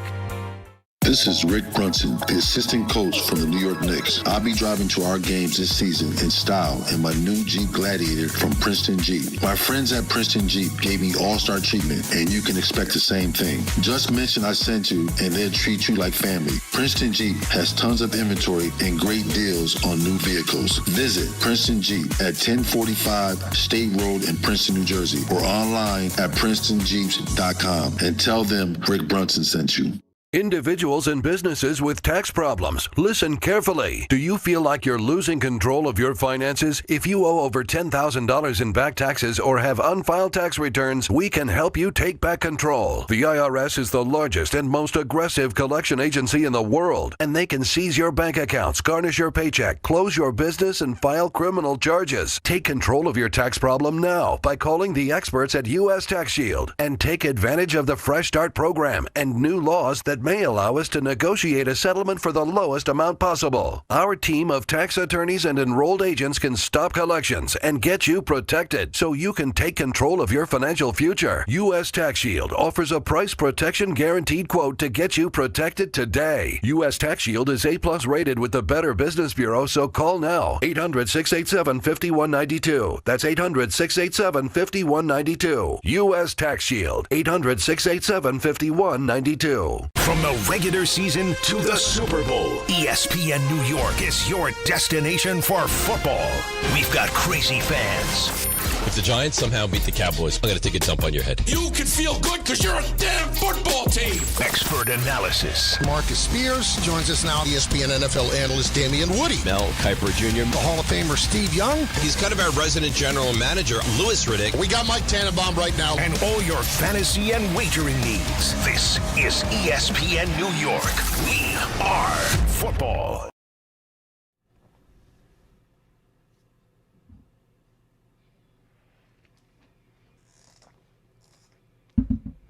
All right, back here on ESPN New York. Pat O'Keefe with you till 7:30. Little Knicks Timberwolves action coming your way. Tough test for the Knicks tonight. T-Wolves are good. They have a couple of old friends on their team, Julius Randle, Dante DiVincenzo. They're 19-10 after a little bit of a slow start. They're playing well. I think they're 8-2 over their last 10 games. They're pretty healthy tonight. They're missing one starter, Jaden McDaniels. Knicks are going to be without two starters tonight, including Jalen Brunson. So we'll see how that goes. I mean, the Knicks on Thursday, coming off that NBA Cup, and last week was a hellacious week schedule-wise for the Knicks. I mean, the rest disadvantage that they incurred Thursday in Indianapolis, and then the next night, Friday, against Philadelphia. They were fortunate to go 1-1 in those two games, and the biggest reason they did is they have Jalen Brunson. And they were playing without two starters in Indy, and they were playing without four of their top seven players, and they won that game because they have Jalen Brunson. So they're down two starters tonight, Brunson and Anunoby. How are they going to do against a tough team? The Timberwolves are not the Indiana Pacers. So we'll see. This could be one of those, load management losses, or, could be a Tyler Kolek game. Who knows? We'll see. 1-800-919-3776 is the number. So we'll get into the Knicks in the second hour. We have ENN coming up at 6 o'clock. Couple more thoughts as we continue on the football with the Giants and the Jets. We've done a lot on the Jets so far. The Giants, I do think, and I thought this in the moment, I don't think he did a good job as the head coach. I thought he was too mercurial. I also think that at some point there has to be an expectation to win more than 3 or 4 games a season when you're an NFL head coach. But I do think that Brian Daboll did a good job bringing Jackson Dart along. And the first few weeks, the Philly game, the San Diego game, I mean, you could kind of see right away. That San Diego game, he goes down first drive, touchdown, runs it in, arm, legs, the whole thing. And then he loses Neighbors in that game, loses Scadaboo a few weeks later. But he's running all over Denver in a game that they should have won. And they were going to beat the Bears, who are as hot as anybody right now, until Dart went out with the concussion. You saw so many good things from Jackson Dart. And I was reluctant to give Daboll too much credit because I thought watching this, that this kid's just got it. He came in, he's not afraid of anything. He's he's pretty good, right? He's pretty accurate. He's tough, the whole thing. But now that you're starting to see the performances, drop off a little bit, now that Daboll's not here, I do think that Brian Daboll deserves some credit for the development of Jackson Dart, and I do think that has been missed. All right, I'm not advocating for Brian Daboll to still have the job or to come back, because I think he was deficient in a lot of other areas. But what I am saying is this: the Giants, I looked at this last stretch of games, Washington, Minnesota, Las Vegas coming up, the Cowboys figuring they would be eliminated by week 18, which they now have been. I looked at this stretch of games as if to say, yes, the number one pick in the draft would be nice. And in most years, when you need your franchise quarterback, you want to get that number one pick in the draft. Okay, but I thought this year it was more important for Jackson Dart to get some wins under his belt, gain some confidence, and hit the ground running going into year 2, his first full season as the Giants starter. And unfortunately, that's kind of like backfired, because now you're still losing, all right? And I don't think he is as confident and he is as productive as he has been. He's actually regressing down the stretch. He's doing the exact opposite of what I had hoped would have happened from a Giants perspective down the stretch of this season. We'll see if that turns around against a team that I think, even though they almost won last week, I think the Raiders are even worse than the Giants. But who knows? We'll get back to the phones next hour, 1-800-919-3776. Knicks talk, set the stage for that. Some other NBA stuff as well. Up next, ENN on 880 ESPN New York. Knicks fans, it's time to hit the court with BetMGM, an official sports betting partner of the New York Knicks. Download the BetMGM app today and add a boost of excitement to every New York game day with same-day parlays, live betting options, player props, boosted odds specials, and the best daily promotions in the business. With the BetMGM app at your fingertips, you can experience the excitement of betting on your favorite players and get in on all the blue and orange action as your New York Knicks drive the lane. Find out why basketball fans love BetMGM, an official sports betting partner of the New York Knicks. BetMGM. Make it legendary. BetMGM and GameSense remind you to play responsibly. See BetMGM.com for terms. 21 years of age or older to wager and physically present in New York and New Jersey only. Subject to eligibility requirements. Gambling problem in New York? Call 877-8-HOPE-NY or text HOPE-NY 467-369. For New Jersey, call 1-800-GAMBLER. If you've been injured on a construction site, then you need a lawyer who knows New York's unique labor laws. At the Parisman Firm, they have decades of experience handling construction accident cases and a proven track record of delivering huge results. Their team has already recovered nearly $1 billion for hardworking New Yorkers. From scaffold accidents to slip and falls and equipment failures, they've got your back. Call the Parisman Firm now at 718-WORKERS. That's right, 718-WORKERS, because your case is their cause. Get the justice you deserve today. Discover a driving experience crafted to inspire. At Garden City Mazda, exceptional design and sophisticated performance come together. During the Mazda More to Move You sales event, lease the 2025 Mazda CX-5 for $229 a month for 33 months. Or the 2025 Mazda CX-50 for $239 a month for 33 months. Both with $49.95 due at signing. It's the Mazda More to Move You sales event at Garden City Mazda. At Garden City Mazda, expect the exceptional. And now it's time for the traffic with Brandy Scott. Thanks so much, guys. I hope you have a great rest of the night. Wishing you and your families a wonderful holiday. I'll catch up with you next week. We've got the Islanders hosting the Devils over at the UBS Arena. Bumper-to-bumper ride on the Cross Island southbound, heading toward Hempstead Turnpike from the Throgs Neck Bridge in Queens. Not moving much on the FDR northbound. A crash in the left lane by East 79th. Traffic is jammed there from before the Midtown Tunnel. Best of it's the outbound George Henry Hudson, and that's a bit slow. Deegan northbound just packed, heading over to the Cross across Bronx. Delays go back across the Triborough and up onto the Bruckner. Inbound, George, stick with the upper deck about 10 to 15 minutes. Lower level about a 20 to 30-minute ride. An earlier crash on the span. Outbound, Lincoln Arena about 15 to 20. Outbound, Holland 20 to 30. Over in Jersey, Seton Hall men's basketball hosting Villanova tonight at the Rock in Newark. Heavy delays on 280 heading over to 21 in the Stickle Drawbridge. I'm Brandy Scott on 880 ESPN New York. Individuals and businesses with tax problems, listen carefully. Do you feel like you're losing control of your finances? If you owe over $10,000 in back taxes or have unfiled tax returns, we can help you take back control. The IRS is the largest and most aggressive collection agency in the world, and they can seize your bank accounts, garnish your paycheck, close your business, and file criminal charges. Take control of your tax problem now by calling the experts at U.S. Tax Shield and take advantage of the Fresh Start program and new laws that may allow us to negotiate a settlement for the lowest amount possible. Our team of tax attorneys and enrolled agents can stop collections and get you protected so you can take control of your financial future. U.S. Tax Shield offers a price protection guaranteed quote to get you protected today. U.S. Tax Shield is A+ rated with the Better Business Bureau, so call now. 800-687-5192. That's 800-687-5192. U.S. Tax Shield. 800-687-5192. Hey, this is Mika Zibanejad. Hey, this is Adam Fox. Catch every Rangers game right here on 880 ESPN. WHSQ and WCBS-FM HD2, New York.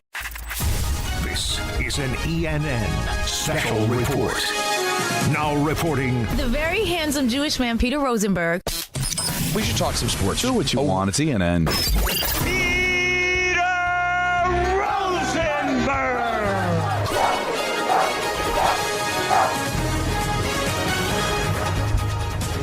Well, that's not me. I am not Peter Rosenberg. In fact, I'm not even Alan Hahn, and I'm not Don LaGreca.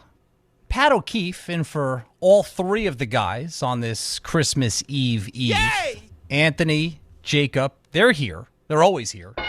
Where else are they going to be? When I found out I was doing the show, the first thing that I wanted to make sure that we would have included in the show at 6 o'clock was ENN.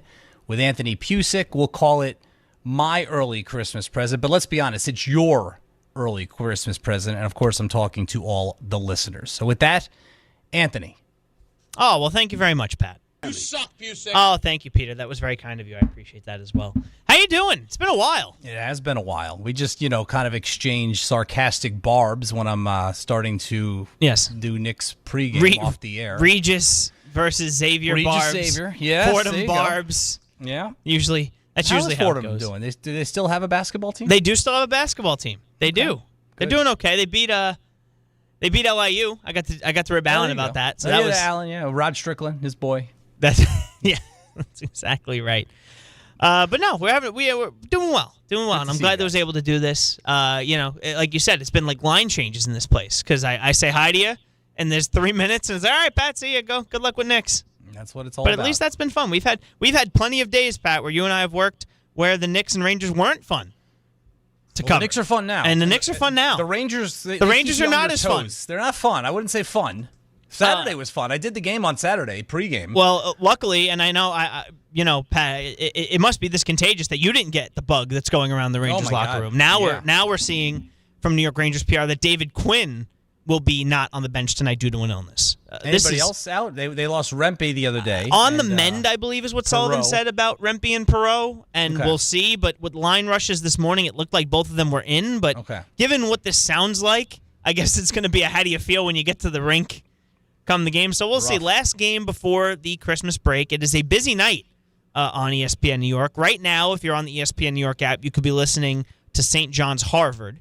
Of course, Pat will be doing Rangers pregame starting at 7:30. No, Pat will be doing Knicks pregame starting at 7:30. And then, of course, you'll have Dan in a half hour at the bottom of the hour at 10:50.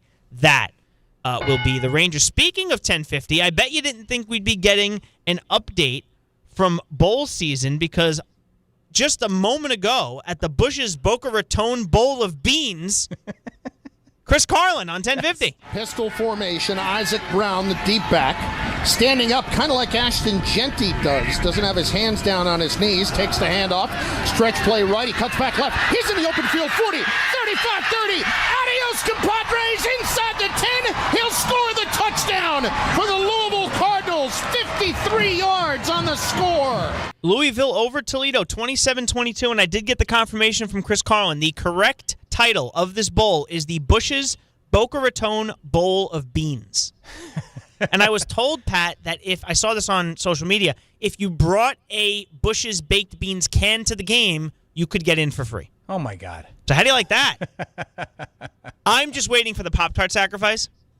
It is against. They still eat that guy, right? The mascot? Well, there's a vote this year, Pat. Okay. I think it's swirls versus sprinkles. Okay. The fans get to vote on which 3 Pop-Tarts will be sacrificed. Do you have a strong opinion on swirls versus sprinkles? More often than not, when I ate Pop-Tarts as a child, I had sprinkles. I don't know how Jacob feels about it, if he was more of a swirl guy or a sprinkle guy, but the blueberry always had the sprinkles. The strawberry had the sprinkles. Not a big Pop-Tart guy, Really? But if I had to choose, yes, sprinkles. Okay, see, there we go. I think I'd make it unanimous there. Yeah. Now, the question is, of course, if it's your favorite, do you want it sacrificed? That becomes the question in this unholy. And they say that like college football has screwed itself up. They haven't screwed themselves up. Look at all this great content it produces. I got these great storylines we're talking about. Other than the college football playoff, and the Power 5 did a great job, looking really good this weekend. Awesome. Yeah. Fantastic. The game I'm looking forward to more than any is the Pop-Tart Bowl, because they have found a way. When you have a good game, like when the Duke's Mayo Bowl was pouring mayo on the coaches, that you were finding a way to make things exciting, and that was good. Yeah. Pat, we talked about our lovely football teams in this market, and today we found out that some of those players will be going to the Pro Bowl. Not as much as other teams, but the Giants will be sending, rightfully so, Brian Burns, who's having one of the best years, if not the best year of his career, while the Jets will be sending special teams expert and wide receiver Isaiah Williams and Breece Hall. So they will be going to the Pro Bowl, speaking of things that people don't watch. The Baltimore Ravens, Denver Broncos, Niners, and Seahawks all have 6 people going to the Pro Bowl. The Eagles, Cowboys, Lions, and Chargers will send 5 players each. Reigning MVP Josh Allen, Drake May, and Justin Herbert are your AFC quarterbacks. Sam Darnold, Dak Prescott, and Matthew Stafford, quarterbacks for the NFC. Travis Kelce selected his 11th Pro Bowl, tied with Jason Witten for second most among tight ends, behind only Pro Football Hall of Famer Tony Gonzalez with 14. 5 Cowboys? 5 Cowboys. 5 Cowboys. And they're eliminated with 3 games to go. Well, that's the same thing every year. It's funny. You said Cowboys, and Ray Santiago popped his head into the control room. I forgot Ray without was even there. knowing. That's hard to do, you know. That's the same thing every year. They have like 5-6 Pro Bowlers, and they're 3 games out of a playoff spot. Well, it's all offense and a kicker, as Ray points out. Well, yeah, that's true. Yeah, Dak's been great. They do have the best kicker. CD, there's 40% Pickens. They do have 2 1,000-yard wide receivers. Yeah, I mean, like, it's hard to do what they've done. I mean, their offense has been so good. 2 1,000-yard receivers. Dak has been awesome. Always been a fan of Dak's. The kicker's ridiculous. And what are they? 6-9-1. And of course, Pat, you have to remember, of course, one of the Pro Bowlers, a person that everybody knows in this market, Quinnen Williams, is going to the Pro Bowl. There you go. So you got that too. Yeah, got that going for you, which is nice. I sent this to you earlier, Pat, and I sent it to Ty as well. The NBA trying to do their best to crack down on tanking in the aftermath of the gambling scandal that rocked the league to start the season, sources told ESPN. At the Board of Governors meeting today, the league presented several ideas around the potential modifications to rules regarding draft pick protections, the draft lottery, and other possible approaches, according to multiple sources. Here are, according to sources, some of the ideas that were proposed during a brainstorming meeting. Limiting pick protections to either top 4 or 14 and higher, which would eliminate problematic mid-lottery protections. No longer allowing a team to draft in the top 4 2 years in a row. I don't know how you do that. Just bump them down to 5. I don't hate that. And then locking lottery positions after March 1st. Well, that's interesting. That would be I mean, it stops tanking to a point. You tank to March 1st, and then but then it would also look bad if, you get the first pick and then you rattle off 7 wins in a row. And then you go to the playoffs? Yeah, right. That would be amazing. There would have to be a rule in place too of like if you make the playoffs, the locking goes away. The team that was in the playoffs that you knocked out, they're now back in the lottery. I hate the protections. I hate them. Get rid of them. I think they should get rid of the protections. I think that you would take that into more consideration when making a willy-nilly trade, if you will. If you didn't have to do all these machinations with the protections. It's too confusing. It's too convoluted. I think they should just get rid of it. Yeah, I'm right there with you. Some of these protections are it's protected 1 through 14, and then they have others like 15 to 28.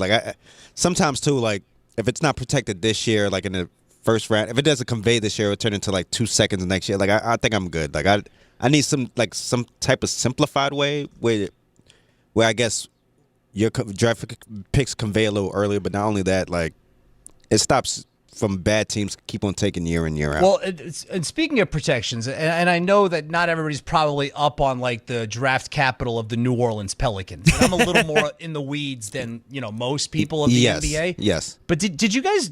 Do you know that Joe Dumars trade that he made in the offseason? That they sent for Derek Queen? That was Derek Queen. Yes. He moved up 5 spots or 6 spots to draft Derek Queen. So they switched draft picks with the Hawks. That's right. And the sweetener was next year, Atlanta gets, which is this coming year now. First round pick? They get the first round pick for the Pelicans with no protections. The Pelicans are 8-22 right now. So they have the third worst record in the Western Conference. That could be a top 5 pick going to a good team. The only thing that's worse than that is the fact that the Oklahoma City Thunder are in possession of the Clippers' first because round of course they are. OKC could actually have the number 1 pick in the draft. Are they still reaping the benefits of? They have 2 or 3 years. Are left. we This is calling the it Kawhi, tanking too? Paul George. They're still reaping the benefits of being bad for so long, and then every one of their first round picks hitting. Yeah, well, listen. Nobody says they don't. They did all hit. They picked Chet. They picked. They got Shea. They picked Jalen Williams. Oh, it's a credit to you. It's a credit to them, and it's a credit to your team if it works. Yeah. It just seems like other teams make it really, really hard. The one in Brooklyn comes to mind. Yeah. That's right. The one thing that you did mention with the Pelicans is that they're on a 5-game winning streak right now. So they are, yes. Prior to that, they were without Zion Williamson. Yeah, exactly. So prior to that, they only had 3 wins, and it's not going to get any better. Look, tanking is a problem not just in the NBA. It's a problem in other leagues. It's something that these leagues have to consider doing something about. And we also saw the other story that came out, I think it was earlier this week, if not late last week, where the NBA is convincing some of these betting markets to get rid of, I don't know, Paco Mdadier over-unders because it's they're too meaningless. It's too easy for them to manipulate if they wanted to. So there's definitely the leagues are taking notice of this, and it's something that you're going to have to keep an eye on. Pat, I haven't asked you this yet. Last night we saw on Monday Night Football Robert Saleh's defense in the San Francisco 49ers beating the Indianapolis Colts pretty handily. But Phillip Rivers doesn't look bad at quarterback. No. He hadn't played in 5 years. And yes, they lost 48-27. So it's not like, we're going to be getting Phillip Rivers on free agent boards everywhere all across the league at the end of the season. But this is a guy who's in his mid-40s, hasn't played in 5 years, and is playing decent offense for the Indianapolis Colts. It's pretty remarkable to see. It's incredible. And you saw last night, I don't know if they were all there, but he's got 10 kids. I mean, you need a suite. Even if they weren't offered a suite, you had to give them a suite. They're in the suite. He's got, he's a grandfather. I don't know how many grandkids he has, but, when you have 10 kids, one of them's old enough to have kids of their own, and on we go. But the age, listen, I'm 46. I'm in that age range, and I have to think about it, because, once you get to, mid-40s, I lose track. I'm around 45 years old. It doesn't even matter that much. But all I know is that it's sometimes a Herculean effort. I got to rock back and forth, because my back hurts so much till I get out of bed in the morning. And this guy's essentially my age, and he's in the NFL right now. And you're right. I could sit here and go through the teams and name 10 quarterbacks that are worse than he is. And that's before we even finish with the Jets roster. So what he's doing it's really, really impressive. I started to think, and I think they were discussing this maybe on Get Up this morning, like, could he be the quarterback for the Colts next year? I started to think that too, but that's, I think, a bridge too far. I think that this is a fun idea when Shane Steichen's in a pinch, realizing that this team has a chance to do something, and I need a quarterback that knows my system. But if you go into next year, a full offseason, where Daniel Jones is coming off his Achilles and you can't find a better option than an aging Phillip Rivers, I think we have a problem. Yeah, I guess Riley Leonard's just not the answer. Well, that's an indictment on Notre Dame quarterbacks, that you can't. It's been a rough couple weeks for Notre Dame. Or Anthony Richardson, that now his eye is better, and he's another one that you just can't. Yeah. He can't seem to crack that roster either. Brock Purdy talking about the win and playing against Phillip Rivers. To be out here playing against Phillip Rivers and the Colts, like, they're a great team, but just more than anything, just, taking it one drive at a time, and, as an offense, just having a standard and trying to play with that standard and with the guys that we have out there, man. So to go out and execute like we did and to keep doing that, just really proud of those guys, man. Just everybody in our team, just defense getting stops at clutch moments, and the turnover at the end of the game to seal it with D winners, like, just feels good to to play together as a team and win on the road, tough environment. Monday Night Football, Phillip Rivers, like, they got some momentum over there and stuff. So just a huge win for us. That was an exciting soundbite. Now I know why they call him Mr. Irrelevant. Don would have played it out and yelled at me for playing it. But either way, I like this Niner team, although you want to talk about a team that has injuries. They've got as many injuries as any team in the league, and they're still seeming to not only finding ways to win, they're finding ways to win and keep up in a very, very good NFC West. I don't know how far they'll get because of those injuries, but I wouldn't put it past them to win a game or two in the playoffs. So they right now are they still in third place? I guess they're tied for second with the Rams right now. But if they win out, they've got all the tiebreakers. So if they Which is win pretty out, incredible. They win the division, and they would also, if they win out and finish 13-4, have the number 1 seed in the NFC. Isn't that crazy? They would get a bye. So they would not have to play any road games in the playoffs or if the they Super were to Bowl. keep winning, and the Super Bowl is in their building. That's crazy. They might not have to play any more road games if they could keep winning. Now they got to beat the Seahawks. That's the catch, and that's going to be a great game. I think that's next weekend. That is it. That is going to be an amazing game. Yeah. Well, look, we saw this happen in the Giant game, and now J.J. McCarthy is out. He has a very, very small hairline fracture in his right hand, and he won't play in Thursday afternoon's game against the Detroit Lions on Christmas. That is shaping up, by the way. Netflix is shaping up to have horrible matchups and horrible quarterback play. Rookie backup Max Brosmer will start, and the team claimed quarterback Brett Rippon off waivers on Tuesday for depth. Although the Vikings have not ruled out J.J. McCarthy from playing in their final regular season game in Week 18 against the Green Bay Packers. It's just so funny, Pat, because of course these games are picked well in advance. It's not like they could change them now. But you're looking at a Week 17 in the NFL on Christmas. And why can't I find the schedule right now? That would be Week 17. The Chiefs and Broncos are one of those games. Chiefs and Broncos. That's and the I prime still game, don't remember who the quarterback was after Minshew went down for the Chiefs. I think he's some guy from like South Dakota State, Olakadun or something. Yeah. So him against Bo Nix is the prime vehicle at 8:15.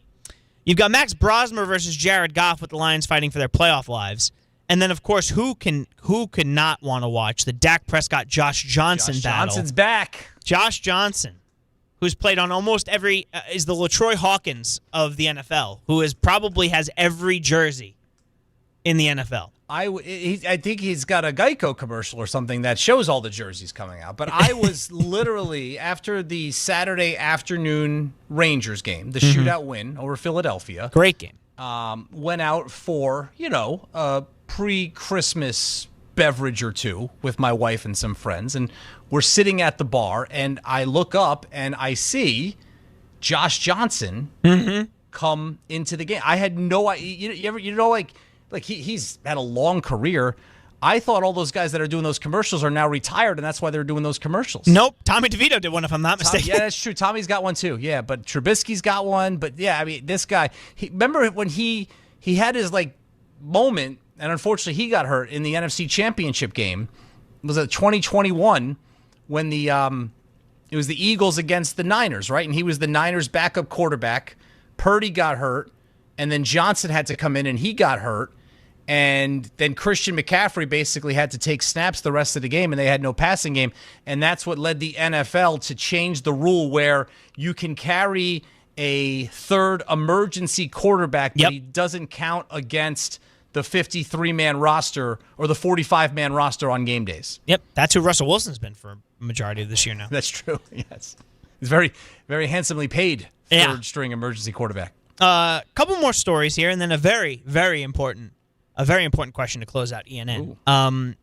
Pat, did you watch the Jake Paul, Anthony Joshua? I did not. Yeah, well, 33 million people did, according to Netflix globally.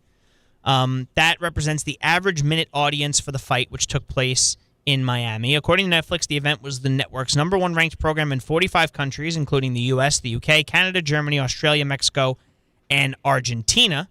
EverPass, a commercial streaming service, estimated another 600,000 viewers took in the event at various commercial properties. So whether you like these types of boxing matches or not, enough people do where it's a draw that they want to watch.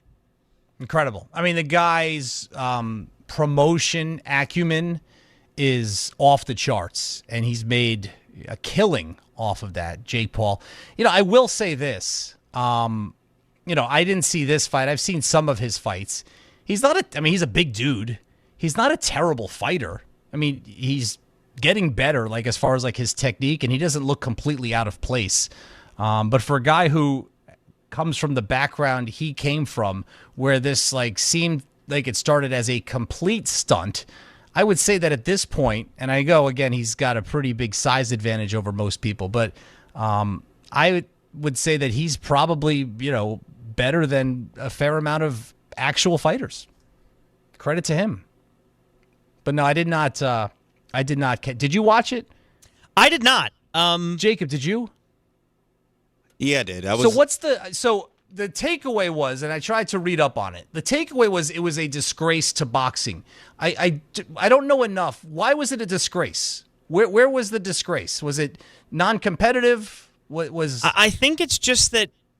I don't know. I think do people just hate him? It's a mix between people hating him and then I guess also people feel like he's taking it as a joke, because this was probably his first fight where it was an actual fighter, like a real dude, not a 58-year-old guy. Yeah, not somebody washed or like on the back end of the career. And it was a heavyweight. Well, it was a heavyweight bout that Joshua had to lose weight for, and quite frankly, I don't know. There people think that Joshua didn't try his hardest because he probably could have killed him, but how do you prove that? So he was did that break the his disgrace? jaw They were in mad 2 at places. Joshua? Yeah.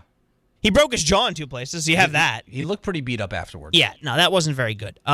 This would probably, I would imagine, be a story on Pat's golf show, which I'm sure is coming back during the golf season. Brooks Koepka, stepping away from Live Golf. What? His representative said Tuesday. Live Golf CEO Scott Neal said in a statement, Brooks is prioritizing the needs of his family and staying closer to home. We appreciate the significant impact he has had on the game and wish him continued success both on and off the course. Hopefully everything's all right with his family. But I didn't know Brooks Koepka was still alive. Well, yeah, look, Liv has had this. They're getting a lot of money, and somebody's watching it. It just doesn't seem like it's being watched a lot here. Yeah, no, not at all. And he's one of those guys. DeChambeau's gone the other way. DeChambeau's funny. He was like very unpopular, Bryson DeChambeau, on the PGA Tour. Then he went to Live. He got all the money, and then he started competing more in these major events, whereas Brooks Koepka was always there in the majors, and he was just like a dude that you knew was going to not waver down the stretch, and you haven't heard a whimper from this guy since he went over to Live. No, it's pretty insane. And the last thing that I wanted to get to is an important question for all of us, really. Okay. Last night, nobody won the Powerball jackpot, which is now up to $1.7 billion. Jeez. None of us can say they could turn away a jackpot of $1.7 billion. My question to you, Pat and Jacob, is that too much money? In the sense of, would you want to win $1.7 billion, or would that be more trouble than it's worth? Jacob, I think he's looking at you. More trouble than it's worth. Listen, at this point, I need some trouble in my life. Nah, so, I don't need that kind of trouble. I am not turning down 1.7. I could find different ways to spend it. I could give some to Pat. I could give some to That's Anthony. not the thing I'm worried about. And have some left over. What are you worried about then? Brownshire says he's going to come back into work if he wins. Oh, listen, Brownshire's crazy. I'm not. I love Disney. I love ESPN. I love what they did for me. 1.7 billion. You're not seeing me for the rest of your life. I think John Winthrop said the same thing, by the way. So, what about you, Pat? No, I know you have that, but like if you needed more, clearly, yes. If you had another 1.7 billion, another one would be trouble. The first 1.7 I'm dealing with and managing okay. The second one would be trouble. No, it would be more trouble than it's and no, you wouldn't see me. You see me a little bit, but not as much. You'll still be doing pre and post with the Knicks, right? Maybe. I'll be doing play-by-play for the Knicks. There you go. That's what. Yeah, that's what it would be. It'd be like, Pat, we need you. We need you Christmas morning. We need you on pre and post. No, I'm good. Pat, good, Tyler's been called up. He's doing NBA on ESPN coverage. We need you for play-by-play. Tyler gets called up. I'm doing play-by-play now, so that never changes. Well, I love the 82 games with the Knicks. I pride myself on going all 82. The line changes of the ESPN New York broadcast teams for the Knicks and Rangers. It's smoothed out a little on the Knicks side now, at least on the play-by-play side. We have a nice little. There was the one year a couple of years ago where I think it was like 7 or 8 guys calling games, including our friend Don, who was 6-1, if I'm not mistaken. He may have mentioned that record before. I'm sure that Kenny appreciates that Fox has decided to just stick him in the air conditioner every Sunday, so he hasn't had to travel much and just basically has been doing Giants games. He's been doing a lot of Rangers and Giants that Saturday, Sunday back-to-back. So they've been bouncing him around. That's going to do it for ENN tonight. That's it. All right, it's good to be back with you guys, and we will take a break and then get back to the phones, 1-800-919-3776. We're here till 7:30 tonight. Knicks basketball, they're in Minnesota, comes your way then. I'll have pregame coverage. We'll have some thoughts on the Knicks and where they are about a third of the way through the season, more on the Giants and Jets, and whatever is on your mind on this Christmas Eve program on 880 ESPN New York.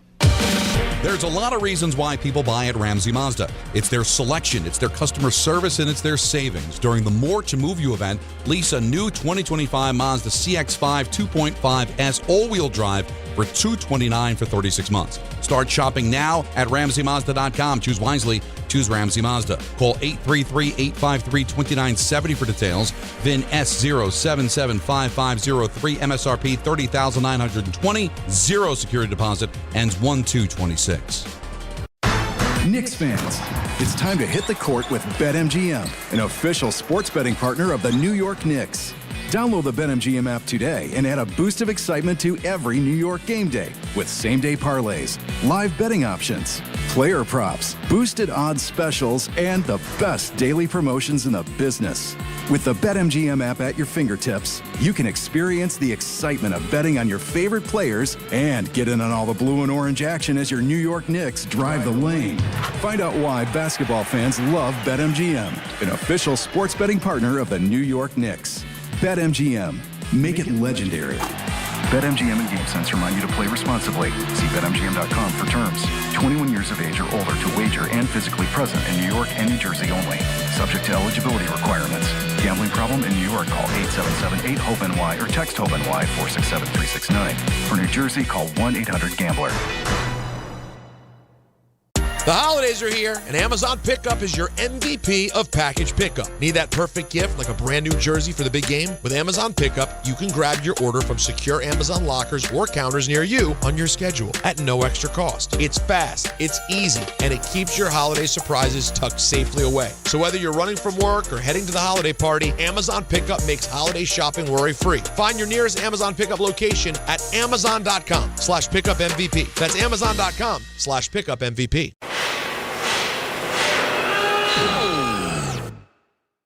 When equipment breaks down and operations come to a halt, every single second counts. So why is your maintenance team spending 60% of their time doing anything but turning wrenches? MaintainX is the AI-powered maintenance and asset management system that helps your team get back to actually fixing breakdowns. No more searching for manuals. No more hunting down parts. No more drowning in paperwork. With MaintainX, your team can access manuals from anywhere, create new procedures in minutes, and turn voice notes into clear and complete work order feedback. What used to take hours now only takes minutes. Keep your operations moving, not your paperwork. Join over 11,000 maintenance teams that are already fixing more and filing less. Try MaintainX for free today. Go to maintainx.com/AI. That's maintain and the letter x.com/AI. Hey, New York and New Jersey, Boost Mobile has an unlimited talk, text, and data plan that's only $25 a month forever. Meaning you'll only ever pay $25 a month for the rest of your life. Who wouldn't want unlimited wireless when it only costs $25 a month forever? If you don't, you must be one of those people who enjoy overpaying for their phone plan. $25 a month forever is truly as good as it gets. So go online and switch now at boostmobile.com. After 30 gigabytes, customers may experience slower speeds. Customers will pay $25 a month as long as they remain active on the Boost Mobile Unlimited plan. John Ryan. Yeah, Dad. I think I came up with a killer slogan for our law firm. D'Agostino and Associates, bite back. Bite back? Yeah. When someone hurts you, you bite back. We'll be the law firm that bites back.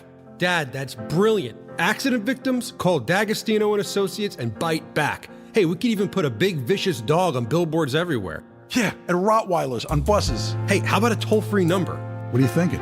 You know, like 1-800-BITE-BACK. 1-800-BITE-BACK. That's brilliant. But what if people hear fight back? Easy. I'll spell it out for them, like 1-800-BITE. Back.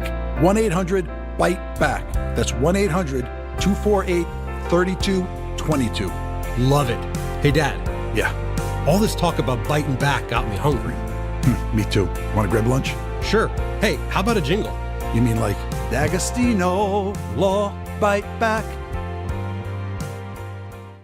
If you have ever thought about remodeling your bathroom but were worried it would take too long or cost too much, then stop worrying. Right now, Jacuzzi Bath Remodel has designed a collection of high-quality custom products and perfected the one-day remodeling experience so you can enjoy your new bathroom faster than ever before. It's a worry-free bath remodel from the most trusted brand name in the business, Jacuzzi. A jacuzzi bath system fits in your existing tub space. It's a no-mess installation with an amazing style selection, factory-certified installers, and a limited lifetime warranty. Call 800-717-4599. That's 800-717-4599 right now and get 50% off installation with no interest and no payments for 12 months. Replace that old bathtub today with a walk-in shower for a safer bathing experience. If you have lived in your home for over 15 years, it's time to remodel your bathroom. For a virtual or in-home appointment, call 800-717-4599. That's 800-717-4599. 800-717-4599.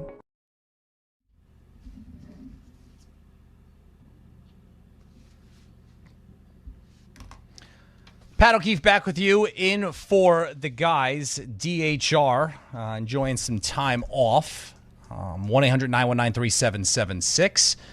Good to be back with Anthony and Jacob. You guys are both... No, Anthony's a Giants fan, right? Oh, yeah. Jacob's a Jets fan, though.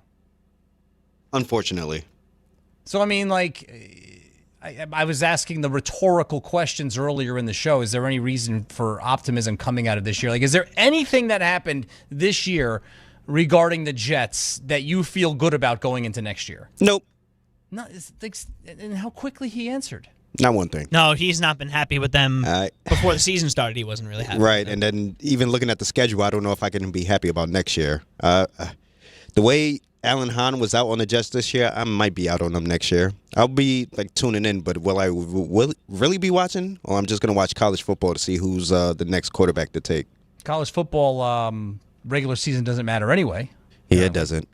As far as the college football playoff goes. But yes, as far as the number one pick in the draft goes, yeah. I mean, but that's like, it's frustrating to do that. And the Jets have done it a couple of times recently, right? They did it with Trevor Lawrence and Zach Wilson. That's right. Before that, they did it with Sam Darnold. And here we are. That's like 3 times. When was Darnold? He was 2018, right? That's 3 times in 7-8 years where you're in December talking about who you're going to take at the top of the draft as your next franchise quarterback. And in the middle of all of that, by the way, you snuck in 2 years of Aaron Rodgers. And I thought that was going to be the turning point. And then one Achilles is all it took for me to be like, you know what?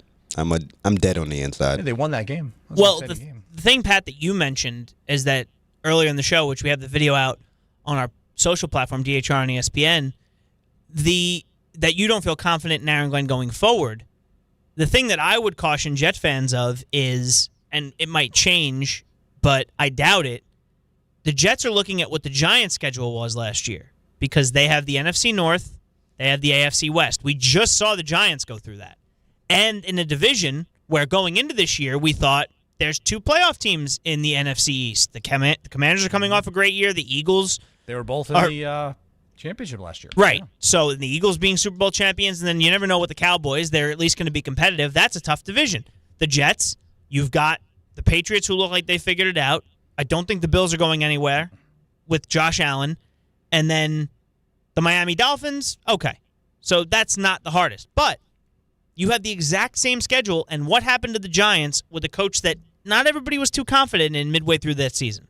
Yeah, gone. He got fired. Fired. That would Year be 4. the concern if I was a Jet fan. I mean, but the sad thing is that, and I hate calling for people's jobs, and I'm not doing that. But what I will say is if you're a fan of the Jets and Aaron Glenn ceases to be your head coach by this time next year, yes, that means you had another crummy season, but is that the worst thing for your franchise? I don't listen. I know that on one hand, I don't like the precedent of one season and you lose your job and then you just keep recycling guys in and out of that job.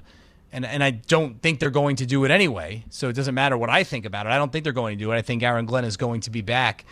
But on the other hand, this is 15 years in a row now without the playoffs? Yep. You're probably not going to make the playoffs next year because I don't think that Aaron Glenn is a capable enough coach to all of a sudden turn this thing around and get the Jets to the playoffs. You know, the hope this year was 6-11, 7-10. Competitive football, lay the groundwork, develop that defense, tighten up the discipline, the penalties, rely on the running game with Hall and Allen. You utilize Garrett Wilson and get what you can out of Fields at quarterback. And none of that happened. Hall played well. And like you said, Anthony, he's a Pro Bowler today. And deservedly so. He's good. But if you look on offense, you have him and you've got Wilson, if he's healthy. Just don't let go of the rope. I've got to think that Garrett Wilson, if they were in and playing important games this year, hopefully he wouldn't be shut down for the year. The fact that he's shut down for the year, great. But this guy's also 24 years old. He's in the prime of his career. He's one of the most talented wide receivers in the NFL, and you're just shutting him down because he's on a team that has played meaningless games since he came into the NFL. He's like the opposite of Derek Jeter and Tom Brady. Remember Derek Jeter until the last game, I think, of 2008 at Yankee Stadium when they closed the original Yankee Stadium. It was the first game of his career, which started in 95, that he played where his team was eliminated from playoff contention. The first game in a 13-year span.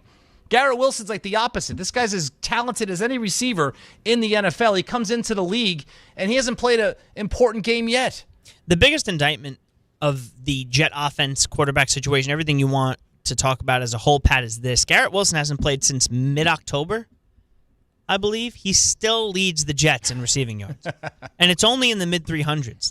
Teams by accident can get guys that you've never heard of get 100-yard games sometimes.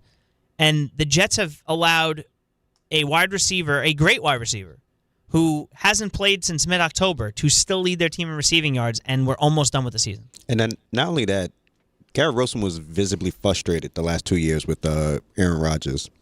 He has another loser season this year with Justin Fields, and then you're only predicting that he's probably going to have another one next year with the Jets and the way their schedule is set up. At what point do you think maybe the Jets or him, try to look for another team? It's going to be you gave away Quinnen already. You gave away Sauce. You gave away Sauce after paying Sauce. You paid Garrett Wilson, though. Paid Garrett this past offseason, too. So do you trade him this offseason coming up, or do you trade him next season if things start going bad again? That's the next thing you could start thinking about. These are just all signs of what we already know, that this franchise does not know what it's doing. General managers, head coaches, there's not one guy who has come through that has shown any inkling of being up for this job. It's sad. 1-800-919-3776. Knicks pregame coming up at 7:30. So we're together for another hour or so. Let's go back to the phones. Spike in St. Pete has been waiting patiently. Spike, how are you? I'm great, Pat. First of all, Merry Christmas to you and your family, and stay healthy and all that good stuff. I'm going to be a little off the beaten path. I think sometimes we lose sight of the guys in the back. I'm going to try. I hope I remember them all. So let me start wishing Ray Hahn and Tom and Anthony and Jacob Perry and Joe Leo and Harvey and Julian and Matt from Boca, and I even hear once in a while from Chantel. I apologize if I missed anybody. I'm not sure if I missed anyone. I think you got them all. You guys keeping track of that? It sounds like he did pretty well. Yeah, I think that's everybody. Yeah, Chantel's been around? I haven't heard from Chantel in a long time. Chantel's no longer with us. No, I didn't think so. She's not dead. No, she's just I not know. on the station. Right, that's what I meant. He Thank stays you for in touch clearing with that me up. on Instagram once in a while, how I'm feeling and all that stuff. These kids, they're the guts of the operation. They sure are. And You're right about that, Spike. They get little or no notoriety at all, except the scotch, as I used to grow up in Brooklyn, and they'll throw something at them, and they usually come back and produce. And I'm guessing 25 to 35, pretty much the age range for most of these youngsters. So I wanted to at least voice my thank yous, because they always are courteous and how you feeling and all that stuff, and I appreciate it a lot, as you guys do. So Well on said. the Knicks, I need you for this. I've asked 4 people that I consider basketball experts. Embedded, there's Larry Hardesty, and he was one of the people embedded with the team in some way, shape, or form, as you have been for 8 or 9 years, I'm guessing. I think Mitchell. Now, I said before the season started, Mitchell Robinson's the key player for the Knicks. Not the best player. Keep him upright. Get him up to 4, 5, or 6 minute shifts by the playoffs. Manage him, because he's not getting those stupid fouls anymore. And the shooting coach and the Mark Bryant got him. Thank God. If I told you he made 10 free throws in a row, you'd order a straight jacket for me. He's just to show the will to do it. I think in the NBA, because I watch a lot of NBA, I think he may be the best offensive rebounder per minute. I'm guessing, and I think for sure my eyeballs tell you there's no stat for this, so they must have analytics though. He may be the best big man help defender. He plays the game. You could just watch him. If you're a big kid and you want to learn how to play help defense, he alters shots. He does everything right, and he's the senior Nick. He has to be the senior Nick by now. So I don't think the team's going to have much of a problem. I don't understand this rest thing now, but that's okay. That's okay. I'm old school. You know, when you get paid a ton of money to play, you play. But Josh Hart, Mikal Bridges, and JB the other night, this is another thing. Thanks for the extra time. The Knicks have made, in my estimation, 30 to 40% passes this year, and it's reflected in the assist total. Am I wrong? The assist total is a higher rate, Spike, and thanks for the call, than it was really at any point during Tom Thibodeau's tenure. Now, last year there was a, no pun intended here, spike in the Knicks assist total, Tibbs' last year. Listen, if you look at where the Knicks are right now and what Mike Brown was brought in here to do, okay? Nobody ever questioned the job that Tom Thibodeau did here. It was, when it happened, surprising. Okay, the timing to me surprised me more than the fact that it happened. You could have easily made the case for Tom Thibodeau to continue and come into year number 6 as the Knicks head coach. You know, this franchise is not remotely in the position it's in right now if he didn't come in and change pretty much everything in 2020. You know, when Leon Rose came in, and credit to him for hiring Tibbs, but Tibbs, that's what he does. You know, he rolls up his sleeves and he changes the culture of the organization. Leon Rose has made great decisions, personnel decisions, front office decisions. Tibbs changed the culture, okay? He got them to a place they hadn't been in a quarter century. But when he got them there last year, unfortunately, they fell short of probably, as things turned out, where they should have gone last year. You know, they shouldn't have lost game 1 against the Pacers. They shouldn't have lost game 2. They shouldn't have lost the conference finals against the Pacers. So on the one hand, it's a great season. You go to the conference finals for the first time since 2000. But on the other hand, it could have been better. And these windows don't stay open for forever. Look at the Detroit Lions. 2 years ago, they were in the NFC Championship game, and they had a double-digit lead, and they lost to the 49ers, all right? That was like them getting their toe wet. Last year, they have the number 1 seed in the NFC and are a path to the Super Bowl where they didn't have to leave Ford Field, and then they got blitzed by the Commanders, and now this year, they're probably not going to make the playoffs. These windows close quickly. And what Leon Rose and Knicks management wanted to do is they wanted to make sure that the Knicks took another step before this window, all right, started to close with this group of guys because it doesn't last forever. They wanted Mike Brown to have a more egalitarian offense, not so much Brunson-centric. Check. That has happened. Anunoby, Bridges, much bigger parts of the offense. They wanted Mike Brown to rely on his depth, and you have seen Brown give roles to Tyler Kolek and Landry Shamet and guys who Tibbs was probably not all that trusting in for large periods of time in recent years. And that seems to have worked. And then the other thing is, don't go pedal to the metal for all 82, or in this case, all 83 regular season games. You need to leave something in the tank for the postseason. And that's what tonight is. Anunoby's not playing tonight. Brunson's not playing tonight. If Tibbs was the coach, those guys would be playing tonight. What the East allows Mike Brown to do, you have the Pistons at 23-6, the Knicks at 20-8.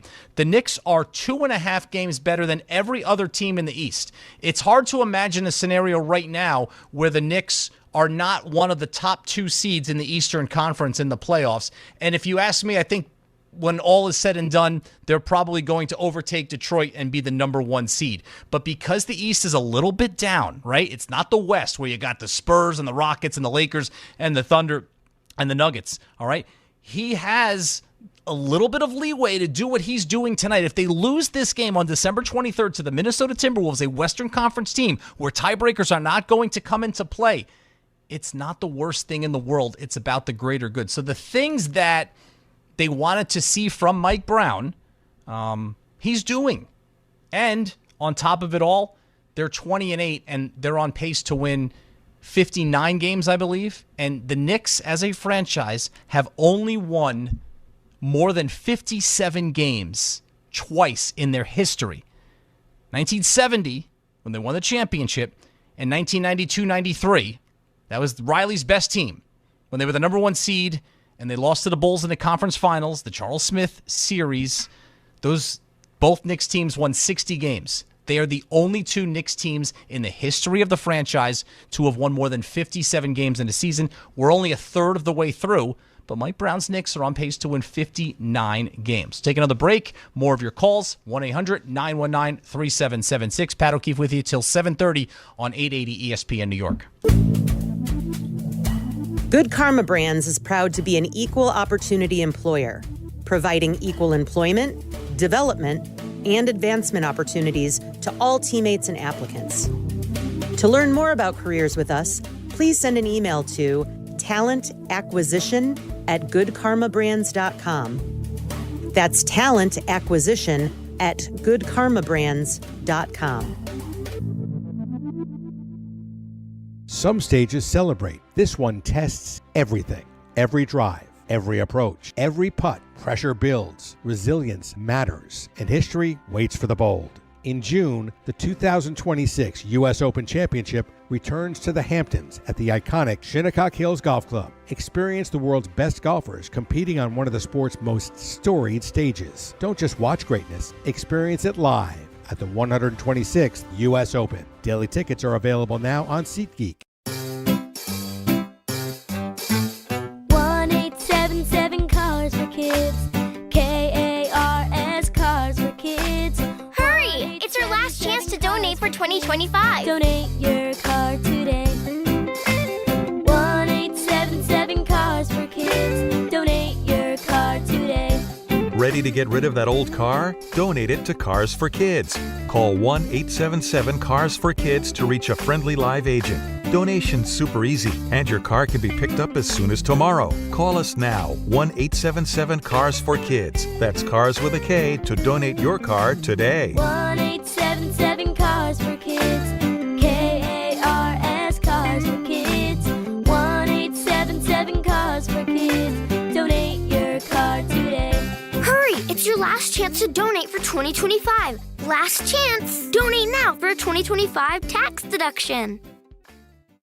Guys, thanks for helping me carry my Christmas tree. Zoe, this thing weighs a ton. Drewski, lift with your legs, man. Santa! Did you get my letter? He's talking to you, Bridges. I'm not that. Of course he did, right, Santa? You know, my elf Drewski here, he handles the nice list. An elf? I'm 6'3". What everyone wants is iPhone 17. And at T-Mobile, you can get it on them. That center stage front camera is amazing for group selfies. Right, Mrs. Claus? I'm Mrs. Claus's much younger sister. And at T-Mobile, there's no trade-in needed when you switch, so you can keep your old phone. Or give it as a gift. And the best part? You can make the switch to T-Mobile from your phone in just 15 minutes. Guys, my side of the tree is slipping. Timber! The holidays are better at T-Mobile. Switch in just 15 minutes and get iPhone 17 on us with no trade-in needed. With 24 monthly bill credits for well-qualified customers plus tax and $35 device connection charge. Credits end and balance due if you pay off early or cancel. Finance agreement, 256 gigs, $830. Eligible port in a new line, $100 plus a month plan with autopay plus taxes and fees required. Check out in 15 minutes or less per line. Visit T-Mobile.com. You live for this. The wins, the losses, the slam dunks, and the buzzer beaters. The dream that this is your team's year. Hope. It's what keeps you coming back. So you represent with anticipation and with pride. Because when everything's on the line, your support means everything. That's why the NBA Store is here to support you. Check out the largest selection of official NBA gear at NBAstore.com. A Fanatics experience. Make cancer screening a part of your annual healthcare routine. New York Presbyterian offers a full range of cancer screenings, including lung, cervical, prostate, colorectal, breast, and more. Regular cancer screenings could save your life by detecting cancer at its earliest, most treatable stages. Screenings are available across New York City and Westchester. Learn more at nyp.org/cancer screening. Stay amazing. New York Presbyterian. Individuals and businesses with tax problems, listen carefully. Do you feel like you're losing control of your finances? If you owe over $10,000 in back taxes or have unfiled tax returns, we can help you take back control. The IRS is the largest and most aggressive collection agency in the world, and they can seize your bank accounts, garnish your paycheck, close your business, and file criminal charges. Take control of your tax problem now by calling the experts at U.S. Tax Shield and take advantage of the Fresh Start program and new laws that may allow us to negotiate a settlement for the lowest amount possible. Our team of tax attorneys and enrolled agents can stop collections and get you protected so you can take control of your financial future. U.S. Tax Shield offers a price protection guaranteed quote to get you protected today. U.S. Tax Shield is A+ rated with the Better Business Bureau, so call now. 800-687-5192. That's 800-687-5192. U.S. Tax Shield. 800-687-5192.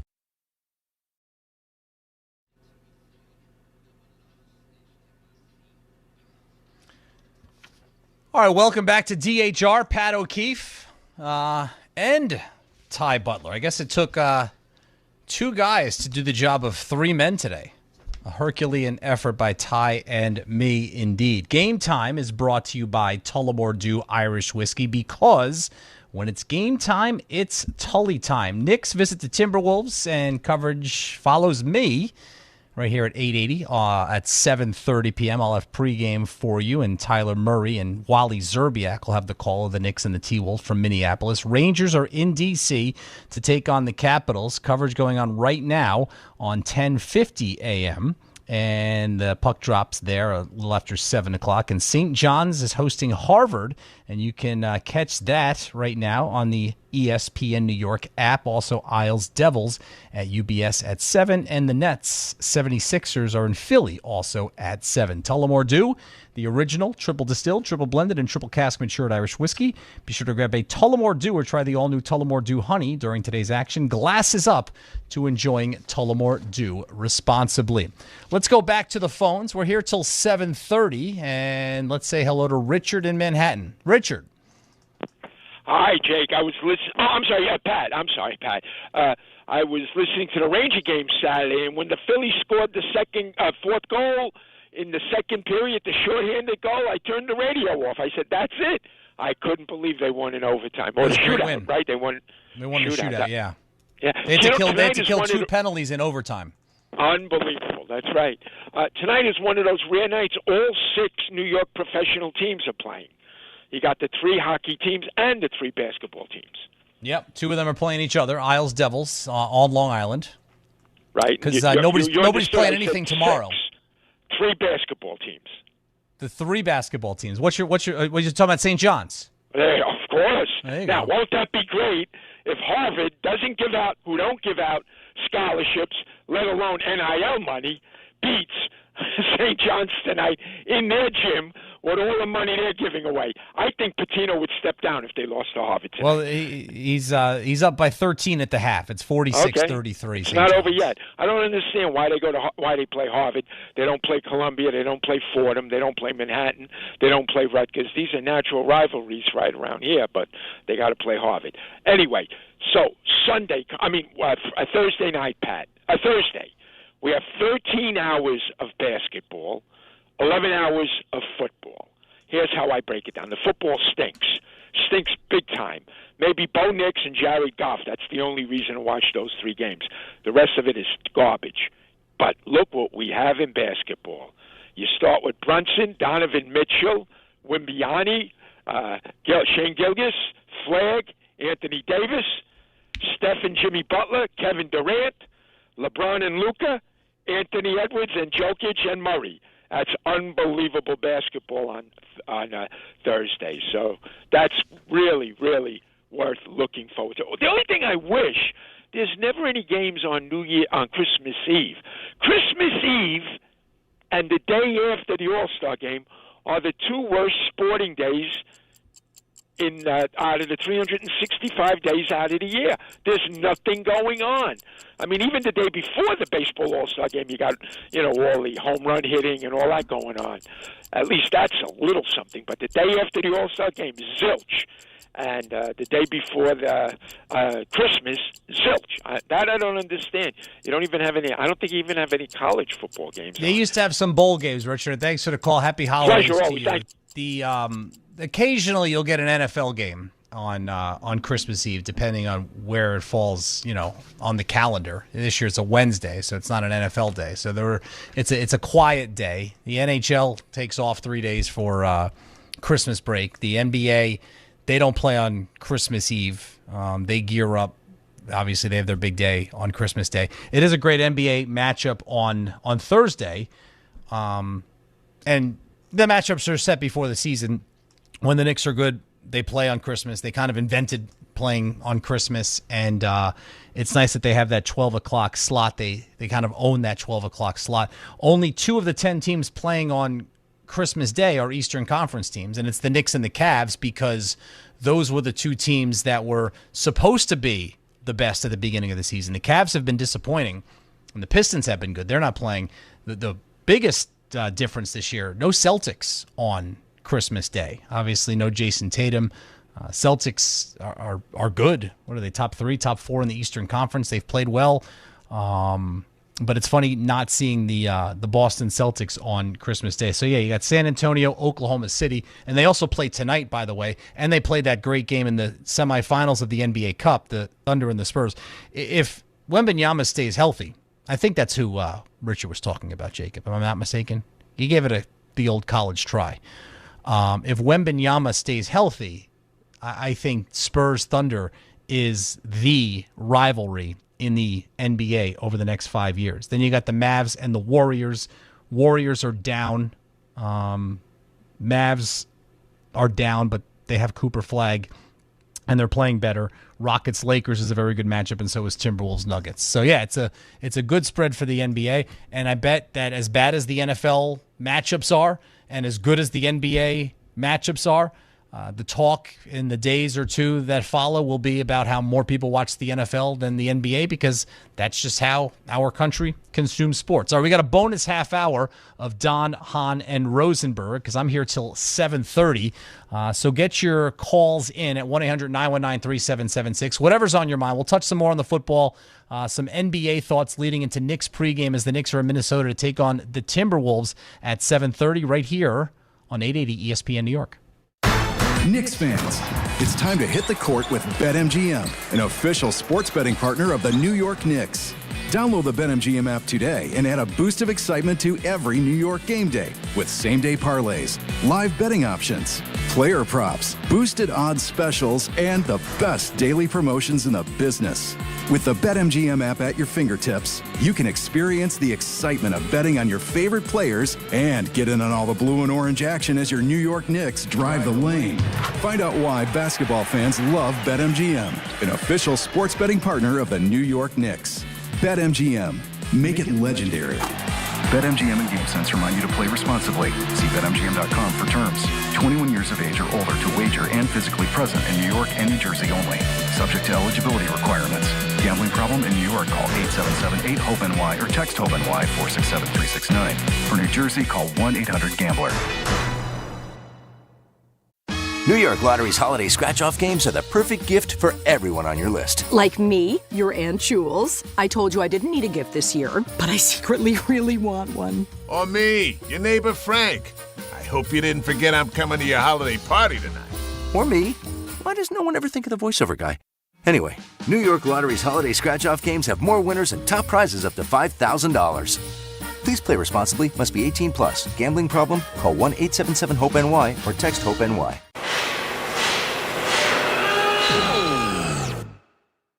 When equipment breaks down and operations come to a halt, every single second counts. So why is your maintenance team spending 60% of their time doing anything but turning wrenches? MaintainX is the AI-powered maintenance and asset management system that helps your team get back to actually fixing breakdowns. No more searching for manuals. No more hunting down parts. No more drowning in paperwork. With MaintainX, your team can access manuals from anywhere, create new procedures in minutes, and turn voice notes into clear and complete work order feedback. What used to take hours now only takes minutes. Keep your operations moving, not your paperwork. Join over 11,000 maintenance teams that are already fixing more and filing less. Try MaintainX for free today. Go to maintainx.com/AI. That's maintain and the letter x.com/AI. Every 40 seconds, a child is reported missing. That's 2,000 children every single day. It's a heart-wrenching reality that we can no longer ignore. Find the Children is a non-profit organization dedicated to helping find missing kids. You can be a part of their mission by donating your unwanted vehicle, running or not. Call 1-800-294-0222. We guarantee that you will receive the maximum tax deduction. We provide fast, free pickup with 24-hour response. Call 1-800-294-0222. Find the Children provides crucial resources to help find missing children and educational materials to teach kids how to recognize and avoid predators. Our recovery programs have a proven track record of reuniting kids with their families. It's time to act. Donate your unwanted or unused car. Help us build a world where every child is safe. Pick up the phone and call 1-800-294-0222. Together, we can bring these kids home safely. This advertisement was paid for in partnership with Cars R Us and Find the Children. 880 ESPN, WHSQ, and WCBS-FM HD2, New York. A Good Karma Brands radio station.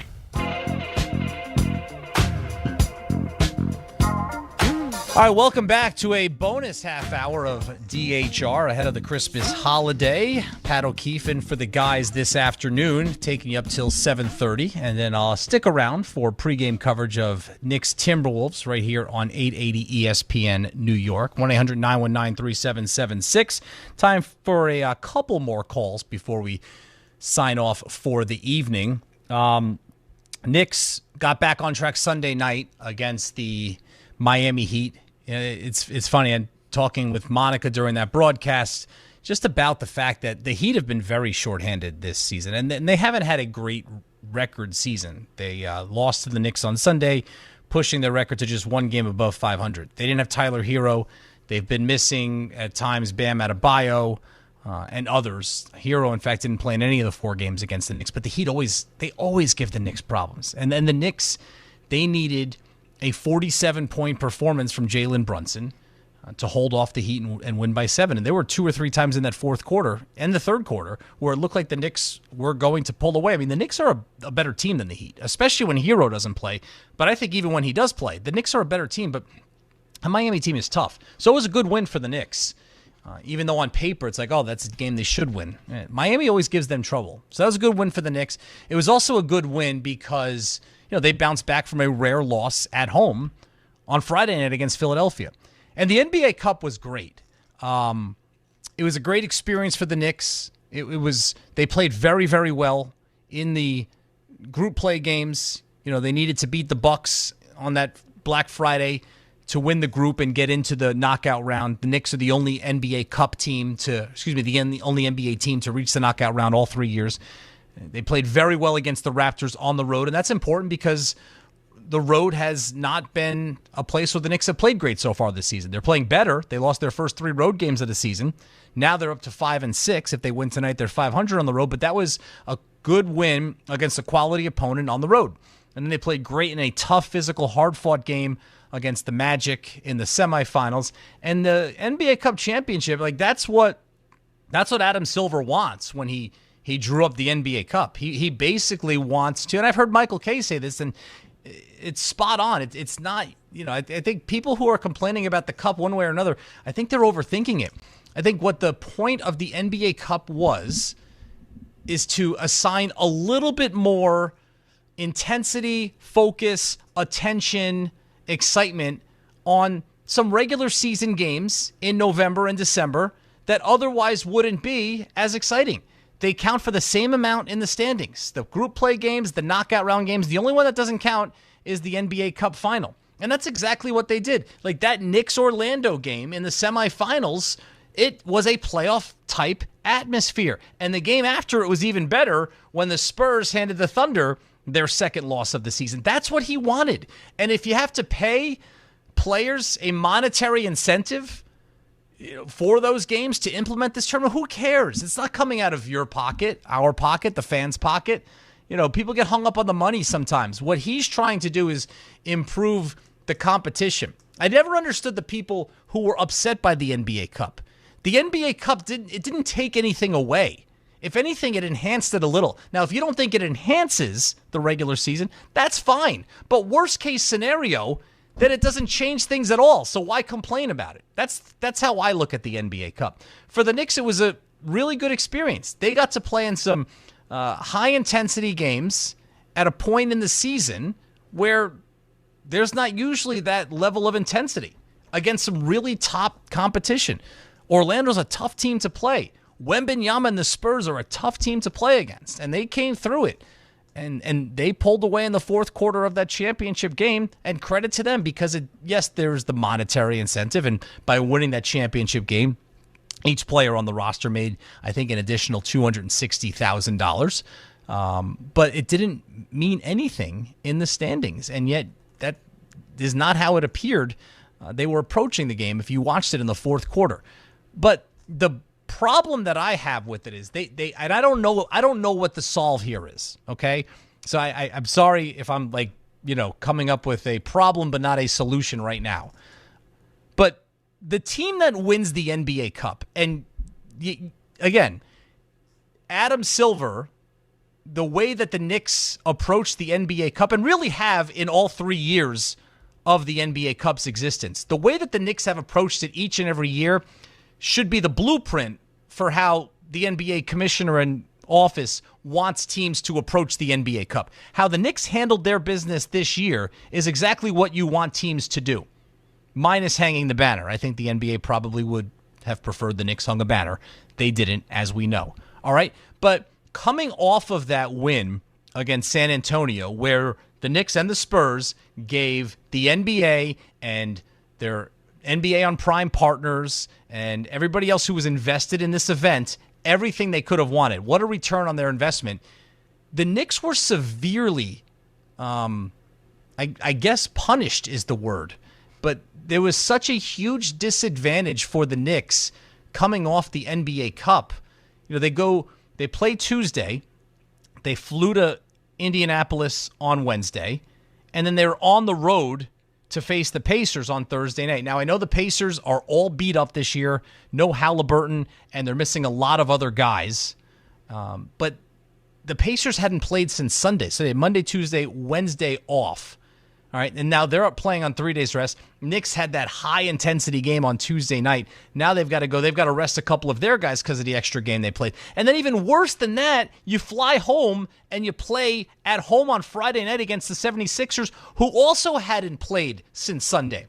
And God knows how long they had been in New York sitting in their hotel rooms with their feet up. Now, I know sometimes that can be dangerous, but in this case, it seemed to work in Philadelphia's favor. Think about that. Philadelphia played on Sunday, all right?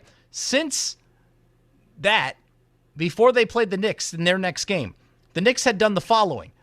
Second media day ahead of the NBA Cup Finals.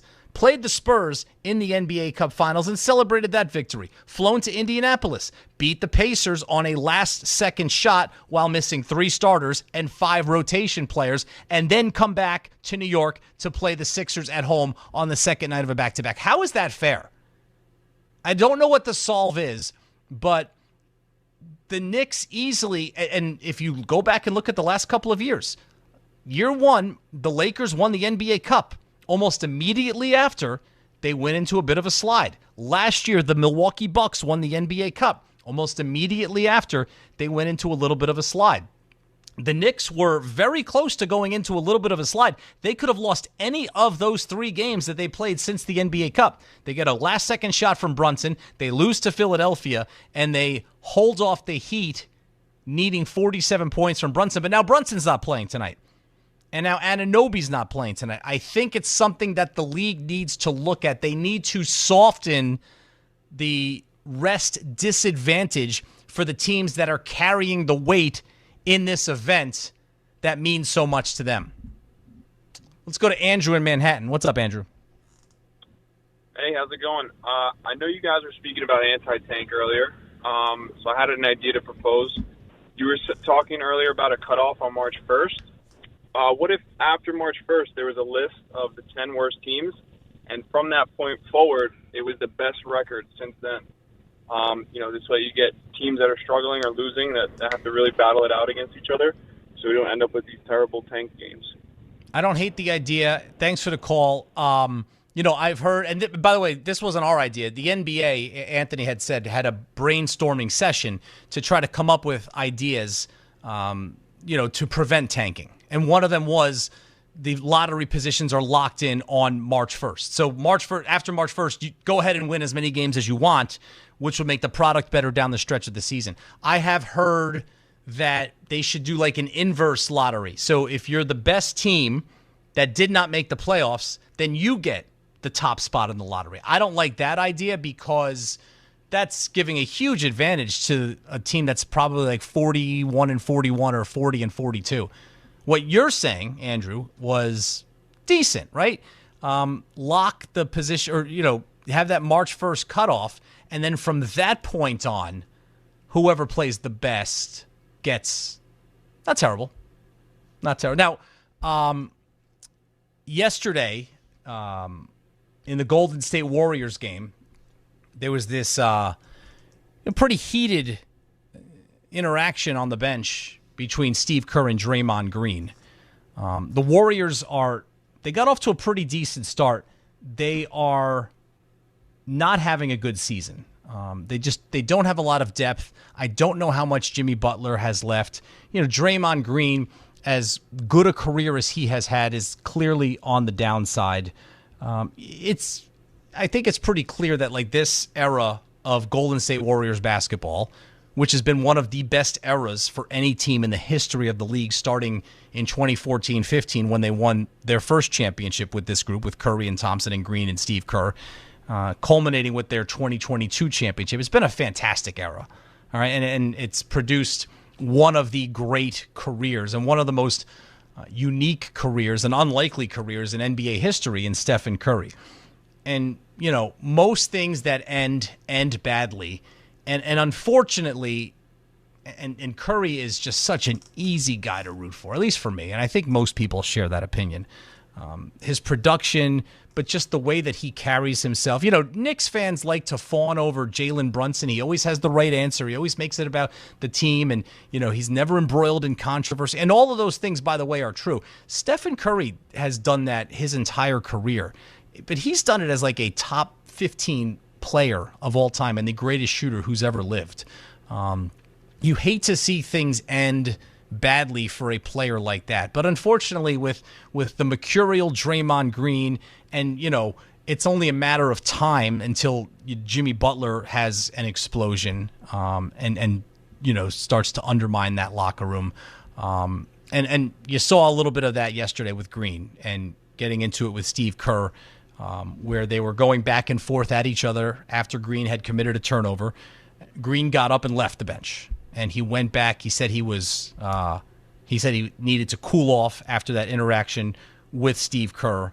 But again, it's not something that you see in the NBA all the time, especially with a coach the caliber of Steve Kerr and a player the caliber of Draymond Green. So here's Green after the game describing what happened between he and Kerr. Temper spilled over, and I just thought it was best that I get out of there. I don't think there was a situation where it was going to get better. So it was just best to remove myself. That's it. All right, so that's Draymond Green describing what happened. Now here's Steve Kerr describing what happened with Draymond. Yeah, we got into it, obviously, and, I took the time out just because I thought we lost our focus there a little bit, and we had it out a little bit, and, he made his decision to go back to the locker room to cool off, and that's all I'm going to say about it. Everything is private, and I got nothing further to add.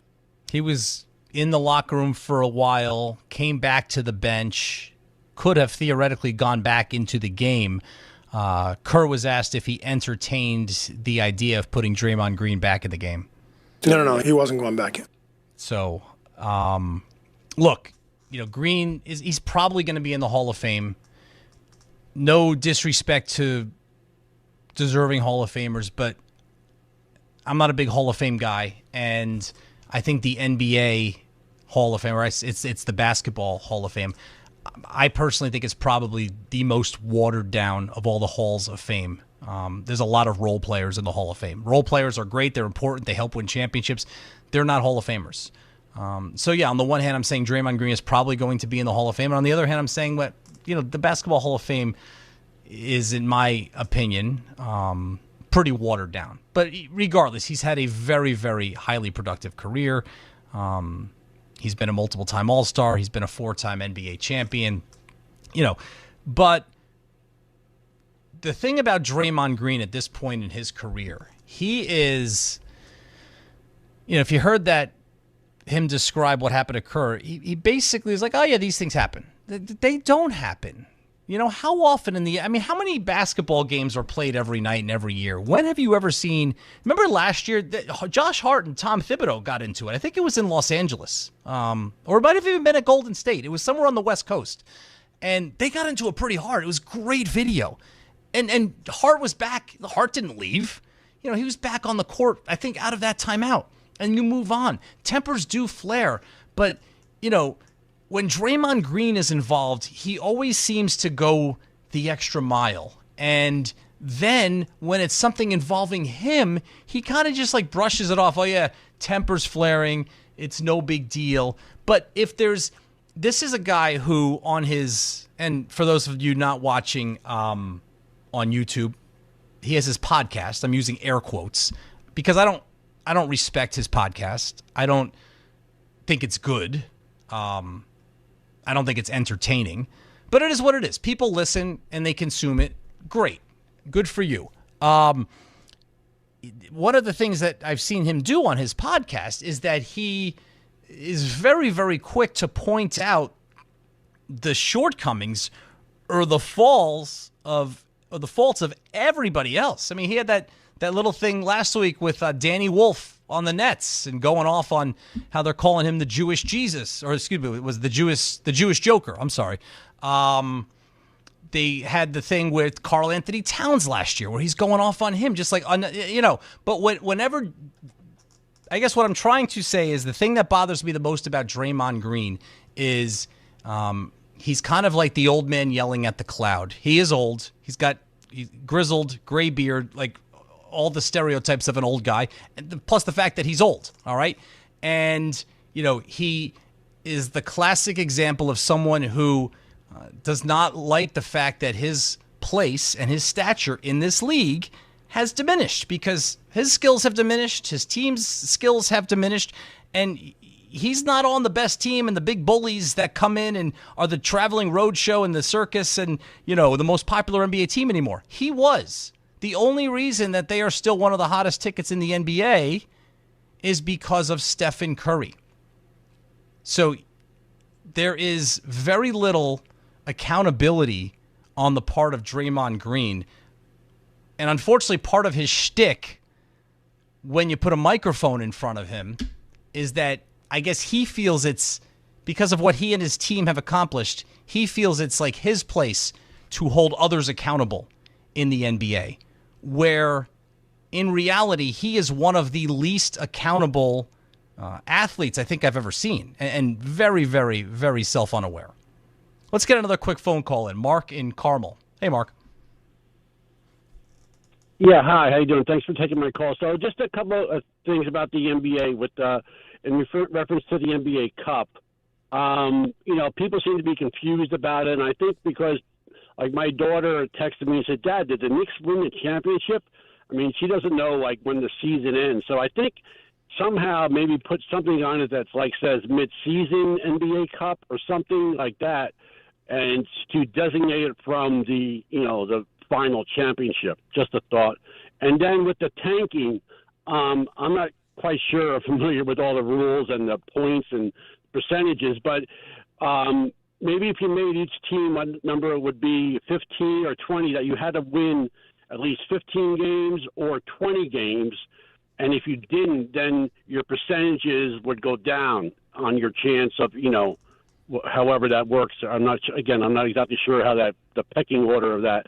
But that way, the teams would have to win at least 15 or 20, whatever the number might be. And if they didn't, they would lose ground in the lottery. That's all I got to say. Thank you. It's tough to do it that way. Thanks for the call. I mean, I'm looking last year. The Hornets won 19 games, the Wizards won 18 games, and the Jazz won 17 games. So by that, those three teams would be eliminated. I mean, I jokingly say this, but how did the Dallas Mavericks win the lottery last year? I mean, seriously, after making one of the worst trades, well, let's be honest, call it what it is. After making the worst trade in NBA history and, seeing such revolt and upheaval from its fans, that's the year that they win the draft lottery, when there happens to be a generational talent in the lottery. Or let's go back to 2012 when the New Orleans Pelicans, it happened to the Pelicans twice, 2012, and the Pelicans are being run by David Stern and the NBA because they didn't have an ownership group yet. And, they were basically on the verge of being homeless and having to leave New Orleans. And Anthony Davis, another, at the time, generational prospect, is in the lottery, and they happen to win that lottery. And LeBron James leaves, and Kyrie Irving is coming in and is the number one pick for the Cleveland Cavaliers. So, you could say anti-tanking and this and that. Part of me thinks the NBA's just kind of telling everybody who's got the number one pick anyway. I don't have any proof, but it is what it is. 1-800-919-3776. I think we have time for one more quick phone call if we want to pop up Tom and Bethpage. What's up, Tom? Hey, what's going on? I just couldn't agree more with your monologue. I want to take it a step further on Draymond. I think he's sociopathic to the point where it's dangerous. The last 2 or 3 years, it's gotten worse and worse, where he gets this visceral anger to him that he's actually hurt people. And I just don't understand how the NBA keeps condoning it, because it's happened. I don't even want to say 1 or 2 or 10 times. It's been 15 to 20 incidents in the last 3 or 4 years. Well, let me run. I got to let you run because we're up against the end of the show. I wouldn't say the NBA has condoned his behavior. I mean, he's been punished, and he's received some severe punishments. Although I do agree with Ty, which I hate to do, but when he said earlier in the show that jokingly the Warriors didn't even suspend him when he punched his own teammate in practice. Maybe that says more about how people felt about Jordan Poole. I don't know. The NBA doesn't condone his behavior. But it is troubling for sure. All right, fun show. I'm going to stick around because we have Knicks Timberwolves pregame coverage coming up at 7:30. Jacob, Anthony, great job as always. Happy holidays, Merry Christmas to everyone out there from us here at 880 ESPN New York. This is Rick Brunson, the assistant coach from the New York Knicks. I'll be driving to our games